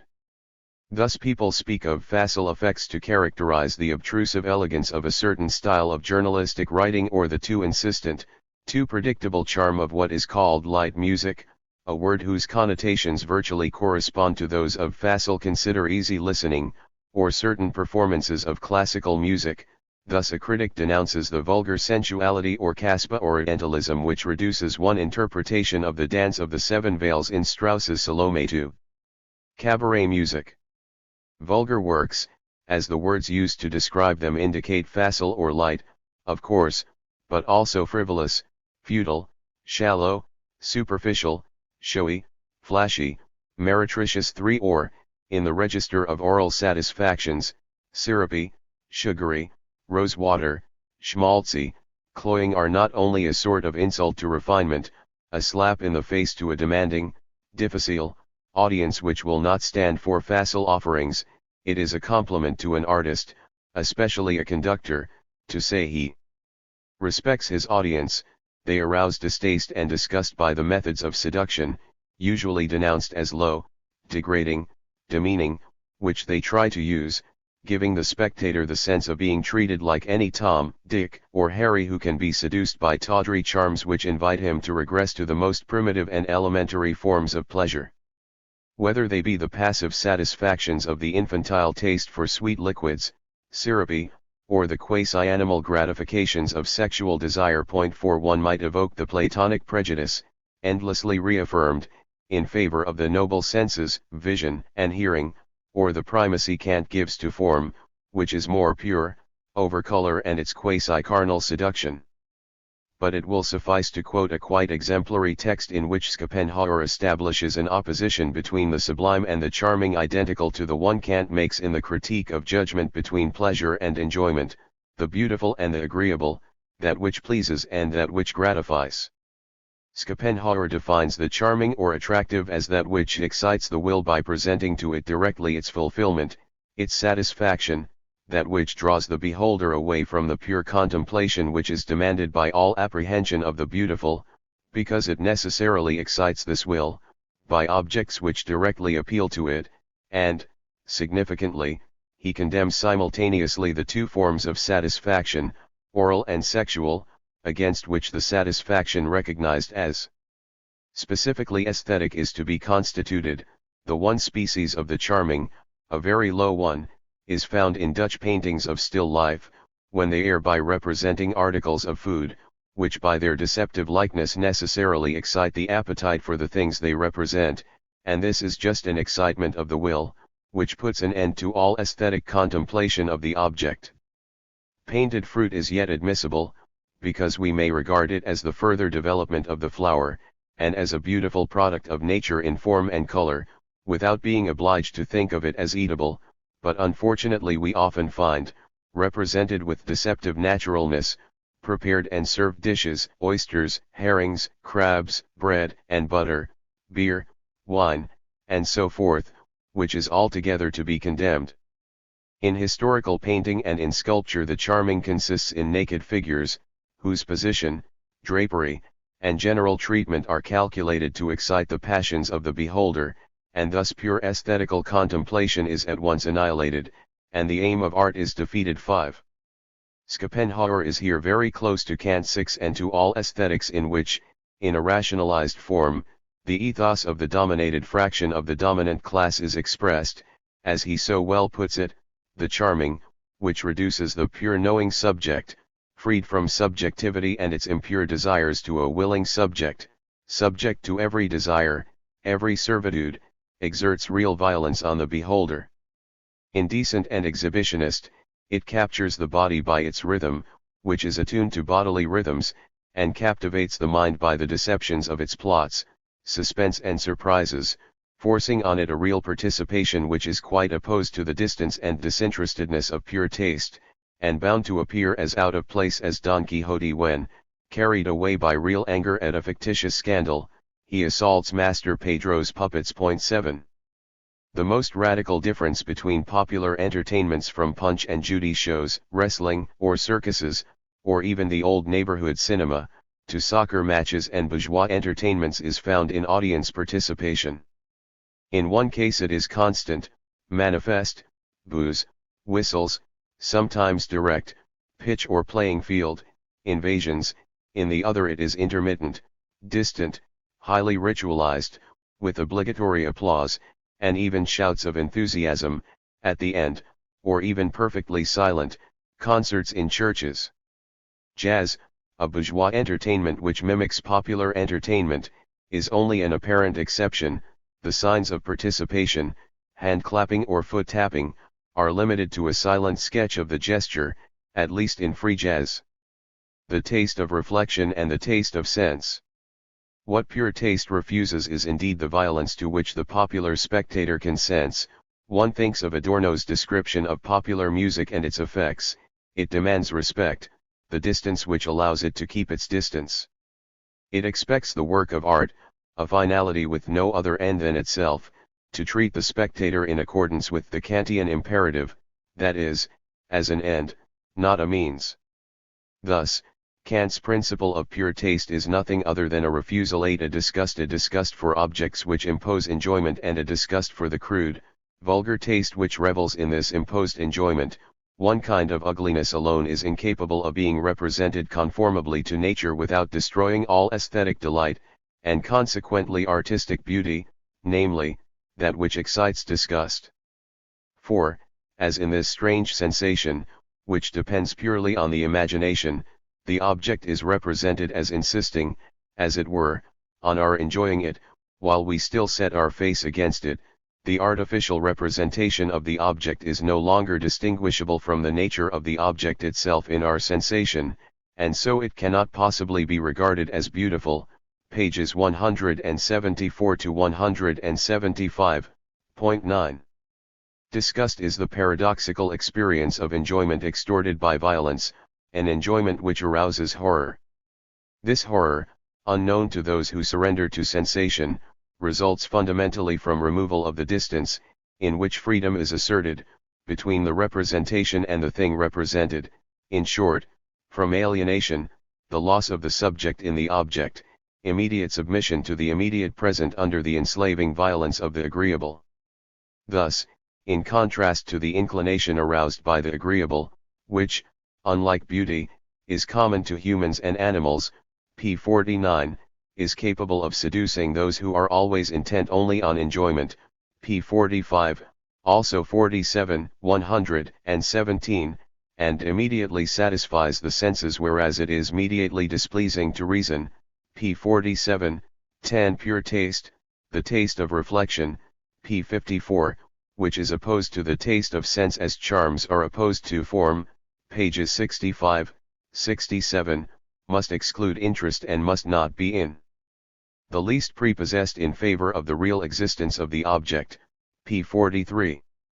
Simple grammatical analysis bears out Hegel's complaint that Kant's third critique remains in the register of sollen, ought. The statements on taste are written in the imperative, or rather in that sort of spurious constative which allows the author to remain silent as to the conditions of realization of what is in fact a performative utterance. Some typical examples, we say of a man who remains unaffected in the presence of what we consider sublime, that he has no feeling.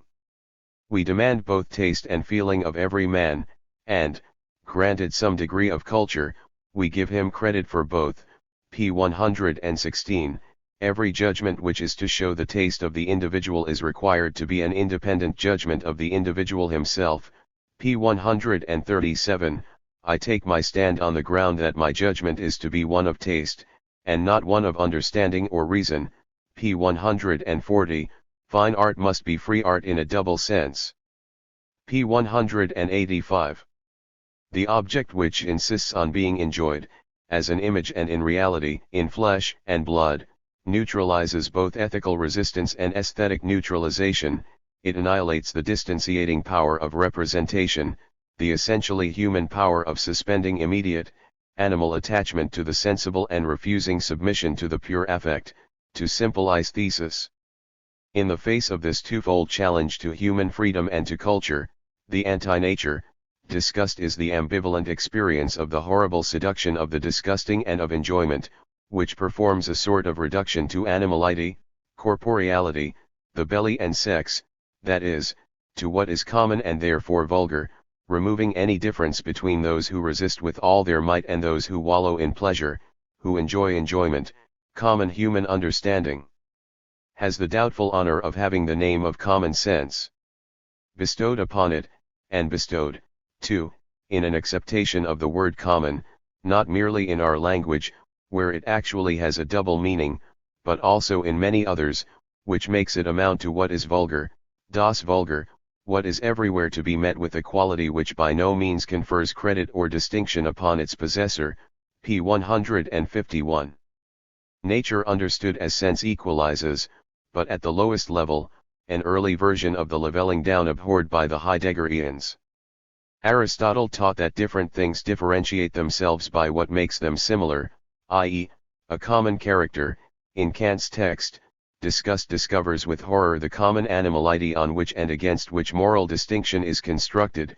We regard as coarse and low the habits of thought of those who have no feeling for beautiful nature, and who devote themselves to the mere enjoyments of sense found in eating and drinking, p. 162.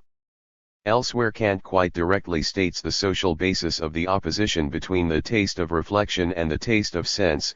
In the beginning, the novice must have been guided by instinct alone, that voice of God which is obeyed by all animals.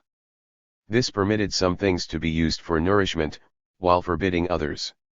Here it is not necessary to assume a special instinct which is now lost. It could simply have been the sense of smell, plus its affinity with the organ of taste and the well-known relation of the latter to the organs of digestion, in short an ability, perceivable even now, to sense, prior to the consumption of a certain foodstuff, whether or not it is fit for consumption. It is not even necessary to assume that the sensitivity was keener in the first pair than it is now. For it is a familiar enough fact that men wholly absorbed by their senses have much greater perceptive powers than those who, occupied with thoughts as well as with the senses, are to a degree turned away from the sensuous. 11. We recognize here the ideological mechanism which works by describing the terms of the opposition one establishes between the social classes as stages in an evolution, here, the progress from nature to culture. Thus, although it consistently refuses anything resembling an empirical psychological or sociological genesis of taste, example pages 89, 116, each time invoking the magical division between the transcendental and the empirical. 12. The theory of pure taste is grounded in an empirical social relation, as is shown by the opposition it makes between the agreeable, which does not cultivate and is only an enjoyment, p. 165, and culture. 13. Or its allusions to the teaching and educability of taste. Point 14. The antithesis between culture and bodily pleasure, or nature, is rooted in the opposition between the cultivated bourgeoisie and the people. 15. The imaginary side of uncultivated nature, barbarously wallowing in pure enjoyment, taste that requires an added element of charm and emotion for its delight, not to speak of adopting this as the measure of its approval, has not yet emerged from barbarism, p. 65. If one follows through all the implications of an aesthetic which, in accordance with the logic of Kant's essay on negative magnitudes, has to measure virtue by the magnitude of the vices overcome and pure taste by the intensity of the impulse denied and the vulgarity refused, then the most accomplished art has to be recognized in those works which carry the antithesis of civilized barbarism, contained impulse, sublimated coarseness, to the highest degree of tension. This criterion would point to Mahler, who went further than any other composer in the dangerous game of facility and every form of high cultural recuperation of the popular arts, or even Schmaltz, and, earlier, Beethoven, whose recognized greatness is measured by the negative magnitude of the violences, extravagances, and excesses, often celebrated by hagiography, which artistic restraint, a kind of mourning, has had to overcome. The inhibition of too immediately accessible pleasure, initially the precondition for the experience of pure pleasure, can even become a source of pleasure in itself. Refinement can lead to a cultivation, for its own sake, of Freud's preliminary pleasure, an ever-increasing deferment of the resolution of tension, with, for example, a growing distance between the dissonant chord and its full or conventional resolution. Thus the purest form of the aesthete's pleasure, aesthesis purified, sublimated and denied, may, paradoxically, consist in an asceticism, ascesis, a trained, sustained tension, which is the very opposite of primary, primitive aesthesis. Pure pleasure ascetic, empty pleasure which implies the renunciation of pleasure, pleasure purified of pleasure, is predisposed to become a symbol of moral excellence, and the work of art a test of ethical superiority, an indisputable measure of the capacity for sublimation which defines the truly human man. 16. What is at stake in aesthetic discourse, and in the attempted imposition of a definition of the genuinely human, is nothing less than the monopoly of humanity. 17. Art is called upon to mark the difference between humans and non-humans, artistic experience, a free imitation of natural creations, natura naturans, whereby the artist, and through him, the beholder, affirms his transcendence of natura naturata by producing a second nature, p. 176, subject only to the laws of creative genius, p. 171, is the closest approach to the divine experience of intuitus originarius, the creative perception which freely engenders its own object without recognizing any rules or constraints other than its own, p. 168. The world produced by artistic creation is not only another nature but a counter-nature, a world produced in the manner of nature but against the ordinary laws of nature, those of gravity in dance, those of desire and pleasure in painting and sculpture, etc., by an act of artistic sublimation which is predisposed to fulfill a function of social legitimation. The negation of enjoyment inferior, coarse, vulgar, mercenary, venal, servile, in a word, Natural implies affirmation of the sublimity of those who can be satisfied with sublimated, refined, distinguished, disinterested, gratuitous, free pleasures. The opposition between the tastes of nature and the tastes of freedom introduces a relationship which is that of the body to the soul, between those who are only natural and those whose capacity to dominate their own biological nature affirms their legitimate claim to dominate social nature. No wonder, then, that, as Mikhail Bakhtin has pointed out apropos of Rabelais, the popular imagination can only invert the relationship which is the basis of the aesthetic sociodicy, responding to sublimation by a strategy of reduction or degradation, as in slang, parody, burlesque or caricature, using obscenity or scatology to turn arsi-versi, head over heels, all the values in which the dominant groups project and recognize their sublimity. It rides roughshod over difference, flouts distinction, and, like the carnival games, reduces the distinctive pleasures of the soul to the common satisfactions of food and sex. 18. A denied social relationship.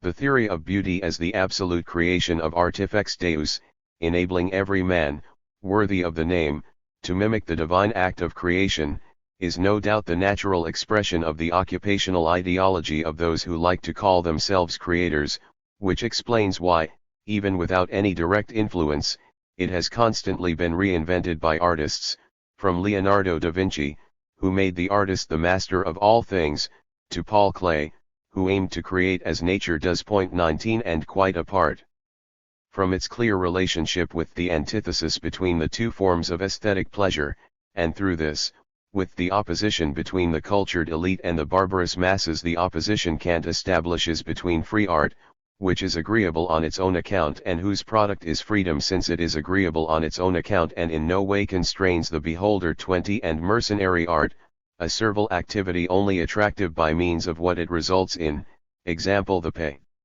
which is consequently capable of being a compulsory imposition, p. 164, whose product forces itself on the beholder with the enslaving violence of its sensible charms, very directly expresses Kant's conception of the position of pure or autonomous intellectuals in the division of labor, and more precisely in the division of intellectual labor. These pure intellectuals are, according to the conflict of the faculties, none other than philosophy professors. 21 But artists and writers would no doubt be the purest of all. The critique of judgment is less remote than it seems from the idea for a universal history, which has rightly been seen as the expression of the sublimated interests of the bourgeois intelligentsia, this intellectual bourgeoisie, whose legitimation, as Norbert Elias puts it, consists primarily in its intellectual, scientific, or artistic accomplishments, occupies an uncomfortable position in social space, entirely homologous to that of the modern intelligentsia, an elite in the eyes of the people. It has a lower rank in the eyes of the courtly aristocracy. 22.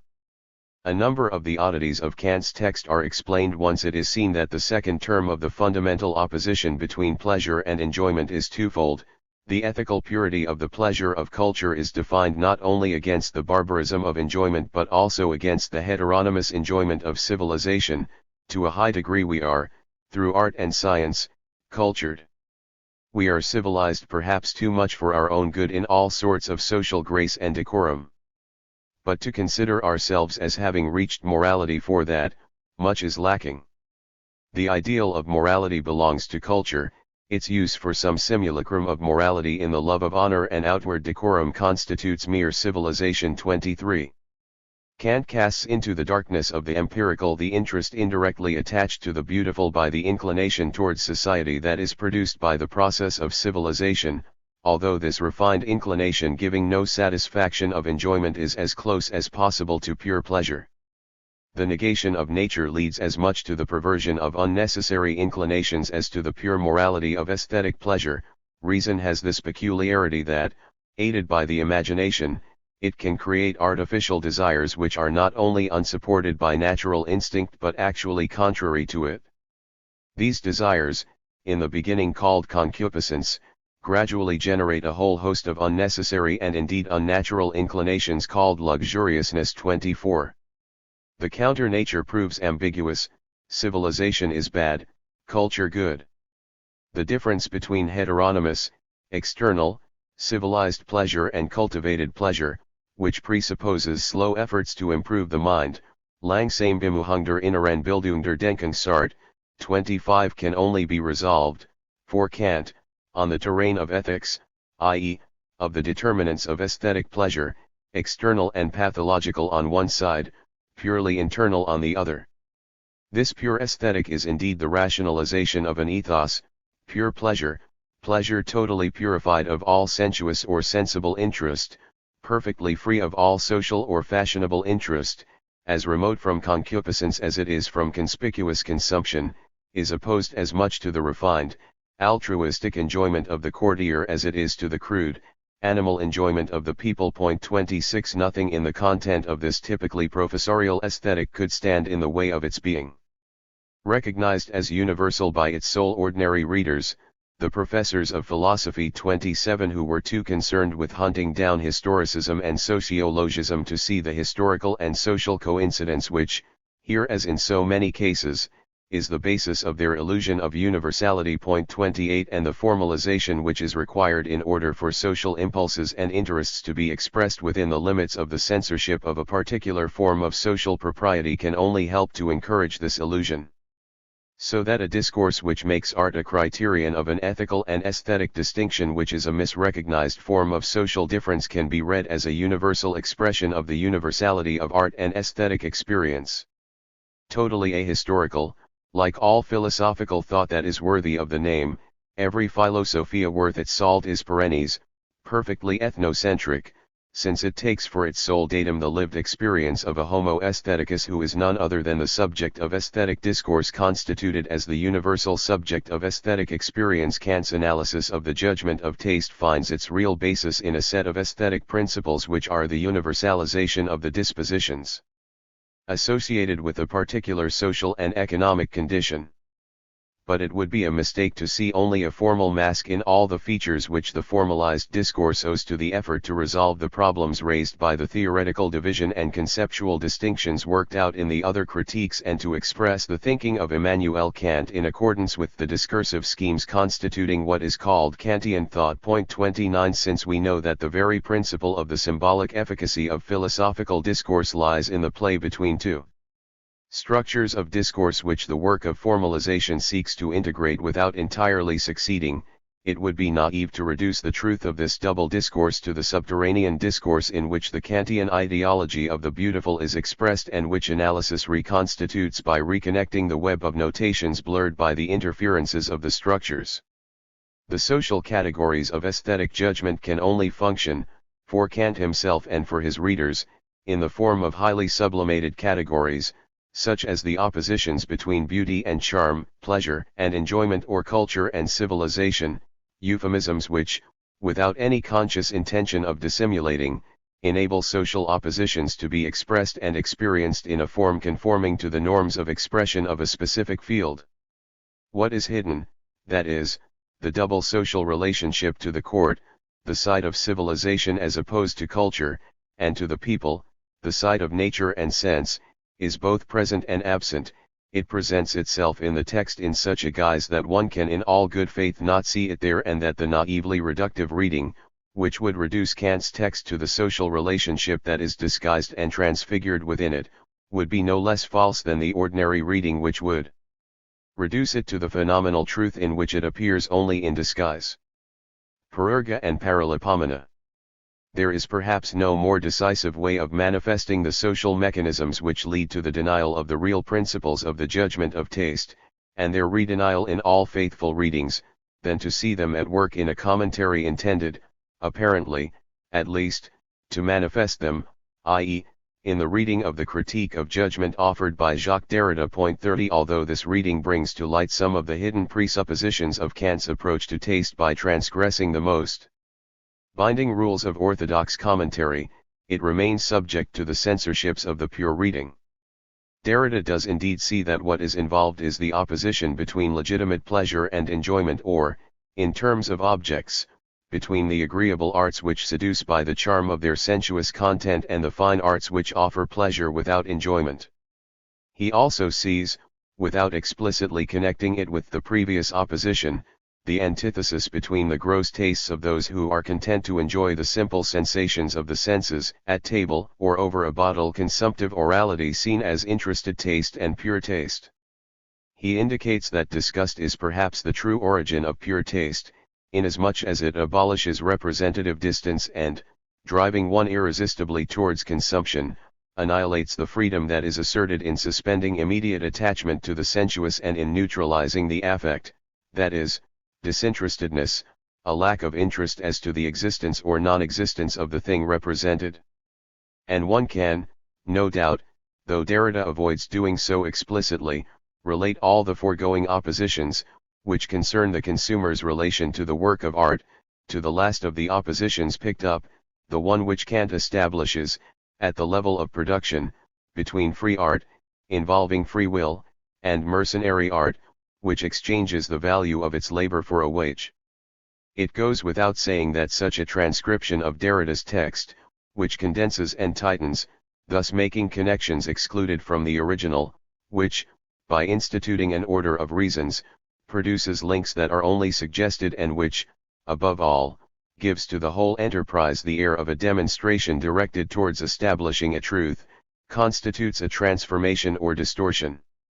To summarize a discourse which, as is shown by the attention Derrida devotes to the writing and typography, is the product of the intention of putting content into form, and which rejects in advance any summary aiming to separate content from form, to reduce the text to its simplest expression, is in fact to deny the most fundamental intention of the work and, by a sort of transcendental reduction which no critique has any thought of carrying out, to perform the epoche of everything by which the philosophical text affirms its existence as a philosophical text, i.e., its disinterestedness, its freedom, and hence its elevation, its distinction, its distance from all vulgar discourses.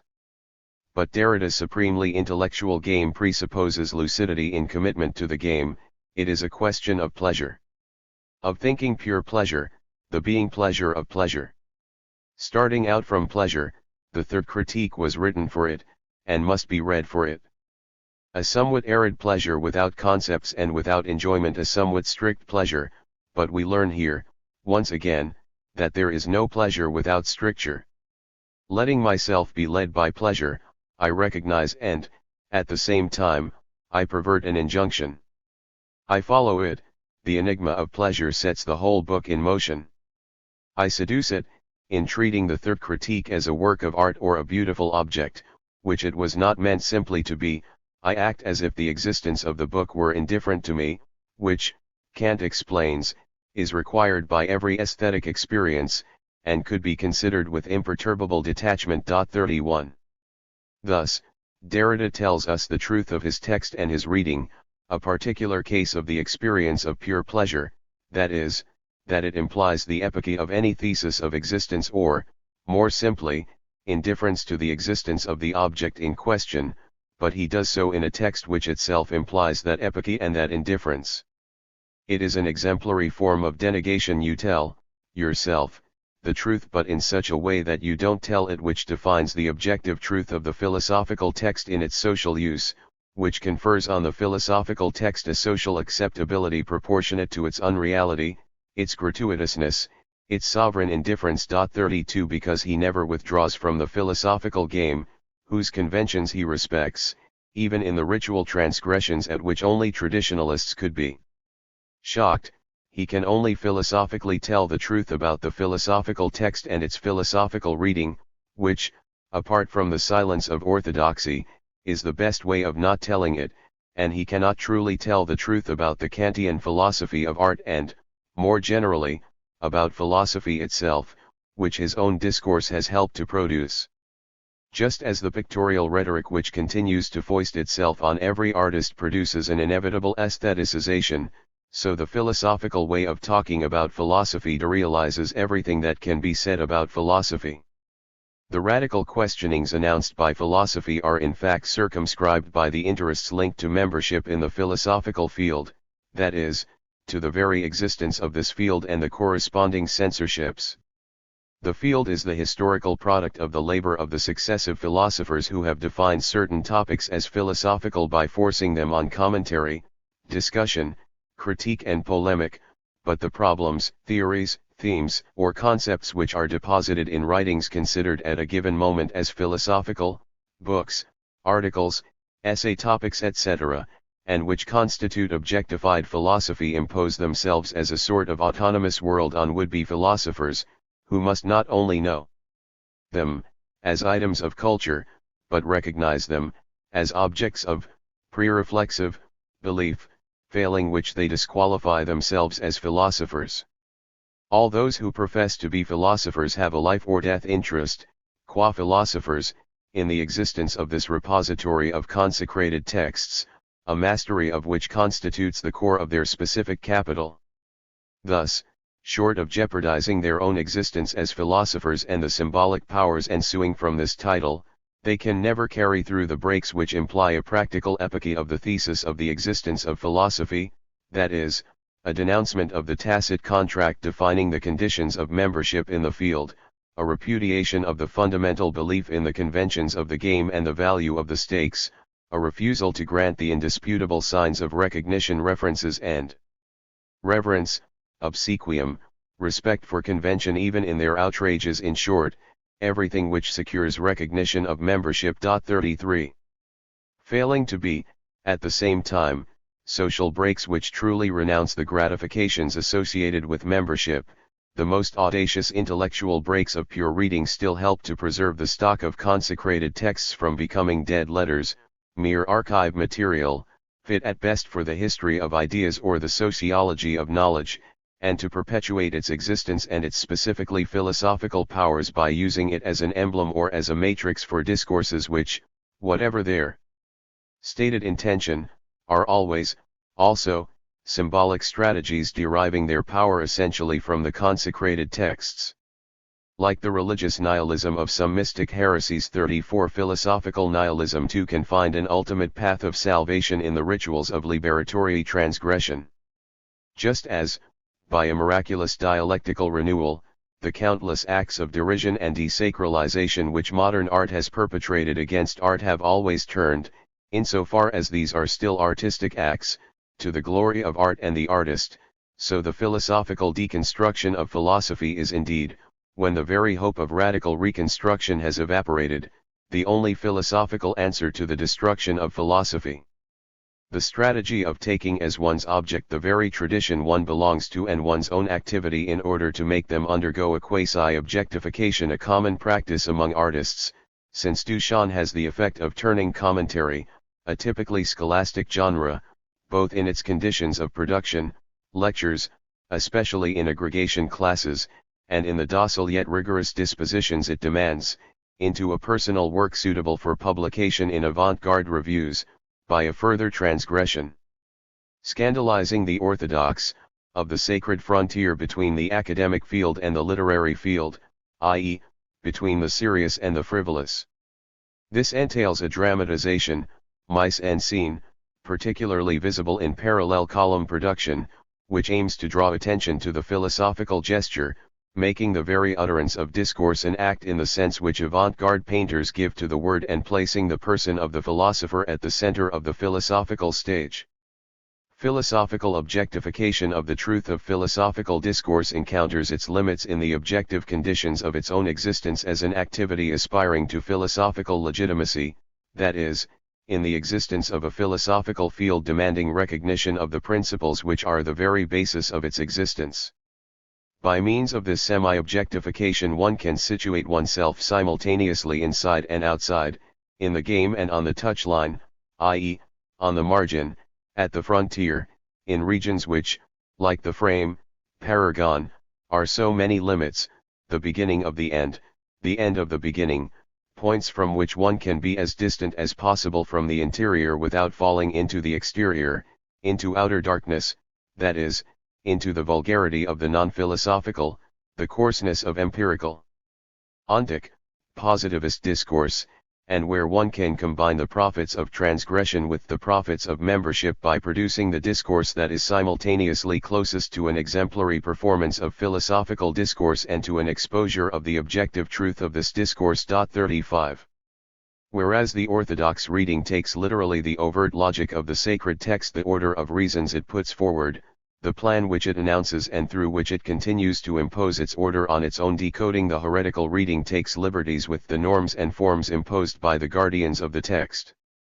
On one side, there is the right reading, the one which Kant has designated in advance, by manifesting the apparent architectonics and logic of his discourse, with a whole apparatus of skillfully articulated titles and subtitles and a permanent display of the external signs of deductive rigor, by basing on his previous writings, with a neat effect of circular self-legitimation, a problematic which is, to a large extent, the artificial product of the divisions and oppositions, between understanding and reason, theory and practice etc., produced precisely by his own writings, and which have to be known and recognized by anyone, after Hegel and so many others, who seeks to be known and recognized as a philosopher.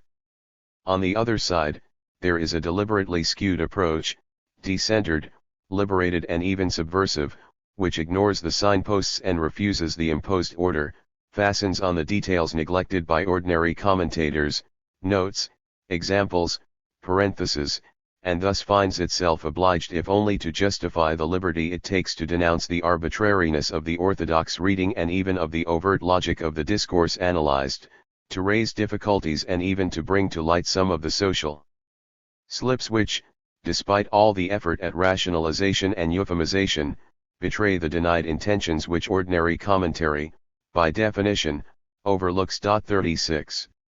The pleasure of the text.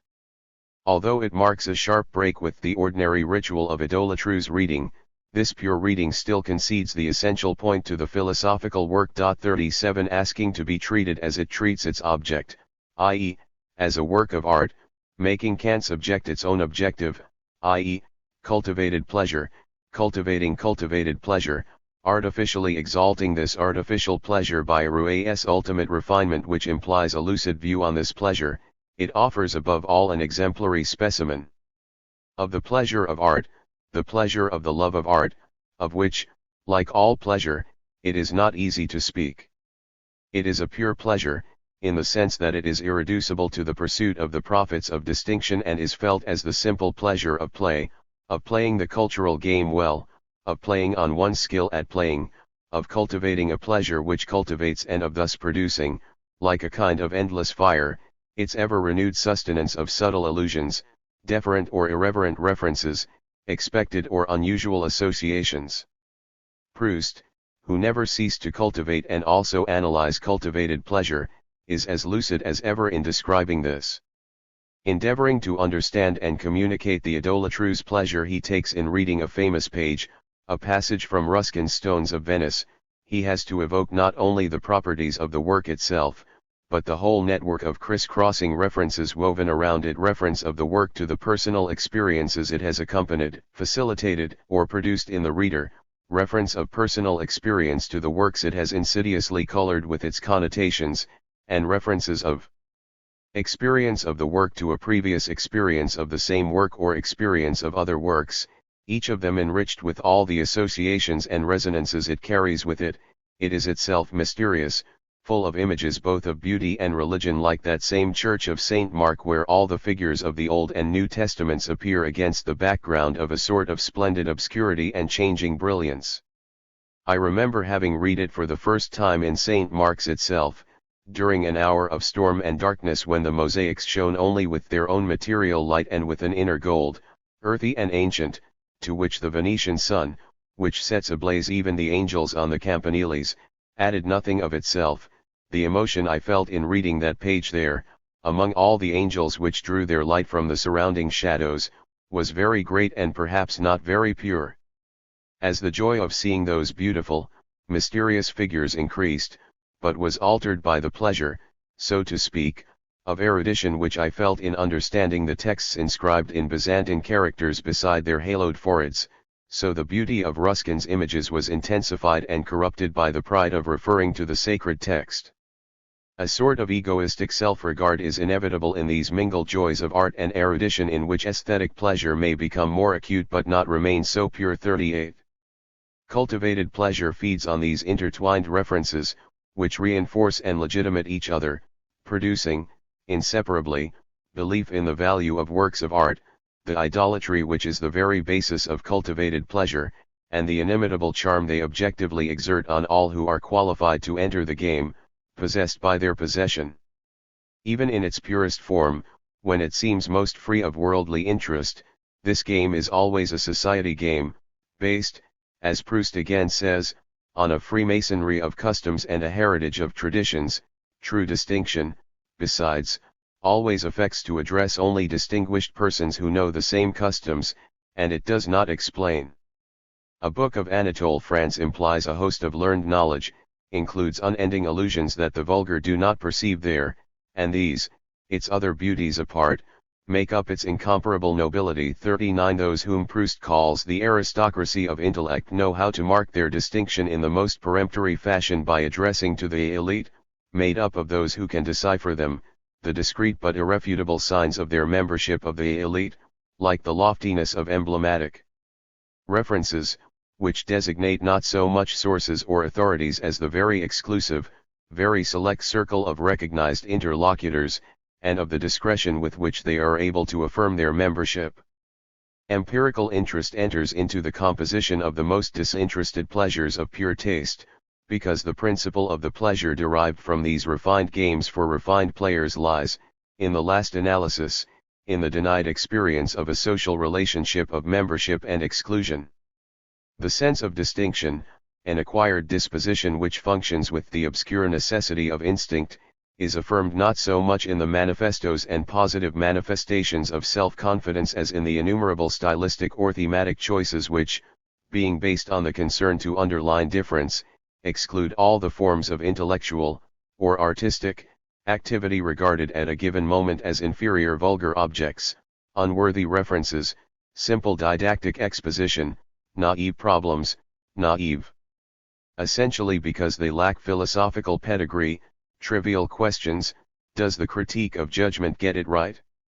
Is the aim of a reading of the critique to give a true account of what Kant says, positions stigmatized as empiricism or historicism, no doubt because they threaten the very existence of philosophical activity, and so on. In short, the philosophical sense of distinction is another form of the visceral disgust at vulgarity which defines pure taste as an internalized social relationship, a social relationship made flesh, and a philosophically distinguished reading of the critique of judgment cannot be expected to uncover the social relationship of distinction at the heart of a work that is rightly regarded as the very symbol of philosophical distinction. Appendix 1. Some reflections on the method. For an earlier version of this text, it was decided to adopt, for once, an order of presentation as close as possible to the actual process of research, and to present progressively, in the order in which they were performed, the operations which led to a systematic explanation of the data collected in various statistical and ethnographic surveys. It was hoped that in this way there might be more ready acceptance of a body of theoretical hypotheses which, if presented at the outset, might have appeared arbitrary or forced, but which could never have been extracted from the material analyzed if they had not been present, in the form of heuristic schemes, from the very beginning of the research. Although the present order of exposition, which starts out from the point of arrival of the research, is less favorable to the smug display of data and procedures which is usually regarded as the best guarantee of scientificity, and although the additional rigor it implies is offset by a whole series of ellipses and shortcuts tending to reinforce the suspicions of those who remain attached to a naively empiricist conception of scientific work, it eventually presented itself as the only sequence which allows each fact to be replaced in the system of relations from which it derives its truth value. For this reason, it is necessary to outline the main operations of the research, without seeking to disguise the artificiality of this retrospective reconstruction. The survey on which the work was based was carried out in 1963, after a preliminary survey by extended interview and ethnographic observation, on a sample of 692 subjects, both sexes, in Paris, Lille, and a small provincial town. To obtain a sample large enough to make it possible to analyze variations in practices and opinions in relation to sufficiently homogeneous social units, a complementary survey was carried out in 1967-68, bringing the total number of subjects to 1,217, see Table A.1. Because the survey measured relatively stable dispositions, this time lag does not seem to have affected the responses, except perhaps for the question on singers, an area of culture where fashions change more rapidly. Point 1. Table A.1 Main characteristics of survey sample, percent in each class fraction, by sex, age, education, and social origin. An initial analysis showed that certain categories were extremely heterogeneous, as regards both their objective characteristics and their preferences, in particular the independent craftsmen and shopkeepers, artisans et petits commerçants, the junior executives, cadres moyens, the senior executives, cadres supérieurs, and the teachers, professeurs. It was decided to isolate, despite their small number, the artistic producers, classed among intellectual occupations by INSEE and grouped with the professeurs, the cultural intermediaries, grouped with primary teachers by INSEE, and the art craftsmen and small art dealers, artisans et petits commerçants d'art, and to distinguish, among the cadres moyens, between junior administrative executives, junior commercial executives and secretaries, among the cadres supérieurs, between private sector and public sector senior executives, and, among the professeurs, between secondary school teachers and higher education teachers, although there were very few of the latter. The sample contained approximately the same number of Parisians and provincials too, and was devised so as to allow analysis of practices and choices by class fraction. The upper and middle classes were therefore overrepresented so as to give an adequate sample of each of their fractions without distorting the composition of the class. In particular, this made it possible to study the taste of socio-occupational groups which were very small in number at the time of the survey, but which, like the new petite bourgeoisie, were found to occupy strategic positions and which have in fact grown steadily in number and importance.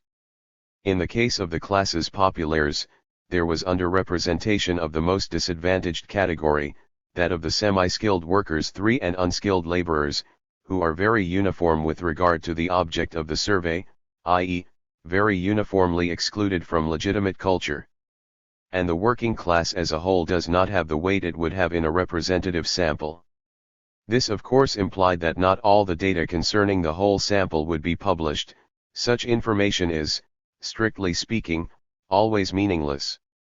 Furthermore, the farmers and farm workers were excluded from the analysis, after a preliminary survey which showed that the questionnaire was completely inappropriate and that quite other methods were required to identify the dispositions of a population totally excluded from legitimate culture and even, to a large extent, from middlebrow culture, la culture moyenne. Point 4. This experiment did, however, bring to light the only and most fundamental piece of information which can be derived from putting questions on legitimate culture to a category that is excluded from it, namely, the almost universal recognition of the dominant culture. It also made it possible to observe, at maximum intensity, the effect of imposition of a problematic which any questioning of this sort produces when it forgets to question itself and forces itself authoritatively on agents for whom it would not exist outside of that situation, an effect which, as was subsequently shown by secondary analysis of numerous opinion polls, leads to the production of pure artifacts. For each socio-occupational category, the distribution by sex, age, and qualifications was checked against the results of the 1968 census for the whole of France. This verification was not possible in the case of the categories constituting the new petite bourgeoisie, which the censuses do not break down by age and qualification. Point 5. The questionnaire was based on the hypothesis of the unity of tastes and included, in addition to a set of questions on personal photography and attitudes to photography which have been analyzed in another study, 625 questions on tastes in interior decoration, clothing, singers, cooking, reading, cinema, painting, music, photography, radio, pastimes, etc. See the questionnaire, reproduced at the end of this appendix.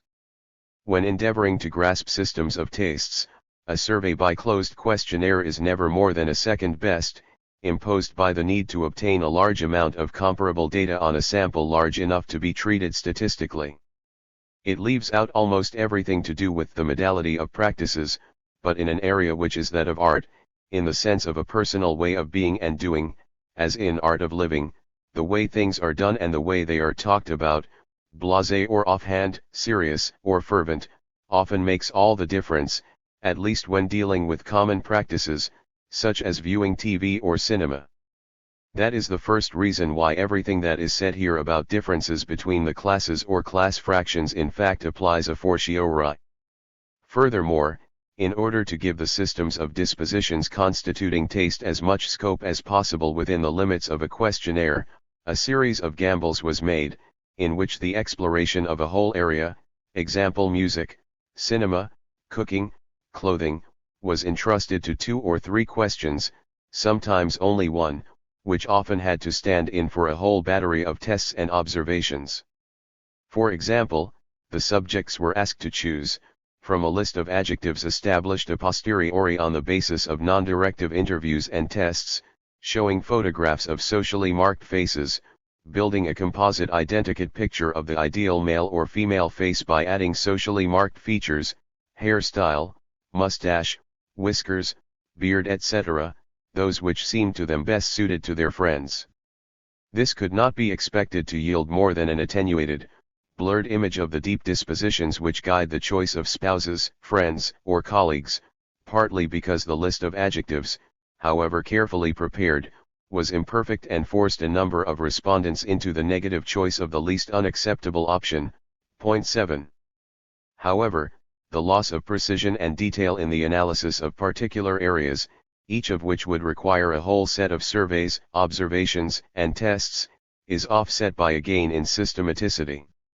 Just as in a single field, painting for example, the particular configuration of preferences, Renoir does not mean the same thing when combined with Leonardo and Picasso as when linked with Utrillo and Buffet, is a substitute for the indications of manner which would be yielded by direct observation and questioning, so too, the meaning of each particular application of the single system of dispositions emerges in its relationship with all the others. Nothing more clearly manifests the systematicity of the habitus than the systematic redundancy within unlimited invention which defines all its products, judgments, or practices. It is, however, by mobilizing around a systematic survey all the statistical data available on each of the areas directly explored, and also on areas excluded from the initial definition of the object of inquiry, such as knowledge of economics, theater-going, attitudes to child-rearing or sexuality etc., that one is best able to check and fill out the data provided by the main survey. This makes it possible to compensate for any patchiness or superficiality, depending on the strength of the indicators used, of information gathered directly from such a wide range of fields, and to do so without falling into the abstract unreality of secondary analysis of the disparate data mechanically accumulated by data banks devoid of theoretic capital, positivistic institutions which are the pride and joy of research bureaucracies. Point 8. The fact remains that some of the inherent limitations of secondary analysis cannot be overcome. Thus, like the various surveys by INSEE, Institut National de la Statistique et d'études économiques, the survey conducted by Sofras, Société Française d'Enquêtes par Sondages, in 1966 at the request of a number of firms, for the strictly limited purpose of discovering consumer intentions, CSV, gives little information as to the frequency and occasion of consumption or on the quality of the goods consumed, which often make all the difference. Example: theater-going covers both avant-garde and boulevard theater. It does not distinguish between museum visits and visits to exhibitions, which, as we know from the INSEE survey on leisure, CS4, do not always vary in the same way. Museum going, a more ascetic activity, being more common among teachers, whereas exhibitions attract more members of the professions and a fraction of the old business bourgeoisie, and it gives no indication of how often they are visited. It lumps concerts, opera, and ballet together in one question, although one would probably find an opposition between concerts and opera analogous to that between museums and exhibitions. Similarly, the reading of works of philosophy does not mean much until one knows which philosophy. There is reason to think, for example, that each fraction of the dominant class has its philosophers or even its idea of the philosopher and philosophy, and that one group will think of Teilhard de Chardin, or even Saint-Exupéry or Louis Le Prince Ringot, whereas another will think of Sartre or Michel Foucault. Thus, in 1967 when the art students of the École Normale Supérieure, ENS, to a large extent drawn from the dominated fractions of the dominant class, were asked whom they would like to see invited to speak in their college, they thought first of Sartre, Claude Lévi-Strauss, Paul Ricoeur and Foucault, whereas the students of the École Nationale d'Administration, ENA, mainly the sons of senior civil servants or members of the professions, named Raymond Aron, François Bloclane, Pierre Massé, or Paul Delouvrier. Sartre, top of the list at ENS, was only fifth at ENA, which put three politicians at the top of its list: Mendès France, second at ENS, Giscard d'Estaing and de Gaulle. Another limitation of the Sophres survey, CSV, is that it does not provide all the information needed to construct the system of explanatory principles, volume and structure of assets, and social trajectory. There is virtually no information on the respondents' economic wealth, land and property, industrial and commercial profits, etc., or their cultural capital, whether objectified, works of art, antique furniture, piano, etc., or embodied, educational level, or on their social origins and previous careers. The CESP, Centre d'études de supports de publicité, survey of 1970, CS6, fills in some of these gaps, but very imperfectly, since only the distribution by newspaper read is available, and not by class or class fraction. The survey carried out for the Ministry of Culture, CS7, contains some very useful information, example on ownership of works of art, but does not allow analysis by fractions. Precise information on occupations was not collected. Finally, the INSEE survey on leisure activities, CS4, although providing the most remarkable set of data ever collected on cultural consumption, is limited by the nature of its classification. The industrialists, for example, end up in a curious position because the category used includes all those employing more than 5 people, by the fact that it deals with declared practices, which are not related to real practices in the same way in all classes, and by the lack of information on the quality of the activity, which means that the scatter of practices is underestimated. By reducing the different classes of practices and goods to their frequency, i.e., quantity, in areas where almost everything depends on quality, one systematically reduces the difference between the classes, though without affecting the ordinal relations. Thus, differences in the quantity of museum visits are compounded by differences in their quality. The privileged classes, being less subject to collective rhythms, distribute their visits more uniformly through the year and the week, and so escape the disenchanting experience of crowds in peak periods. These differences in rhythm are themselves associated with marked differences in the quality of the exhibition areas, different levels of museums, more and less distinguished exhibitions, and in the quality of the genres, styles, and authors. But it is, above all, the manner of conducting the visit in particular, the time devoted to it, and the manner of conducting oneself while visiting which provide inexhaustible material for the games of distinction. In view of the limits of the data collected and of any information obtained in such an artificial situation as interrogation by questionnaire, recourse was had throughout the analysis whenever a difficulty arose or a new hypothesis required it to observations and questionings in real situations. See, for example, the interviews interpolated in Part 2. But above all, there was a rule that had to be unlearnt, the unwritten rule that only data collected in socially defined scientific conditions, i.e., by prepared questioning and observation, may enter into the scientific construction.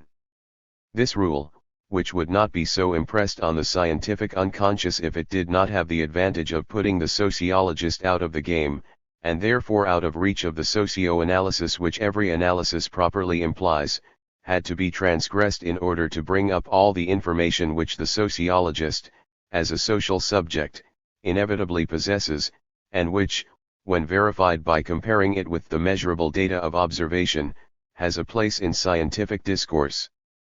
Only a research diary could give an adequate idea of the countless choices, all equally humble and derisory, all equally difficult and decisive, and therefore the countless theoretical reflections, often minute and unworthy of the name of theory in the ordinary sense of the word, which had to be made, over several years, when I was faced with a questionnaire difficult to classify, an unexpected curve, a badly phrased question, a distribution that was incomprehensible at first sight, in order to produce a text whose success must be measured by the extent to which it allows the reader to forget the thousands of revisions, alterations, checks, and corrections which made it possible, while manifesting at every point the high reality content which distinguishes it from the not even wrong sociological essay.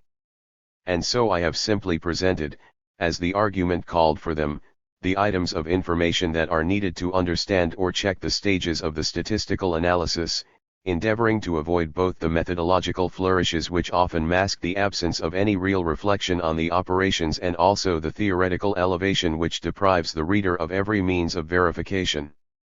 For example, although I have refrained from giving it the air of a formal protocol, I have endeavored to provide the informed reader without disconcerting readers less familiar with the technique with all the information required to check the results of those analyses of correspondences which are presented in detail, the dimensions of the table, the number of questions and total number of corresponding modalities, the number of individuals, the nature and coding of the table, the list of variables, a description of the hypotheses underlying the distinction between active and illustrative variables, a list of the specific values and the rates of inertia, the main absolute contributions and relative contributions.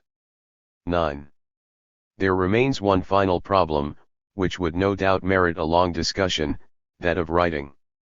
The main difficulty, especially on such a subject, is that the language used must signal a break with ordinary experience, which is no less necessary in order to appropriate adequately the knowledge produced than to produce it, and at the same time bring home the corresponding social experience to those who do not, or do not want, to know about it. The concrete analyses, although there is nothing concrete about them in the ordinary sense of the word, since they presuppose construction, are there to assist the return into experience of the product of scientific description, and to make more difficult the distancing and neutralization which the semi-theoretical language of fake science generally encourages. The same is true of all the documents, facsimiles of books or articles, photographs, extracts from interviews etc., which have been inserted in the text, in order to discourage absent-minded readings which are abstract in the sense that they have no referent in reality. Art is one of the major sites of denial of the social world.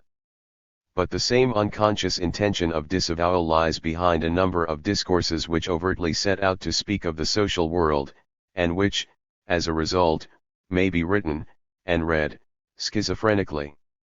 How many philosophers, sociologists, or philologists came to philosophy, sociology or philology because it was one of those obscurely situated areas of the social space which make it possible to avoid definition. All these de facto utopians, who do not want to know where they are not in the best position to understand the social space in which they are positioned. Would we otherwise have so many readings and lectors or reproducers, materialists without material, thoughts without instruments of thought and therefore without an object and so little observation, so few octaries or producers?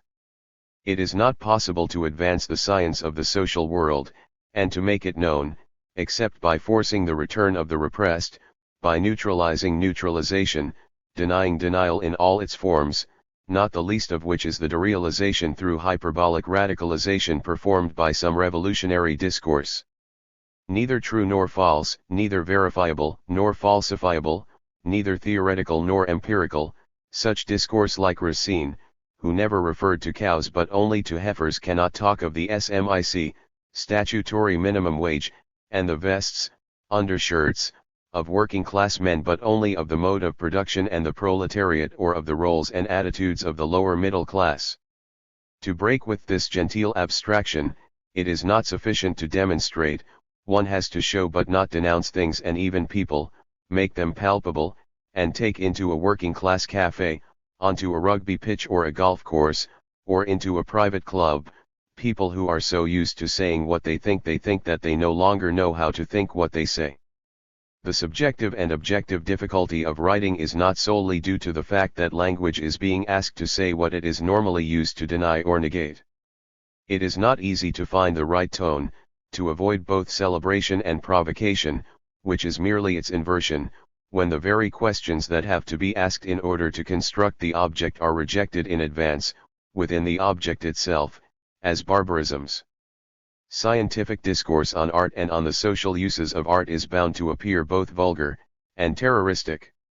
Vulgar, because it transgresses the sacred boundary which distinguishes the pure reign of art and culture from the lower region of the social and of politics, a distinction which is the very source of the effects of symbolic domination exerted by or in the name of culture. Terroristic, because it presumes to reduce to uniform classes everything that is liberated and alternative, multiple and different, and to confine the supreme experience of play and jouissance within the grey propositions of a knowledge which, if it aims to be positive, must be positivist, totalizing and therefore totalitarian. If there is any terrorism, it is in the peremptory verdicts which, in the name of taste, condemn to ridicule, indignity, shame, silence. Here one could give examples, taken from everyone's familiar universe, men and women who simply fall short, in the eyes of their judges, of the right way of being and doing. It is in the symbolic violence through which the dominant groups endeavor to impose their own lifestyle, and which abounds in the glossy weekly magazines. Conforma is the Guy Lux of Furniture 10, says Le Nouvel Observateur, which will never tell you that the Nouvel OBS is the Club Mediterranee of culture. There is terrorism in all such remarks, flashes of self-interested lucidity sparked off by class hatred or contempt. Only the effort required to construct the field of struggles within which the partial viewpoints and antagonistic strategies are defined can give access to a knowledge which differs from the blind insights of the participants without becoming the sovereign gaze of the impartial observer. Objectification is only complete when it objectifies the side of objectification, the unseen standpoint, the blind spot of all theories, the intellectual field and its conflicts of interest, in which sometimes, by a necessary accident, an interest in truth is generated, and also the subtle contributions it makes to the maintenance of the symbolic order, even through the purely symbolic intention of subversion which is usually assigned to it in the division of the labor of domination. When dealing with such an object, scientific work on the object is inseparable from work on the working subject. It depends above all on the capacity he has to dominate practically, in his practice, the mechanisms he is endeavoring to objectify, which may continue to govern his relation to the object. One might offer for meditation, like Parallel Lives in the Past, the history of the Princeton Project, a vast empirical study of the consumption of music, which brought together Adorno and Lazarsfeld, an epistemological couple made flesh. An arrogant theoretician who refuses to sully his hands with empirical trivia and who remains too viscerally attached to the values and profits of culture to be able to make it an object of science, and a submissive empiricist, ready for every abdication demanded by a scientific order strictly subordinated to the social order. An arrogant positivist who attempts to set up as the norm of all scientific practice a methodology of resentment based on a sort of vengeful fury against any global inquiry, and a submissive Marxist who goes in for vulgar Marxism when refinement is needed and elegant Marxism when vulgarity is called for. Each sees the shortcomings of the other. The epistemological obstacles which social science has to overcome are initially social obstacles.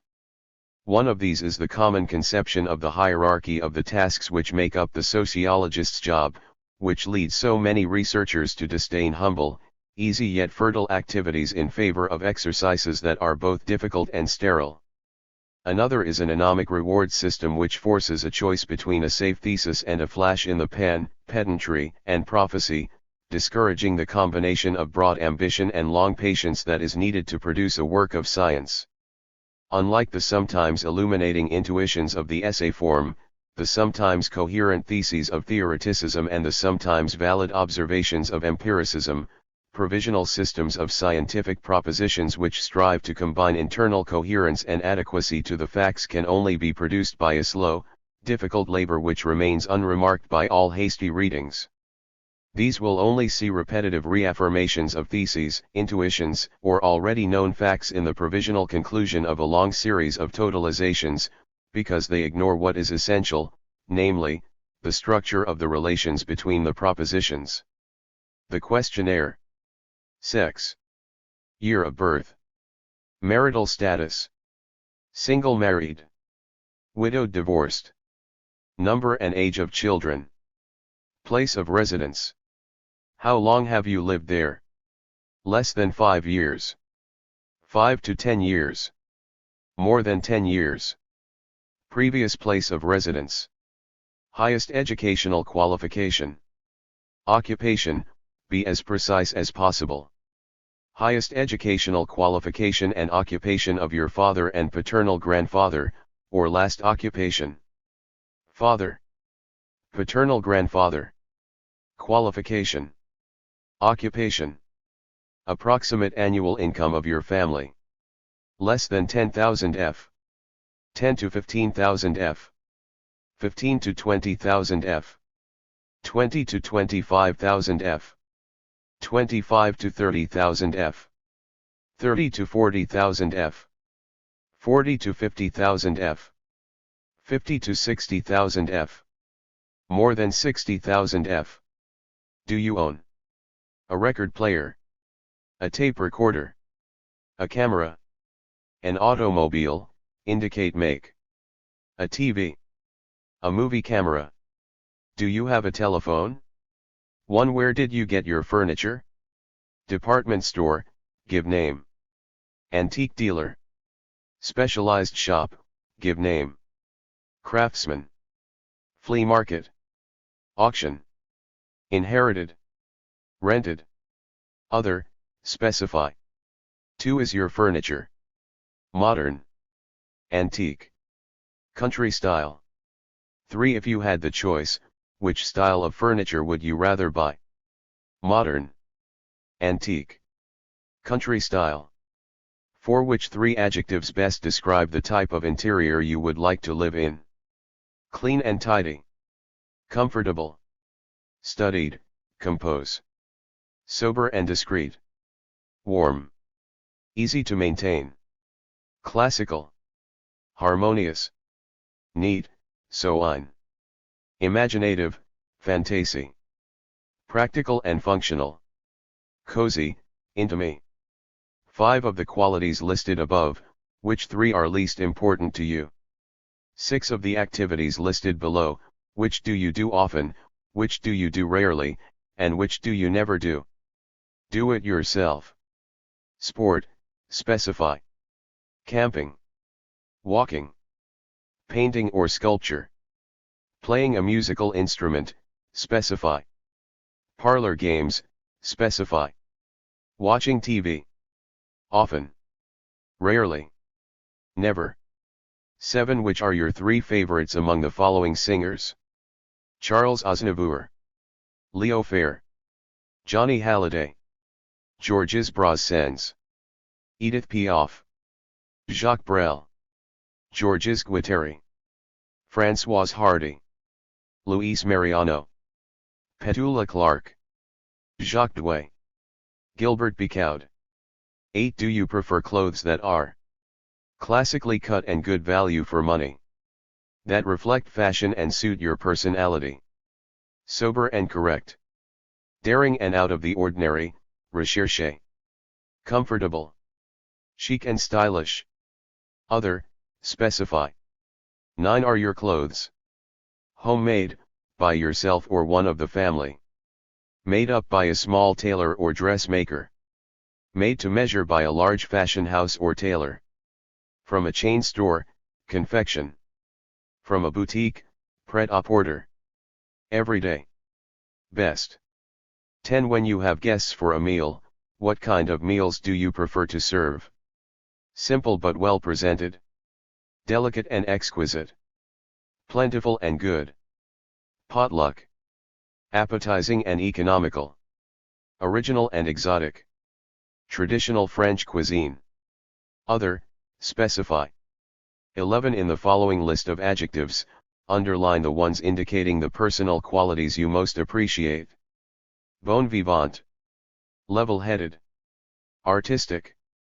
Dynamic. Refined. Sociable. Pragmatic. Well-bred. Conscientious. Amusing, droll. Determined. Stylish. 12 of the qualities listed above, which 3 are least important to you? 13 Which are your 3 favorites among the following types of books? Thrillers. Love stories. Travel, exploration. Historical novels. Scientific. Poetry. Political. Philosophical. Classical authors. Modern authors. 14 Which are your 3 favorite types of films? Adventure. War. Westerns. Thrillers. Historical.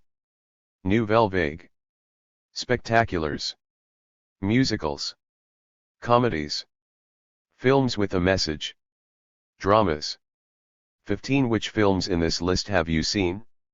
For each film, give the names of the director and leading actors, if known. This list was used in Paris.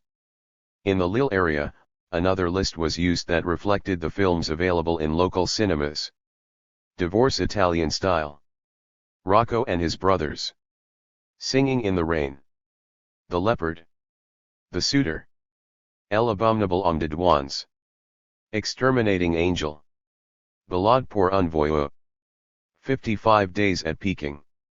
Les Dimanches de Ville d'Avray. L'Aigle vt la Balance.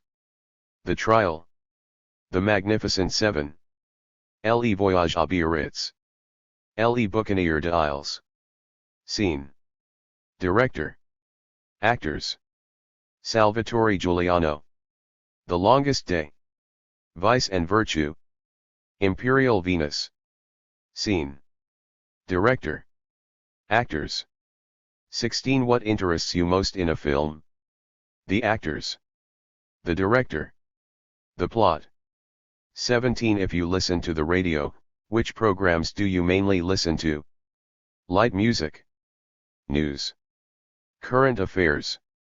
Cultural programs. Classical music. Other, specify. 18 If you watch TV, which programs do you mainly watch? 19 Which of the opinions below is closest to your own view? Classical music is complicated. Classical music isn't for people like us. I love classical music but I don't know much about it. I like classical music, Strauss waltzes for example. All music of quality interests me. 20 Which of the musical works in this list do you know? In each case, name the composer, if you can. Rhapsody in Blue. La Traviata. Concerto for the Left Hand. Incline Nacht Music. L'Arlésienne. Sabre Dance. Firebird Suite. Scheherazade. Art of Fugue. Hungarian Rhapsody. L'Enfant et les Sortilèges. Blue Danube. Twilight of the Gods. Four Seasons. Well-Tempered Clavier. Le Marteau sans Maître. Known. Composer. 21 Which are your 3 favorites among the above works? 22 Which of the opinions below is closest to your own view? Paintings don't interest me. Galleries aren't my strong point, I can't appreciate them. Paintings are nice but difficult, I don't know enough to talk about them. I love the Impressionists. Abstract painting interests me as much as the classical schools. 23 Which are your 3 favorites among the painters listed below? Leonardo. Renoir. Buffet. Utrillo. Dali. Goya. Van Gogh. Breppel. Kandinsky. Raphael. Braque. Rousseau. Vlaminck. Watteau. Picasso. 24 Have you visited the following museums or galleries, if possible, say in which year and with whom school, relatives, friends, alone. Louvre. Jeu de Paume. Modern Art Museum. Jacques Martindre. Museum of your city, or region. 25. What do you think of the following opinions? Modern painting is just slapped on anyhow, a child could do it. I don't need to know who painted it or how. I can't appreciate painting because I don't know enough about it. 26. With the following subjects, is a photographer more likely to produce a beautiful, interesting, meaningless, or ugly photo? 11. A landscape. A car crash. A little girl playing with a cat. A pregnant woman. A still life. A woman breastfeeding. A metal structure. Tramps quarreling. Cabbages. A sunset over the sea. A weaver at his loom. A folk dance. A rope. A butcher's stall.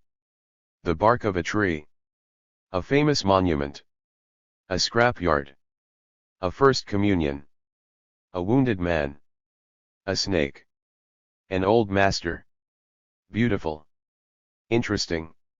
Meaningless. Ugly. Observation schedule.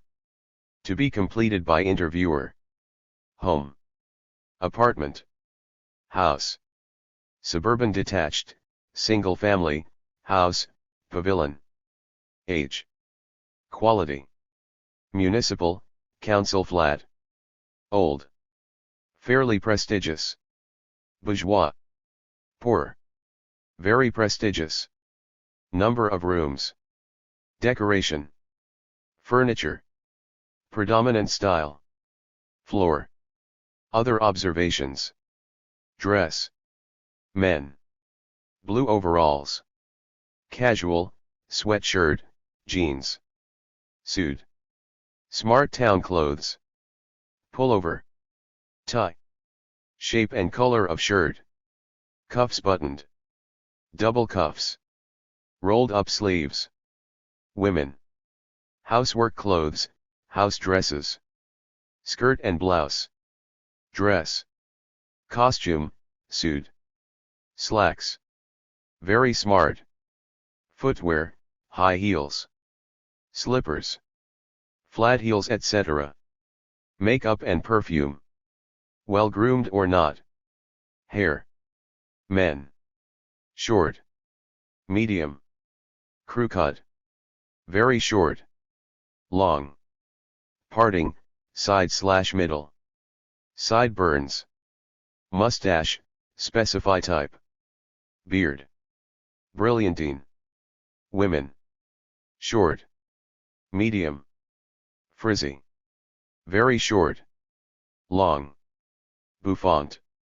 Bun. Bleached. Straight. Visible perm. Dyed. Speech. Refined. Standard. Slang.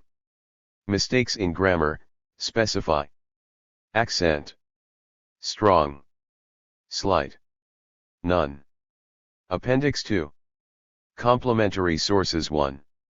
The survey on incomes, carried out in 1970 by INSEE, Institut National de la Statistique et d'études économiques, on a sample of about 45,000 households, was based on the records kept by the tax authorities.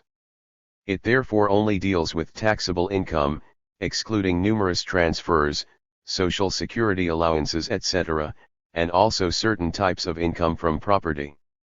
Some forms of income, in particular those derived from family-owned businesses, are represented by tax estimates which fall far short of reality. Despite these limitations, the survey provides original data on the structure of the income received by each socio-occupational category, the disparities in average incomes between categories and the dispersion within each category, c.g. Banderier and P. Gigliazza, Les Revenus de Ménages en 1970, Collections de l'INSEE, Ser. M. Number 40, December 1974.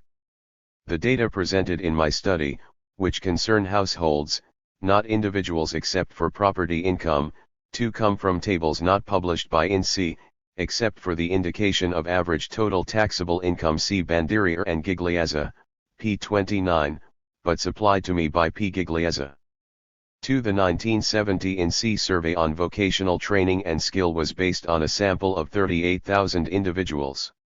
It gives a precise description of the relationship between general and vocational training and occupational situation, occupation, skill, wage level, mobility etc., and provides data on the subject's occupational and geographical mobility, changes between 1965 and 1970, and on intergenerational mobility, occupation and qualification of father and subject.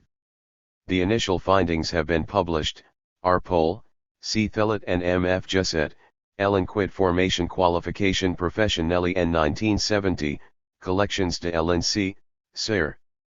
D. Number 32, May 1974. The data presented here relate to economically active men born in and after 1918. They result from secondary analysis of tables supplied at my request. 3. INSEE's regular survey on household living conditions and expenditure was based in 1972 on a representative sample of 13,000 households. 3. It consists of a survey by questionnaire dealing with the characteristics of the household, composition, ages, occupation of the head, accommodation and facilities, major expenditure, clothing, fuel etc., periodic expenditure, rent, service charges etc., combined with analysis of account books for current expenditure, left with each household for a week, collected and checked by the interviewer.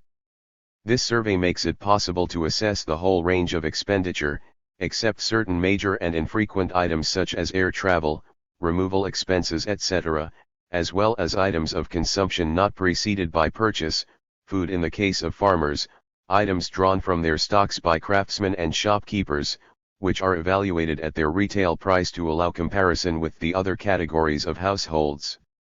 This explains why consumption is considerably higher than income in the case of farmers and small businessmen, categories which are always particularly prone to underdeclare their income. For the overall findings, see G. Bigota and B. Bouvier, Les conditions de vie de ménages en 1972, Collections de l'INSEE, Ser. M. Number 32, February 1972. The data presented here come from secondary analysis of tables by narrow categories produced at my request. For the 1967 INSEE survey on leisure activities, based on a random sample of 6,637 individuals representing the whole adult French population, used a questionnaire containing questions on living conditions, household help, child minding, distance from certain facilities, theater, swimming pool etc., possession of a second residence etc., on the structure of the working week and year, and in particular on the various cultural practices, visits to museums, exhibitions and monuments, reading, attendance at various types of entertainments, use of cafes and restaurants, outings, parties, radio, television, the various pastimes, gardening, do-it-yourself, hunting, fishing, gambling on horses, literary or artistic activities, collecting etc. For the findings, see especially P. de Breu, Les comportements de loisirs de français, Collections de l'INSEE, Ser. M. Number 25, August 1979. The data presented here, which concern only the male population, are derived from secondary analysis of tables produced at my request. The 1966 survey on businessmen and senior executives was carried out by Sophres on behalf of the Centre d'études de supports de publicité, CESP. The sample consisted of 2,257 persons aged 15 and over, each living in a household the head of which was a large industrial or commercial employer, a member of the professions, a senior executive, an engineer, or a secondary or higher education teacher. The questionnaire included a set of questions on reading habits and the previous few days' reading of daily, weekly, and monthly newspapers and magazines, use of radio and TV, standard of living, household equipment, lifestyle, holidays, sport, consumption, professional life, conferences, travel, business meals, cultural practices, and the principal basic data, educational level, income, population of place of residence etc. I had access to the whole set of distributions by the socio-occupational category of the head of household or individual. 6. The survey on readership of the press, conducted by Sofras in 1970 on behalf of the CESP, used a sample of 2,682 persons, economically active or not, each living in a household the head of which was a large industrial or commercial employer, a member of the professions, an engineer, a senior executive or a secondary or higher education teacher. At the end of the interview, the respondent was handed a questionnaire to be returned by post. The rate of response was 66%. The questionnaire dealt mainly with centers of interest, subjects you enjoy talking about, household and leisure equipment, main and second residences, holidays, business trips, cultural practices, reading, records, museums, cinema etc., art collections, sport, cars, economic behavior etc. I had access to the distributions by daily or weekly paper, but not by socio-occupational category. 7. The survey on cultural practices was carried out in 1973 on behalf of the Ministry of Culture, on a sample of 1,987 persons aged 15 and over. The questionnaire included a set of questions previously asked in 1967 by the INSEE survey on leisure and some more detailed questions on certain cultural activities, particularly on their content, e.g., the type of TV programs watched, the type of records owned and listened to, the works of art owned etc. The way in which the information was gathered, pre-coding of the socio-occupational categories into 10 categories, did not permit a more precise analysis by class fraction. The main findings are published in Secrétariat d'État à la Culture, Service d'études et de la recherche, Pratiques culturelles de français, 2 volumes. Paris, 1974. The other surveys consulted are simply listed below. Point 4. These studies, almost always devoted to a particular area of cultural activity, are generally based on relatively limited samples. They mostly use a classification which groups the occupations into 5 categories: 1. Agriculteurs, farmers and farm laborers; 2. Ouvriers, industrial manual workers; 3. Industrial and commercial employers; 4. Clerical workers and junior executives; 5. Senior executives and the liberal professions. Appendix 3. Statistical data. The survey. Table A.2 Tastes and cultural practices of classes and class fractions, %I.A. A. The percentages exclude don't knows. B. Each respondent was invited to say which of several opinions was closest to his own. C. Each respondent was invited to choose 3 works from a list of 16. D. Total for 4 groups preceding. Table A.3 Tastes and cultural practices of classes and class fractions, %2.A. A. The percentages exclude don't knows. B. Each respondent was invited to say which of several opinions was closest to his own. C. Each respondent was invited to choose 3 from a list of 16. D. Total for 4 groups preceding. Table A.4 Tastes and cultural practices of classes and class fractions, %3.A. A. The percentages exclude don't knows. B.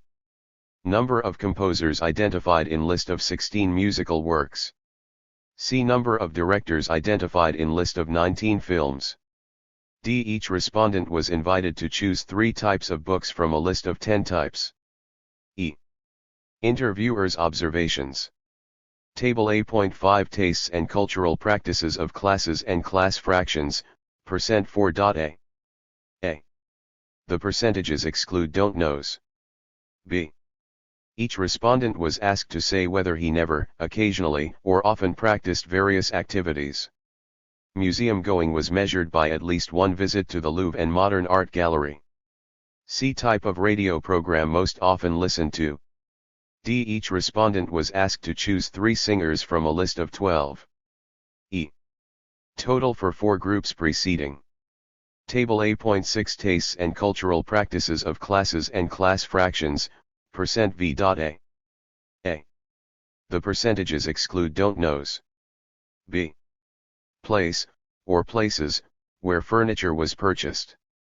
C. Each respondent was asked to select the 3 adjectives, from a list of 12, best describing the interior he or she would like to live in, to select the 3 statements about clothes, out of 6, which best expressed his or her tastes, the 3 qualities, out of 12, most appreciated in friends, and the type of meal, out of 7, he or she liked to serve to friends.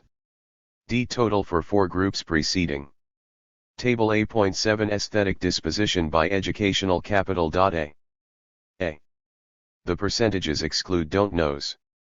Since it was not possible to reproduce the complete table of distributions among the different responses, ugly, meaningless, interesting, beautiful, for each object, the table indicates the percentage of respondents who consider that a beautiful photo could be made of these objects, which have been ranked, from left to right, from the most facile, i.e., already strongly defined as aesthetic, to the most difficult, i.e., those not defined or scarcely defined as aesthetic objects in terms of the common aesthetic at the time of the survey. In reading the table, it should be borne in mind that the distribution between the different responses itself varies with the objects and with educational level, so that the structure which I have endeavored to highlight by emphasizing the strongest tendency in each column would have been much more visible if the respondents had been offered a simple dichotomous choice, between beautiful and ugly.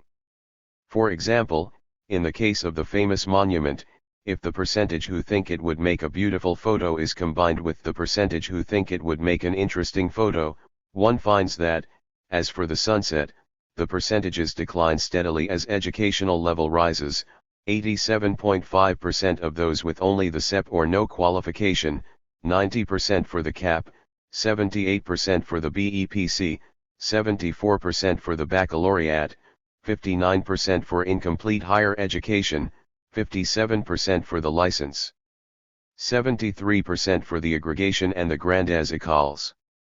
Table A.8 Some indicators of economic capital by socio-occupational category, %. 1 Farm workers, 2 farmers, 3 unskilled, 4 semi-skilled, 5 skilled, 6 foremen, 7 craftsmen, 8 small shopkeepers, 9 commercial employees, 10 office workers, 11 junior administrative executives, 12 technicians, 13 social and medical services, 14 primary teachers, 15 commercial employers, 16 industrialists, 17 senior administrative executives, 18 engineers, 19 secondary and higher education teachers, 20 professions. Table A.9 Some indicators of social trajectory and inherited cultural capital, by socio-occupational category, %. A. For the father's occupation, the calculation excludes non-responses and miscellaneous occupations. B. Excluding technical diplomas.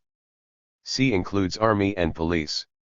Table A.10 Educational capital, spare time, fertility, and place of residence, by socio-occupational category, %. A. The percentages exclude other diplomas. B. Economie et Statistique, October 27, 1971, 28. Table A.11 Consumption and cultural practices, by socio-occupational category, %. A. Percentages calculated for 100 owners of cars or two-wheeled vehicles. B. The non-significant figures for the farm workers and social and medical services, men, are not reproduced. Appendix 4. Associations, a parlor game. In 1975 a survey was carried out, inviting a sample of the population to associate various objects with various politicians. The originators of the idea, as the comments which accompany the publication of the findings suggest, no doubt saw it simply as an entertaining variant of the periodic surveys on the popularity of public figures. However, the real point of the test they unconsciously produced, and this unconsciousness is part of its value, is not that it shows whether this or that politician is a fox or a crow, an oak or a fir tree, white or black, nor even whether the Reds more often assign black to the spokesman of the whites, conservatives, than vice versa. Point 1. The interviewer presented lists of 6 objects or characters, colors, trees, classical heroes, cartoon characters etc., and ask the subjects to attribute one and only one of these objects to each of the following 6 politicians: Jacques Chirac, Valéry Giscard d'Estaing, Georges Marchais, François Mitterrand, Michel Poniatowski, Jean-Jacques Servan-Schreiber. 2. The findings of the survey, commissioned in June 1975 by the weekly magazine Le. Were published in Sondags, 3-4, 1975, 31-47. With the following as sole commentary: the findings of this survey are entertaining to read, but they have a deeper interest as well. The set of attributions made for each politician reveals many facets of his public image. Sometimes it is difficult to distinguish with certainty the multiple reasons which have led the subjects to see a politician as one color rather than another, as an ant rather than a fox, or as a hairdresser rather than a lawyer. However, when a politician is identified with one object by more than a third of the sample, the explanation is generally self-evident, and light is cast on the motivations of the choices by the different results of the other politicians vis-a-vis the same object.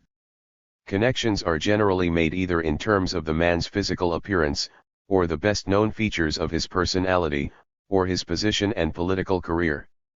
We shall not comment further on the findings, but will leave the reader to exercise his imagination. With this apparent abdication, the analyst gives himself an air of objectivity as he steps aside for the journalist. The latter, in Le. July 14, 1975, then only has to observe, with strict neutrality, that a majority associates the left-wing politicians, and especially Marchais, with the most pejorative attributes, and the trick has been pulled off. Guided by the hierarchies they impose, because they take them for granted, the authors of the questionnaire produce a datum which only has to be seen, as given, in order to produce a political effect. This game, in which politicians are at stake, is a political game, but it is so in a much deeper sense than that given to the word in political science institutes and opinion research organizations. The politicians here are only the pretext for a game of attribution, categorization, and the objects offered are attributes, predicates, categorms, as Aristotle put it, obscuring the original meaning, which is relevant here, of accusation. The question of the rules, is that the right word, principles, or schemes which govern these attributions is objectively raised by the fact that where one might have only expected the random associations of the imagination, one finds statistical regularities which cannot be explained unless one assumes that, far from making random individual associations, the people questioned are guided in the connections they make by common principles of vision and division. Because these principles function implicitly and are not consciously scrutinized as regards either their internal form or their application, agents do not all apply the same scheme to the same object.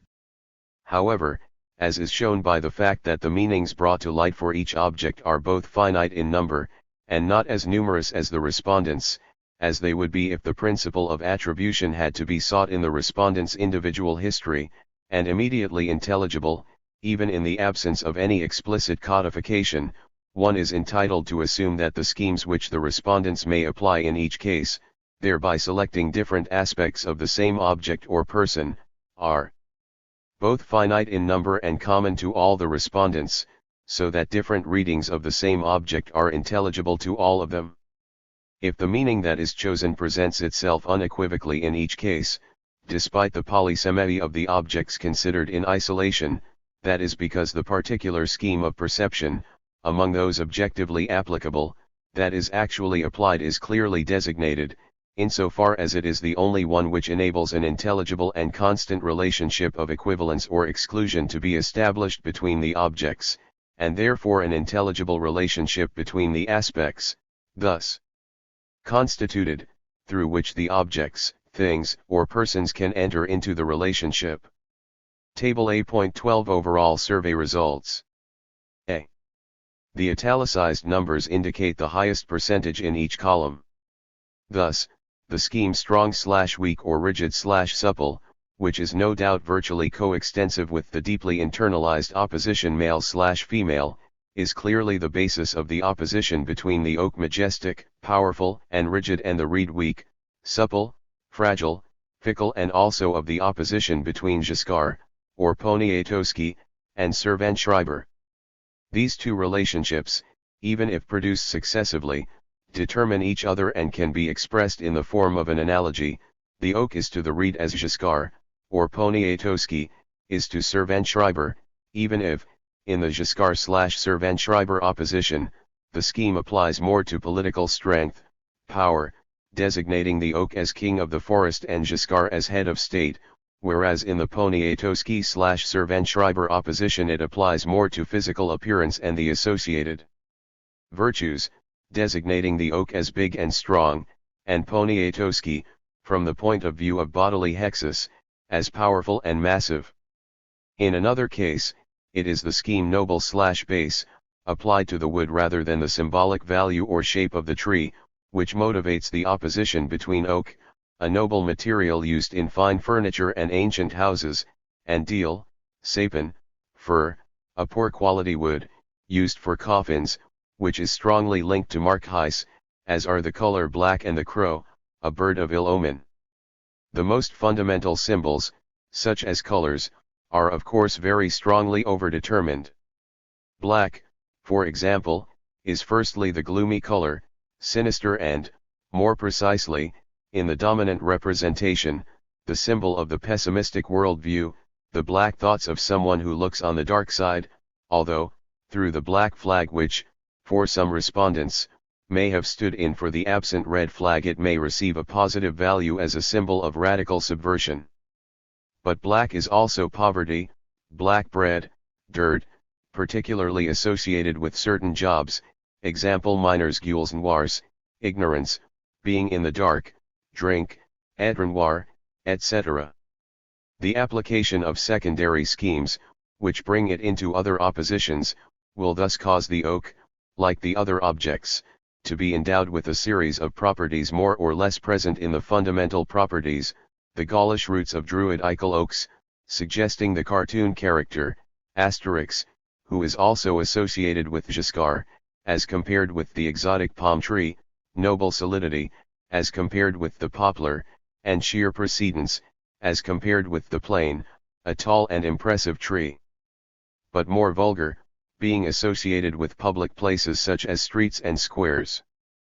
Because the logic of the game itself and of the objects that were proposed channeled the search for associations in the direction of politics, the respondents invoked analogies in physical appearance, example identifying Chirac with the poplar, a tall, slender tree, only when there was no other way of avoiding a random choice. The same is true of purely verbal associations, as when roulette suggests markheis, no doubt through Russian roulette. It is also true of the search for coherence, to which social psychologists are so attached. It is only when no other direct relationship springs to mind that there is reference back to choices already made in a different series, example white equals Giscard, so Giscard equals lily of the valley, or within the same series, so that some choices are defined purely negatively, by elimination. In each series, the first choices, the only ones that are really determined, among the colors, the opposition white/black, limit all the others. For example, if Giscard is associated with the Rolls-Royce or the oak, this determines the second choice, which is often a choice of the second, the lieutenant, i.e., Poniatowski or Chirac, who are positionally assigned to the Peugeot 504 or the plane tree. Everything suggests that the capacity to use all the possibilities offered, in other words, the ability to produce differences, is linked to status assigned competence, that is, educational level and gender. For example, Giscard is associated with the ant by more men than women, because the idea of hoarding and saving suggested by the ant through La Fontaine's fable contrasting the ant and the grasshopper is only connected with Giscard, like Molière's miser, which varies in the same way, by those who remember him as Minister of Finance. Similarly, more men than women associate chess with markheis, perhaps because of the popularity of chess in the USSR, whereas women, perhaps seeing chess only as an intellectual game, associate it more strongly with Giscard. And again, perhaps because men are more familiar with Mitterrand's background, they more often associate him with the job of lawyer. These differences are, of course, partly due to the related fact that men tend to be more politicized and more leftish. Women are more inclined to be guided by analogies with non-political characteristics, such as bodily hexis, especially those indulgently related in women's magazines. Example: Poniatowski will be seen as a Polish prince rather than as Minister of the Interior. Table A.13 Variations in survey responses on the part of Mitterrand and Giscard voters. A. The italicized numbers indicate the highest percentage in each column. The source of the coherence of the choices lies not in the intention of coherence but in the self-consistency of a system of classificatory schemes which, though functioning discontinuously, grasps its objects in an objectively consistent way. And so, little by little, through the series of metaphors, there emerges a sociologically coherent social portrait of each personality. All the images associated with Servan-Schreiber are linked by something like the idea of ostentatiousness and flashiness, suggested by the narcissus, a yellow flower, close to the daffodil or cuckoo, and the straw boater, again yellow, of the old music hall beau, the colors orange and yellow particularly emphasized by left-wing voters, who, especially in 1975, were probably more sensitive to the connotations, 3 by the grasshopper, spendthrift and strident, by poker and roulette, games of bluff. An arriviste impatience, also associated with Chirac, by Don Juan and Jackie Kennedy, the American Challenge 4 or Brigitte Bardot, by the Porsche, the 4-poster bed and the Knoll sofa, all essential accoutrements of modernism. 5. It would be wrong to suppose that such systematic choices could be inspired solely by an intuition into the unique personality of JJ.SS. What they in fact designate, in a very methodical way, is the lifestyle of the new bourgeoisie, which is seized upon both by the dominated classes and by the well-established fractions of the dominant class, with a hint of racism in the choice of the Middle Eastern palm tree and the color yellow, which is also linked to the racist stigma of the yellow star. Servan-Schreiber is often identified as son-in-law by those with the highest income, perhaps by applying the traditional scheme one thinks of Le Gendre de Monsieur Poirier of the ambitious bourgeois and the ruined aristocrat.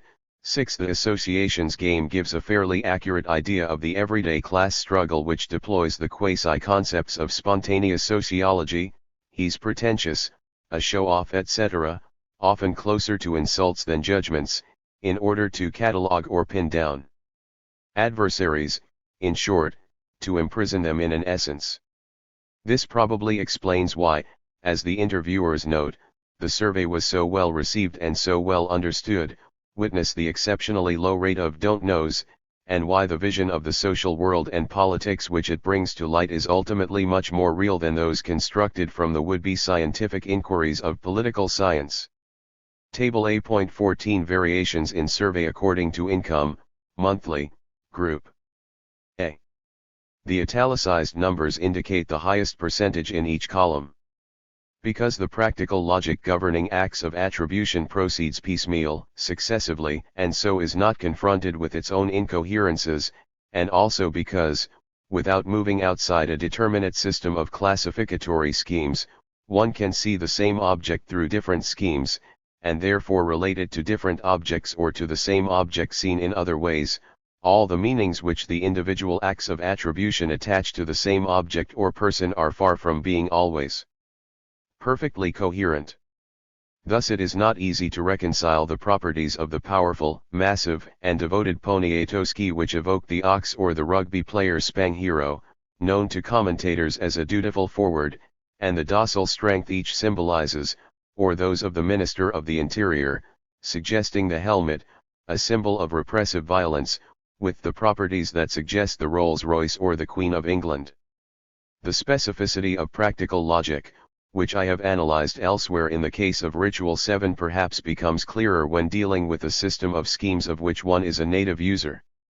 The native is inclined to accept the immediate, lazy understanding provided by his practical mastery of the schemes of production and interpretation of the symbolism in question, so that an analysis which spells out everything implied in practical, tacit attributions is likely to be seen as fanciful over-interpretation.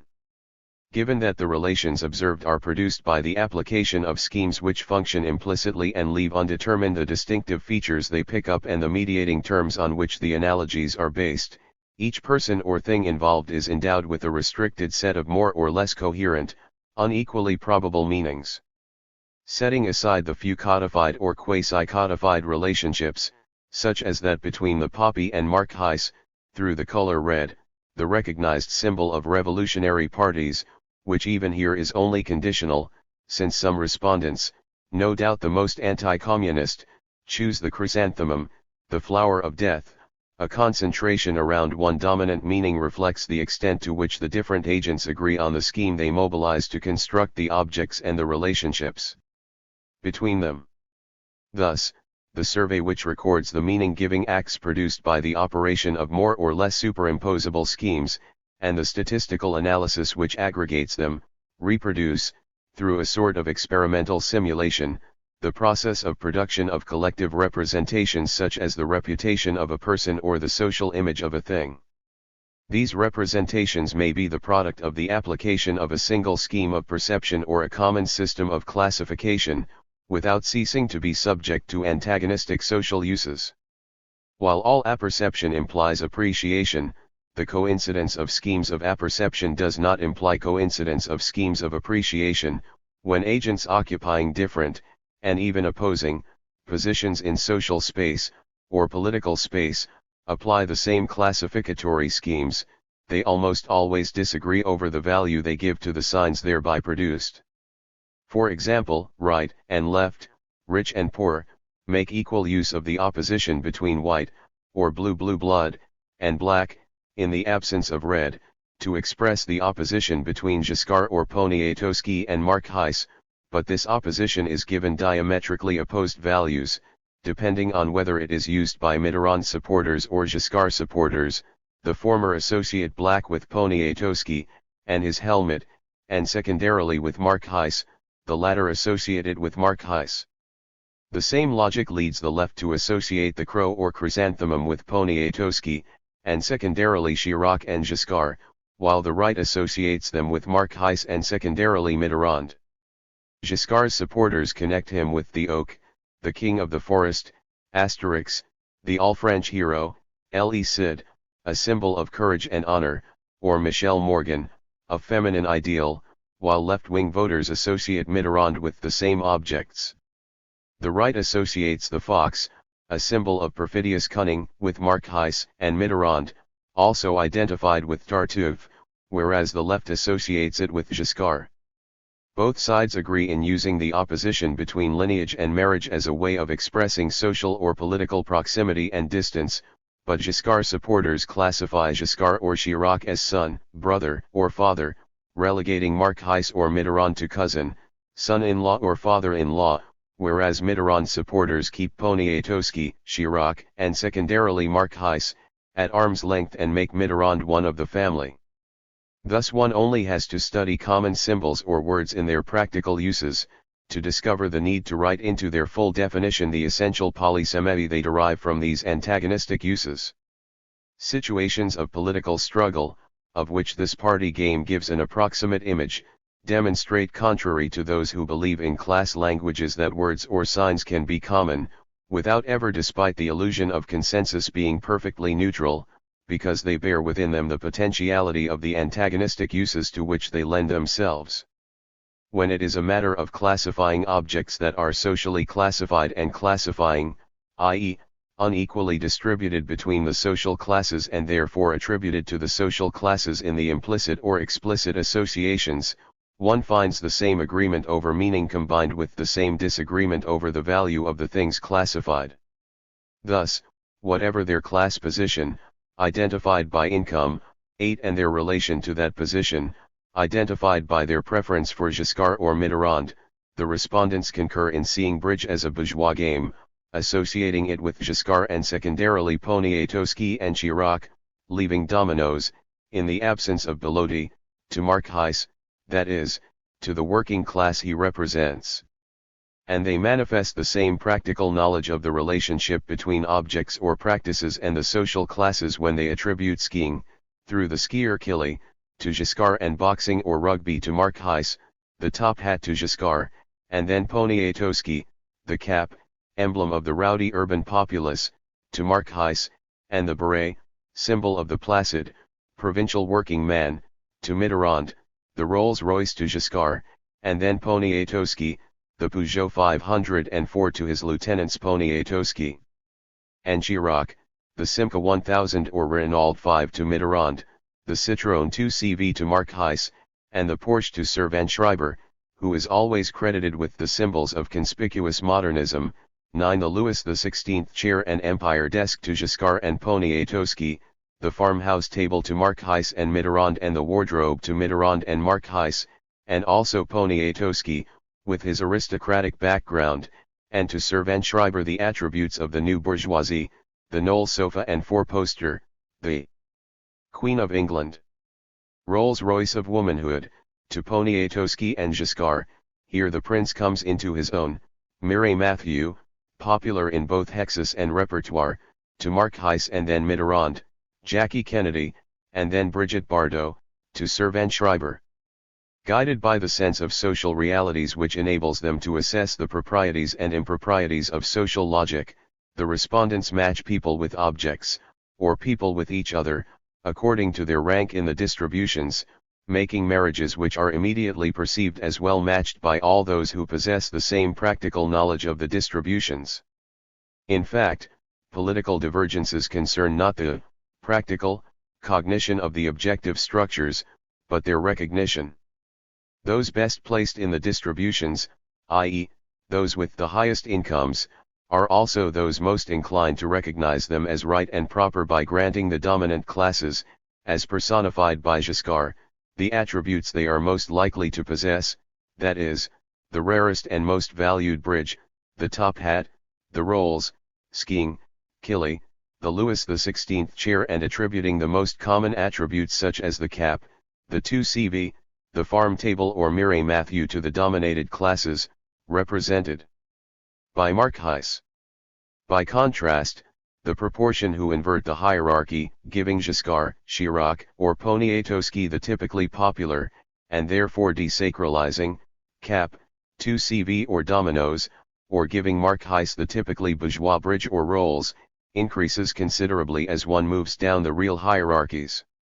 Such is the dilemma facing the dominated, which would also arise, perhaps more intensely, when faced with pairs of adjectives such as low and high, clumsy and skillful, laborious and graceful, heavy and light, coarse and fine, rude and polite, common and distinguished, the ordinary instruments of class judgment.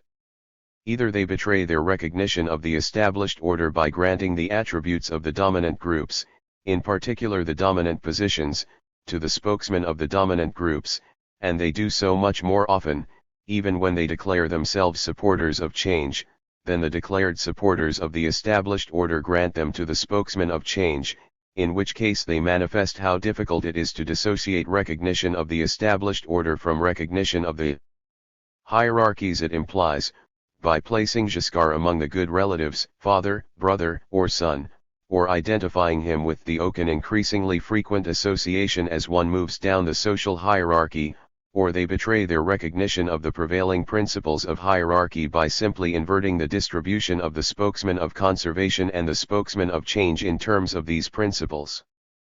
The devalued image of the dominated occupations, such as hairdresser or concierge, still has to be recognized in order to seek to bring down the dominant by giving them these jobs in symbolic revenge. 10 There is, in any case, only an apparent symmetry between the wish to make a chauffeur or concierge of Poniatowski, Chirac, or, with some hesitation, Giscard, and the restoration of the established order that is performed by the conservatives when they give to Mitterrand or Marquise especially.